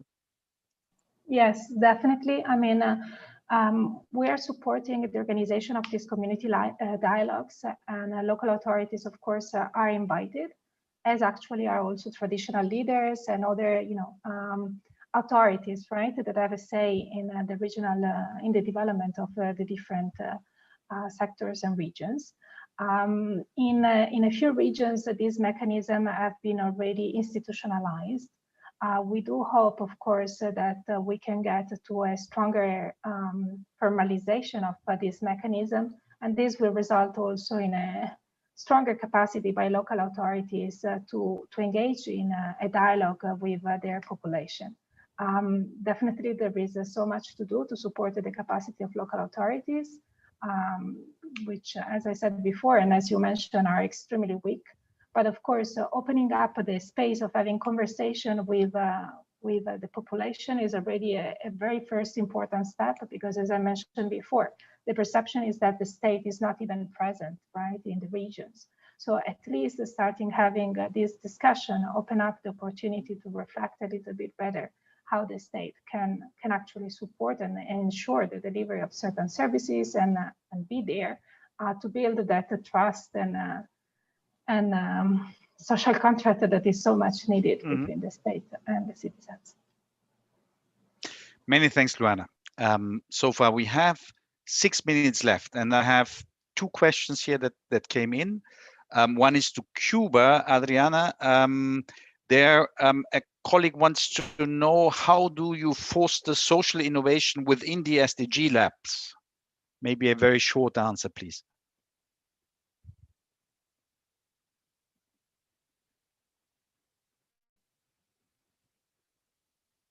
Did you, or maybe Ricardo, can you hear us? ¿Nos escucha? Ah, yes. Sí, muy bien. Sí, el laboratorio también ha funcionado como una plataforma para fomentar la innovación y el desarrollo de la implementación de nuevas tecnologías a la hora también de la incorporación de centros de investigación y de las universidades en la participación de como otro de los actores más que confluyen en esta plataforma. También ha servido una plataforma para interconectar, dígalo así, tecnológicamente a todos los actores que pueden interactuar en esta plataforma y conocer un poco qué están haciendo el resto de los actores para llevar a cabo la misma iniciativa en que ellos participan. Entonces, un poco así también se promueve esa cooperación y ese diálogo horizontal de que hablamos anteriormente. Sí, voy a añadir que un ámbito peculiar que promueve la plataforma es que a nivel municipal nosotros tenemos en Cuba una buena representación académica, o sea, nosotros tenemos universidades y centros municipales universitarios, y entonces ese ámbito de tener la universidad provincial y las universidades municipales se están convirtiendo en esas plataformas de innovación para esta plataforma Lab ODS. Y están alcanzando transferencias en términos productivos, porque estamos promoviendo iniciativas aceleradoras de ODS, pero también innovaciones sociales, de promover, digamos, inclusión, mejores procesos de participación en elecciones de gobierno, perfeccionar los sistemas de atención al ciudadano. Entonces, ese binomio, universidad local, gobierno local, se está convirtiendo en una herramienta de innovación muy poderosa. Y hay otras innovaciones que estamos promoviendo desde el Grupo Nacional ODS. Y yo voy a poner rápido el ejemplo de los talleres de concertación estratégica. Con este primer levantamiento de iniciativa, realizamos un taller de concertación estratégica con varios organismos nacionales y los territorios sobre saneamiento y agua. Y fue súper relevante cómo motivamos un diálogo donde la voz cantante no era solo la de los ministerios nacionales, hablando de disponibilidad de agua, sistemas de distribución, sino la mirada local de cómo eran las respuestas a la ciudadanía, respuestas a las comunidades, y hubo como acuerdos estratégicos para hacer una movida de agenda para poder perfeccionar incidencia en la calidad de vida en el tema de agua y saneamiento. Creo que son como dos ámbitos generadores de innovación que esta plataforma Lab ODS está promoviendo. Gracias. Perfecto. Muchísimas gracias. Many thanks, Adriana and Ricardo. I think we are right now. I mean, there's not much to do from my side to thank everyone to have been with us, but I do think it was worth it. It was really very different angles, but very interesting opportunities to learn how different actors promote functioning multi-stakeholder partnerships. And in some cases, of course, there is still some way to go, but that we can go all together, I think. So thanking all again, thanking the panelists. It was very interesting also for me. I did learn new things again. And asking maybe Carla or Francini, I think we have an announcement to make to go to a different platform now for the ones that want to continue this exciting travel with Venice City Solutions. True? Maybe someone could. It's true, Johannes. Thank you for moderating this very interesting session. This is just an announcement to all the participants. The day is not finished right now. We have a last session, a one-on-one session with the famous Mexican architect, Tatiana Bilbao. To follow the last session, we please you to change the platform. You find the link here in the chat, so you can just click and you will be redirected in the other Zoom chat. Or if you want, you have received in your agenda, the updated agenda this morning, the link to the session. I thank you for now, everyone, and I wish to see you all in the next session in the other platform. Thank you very much.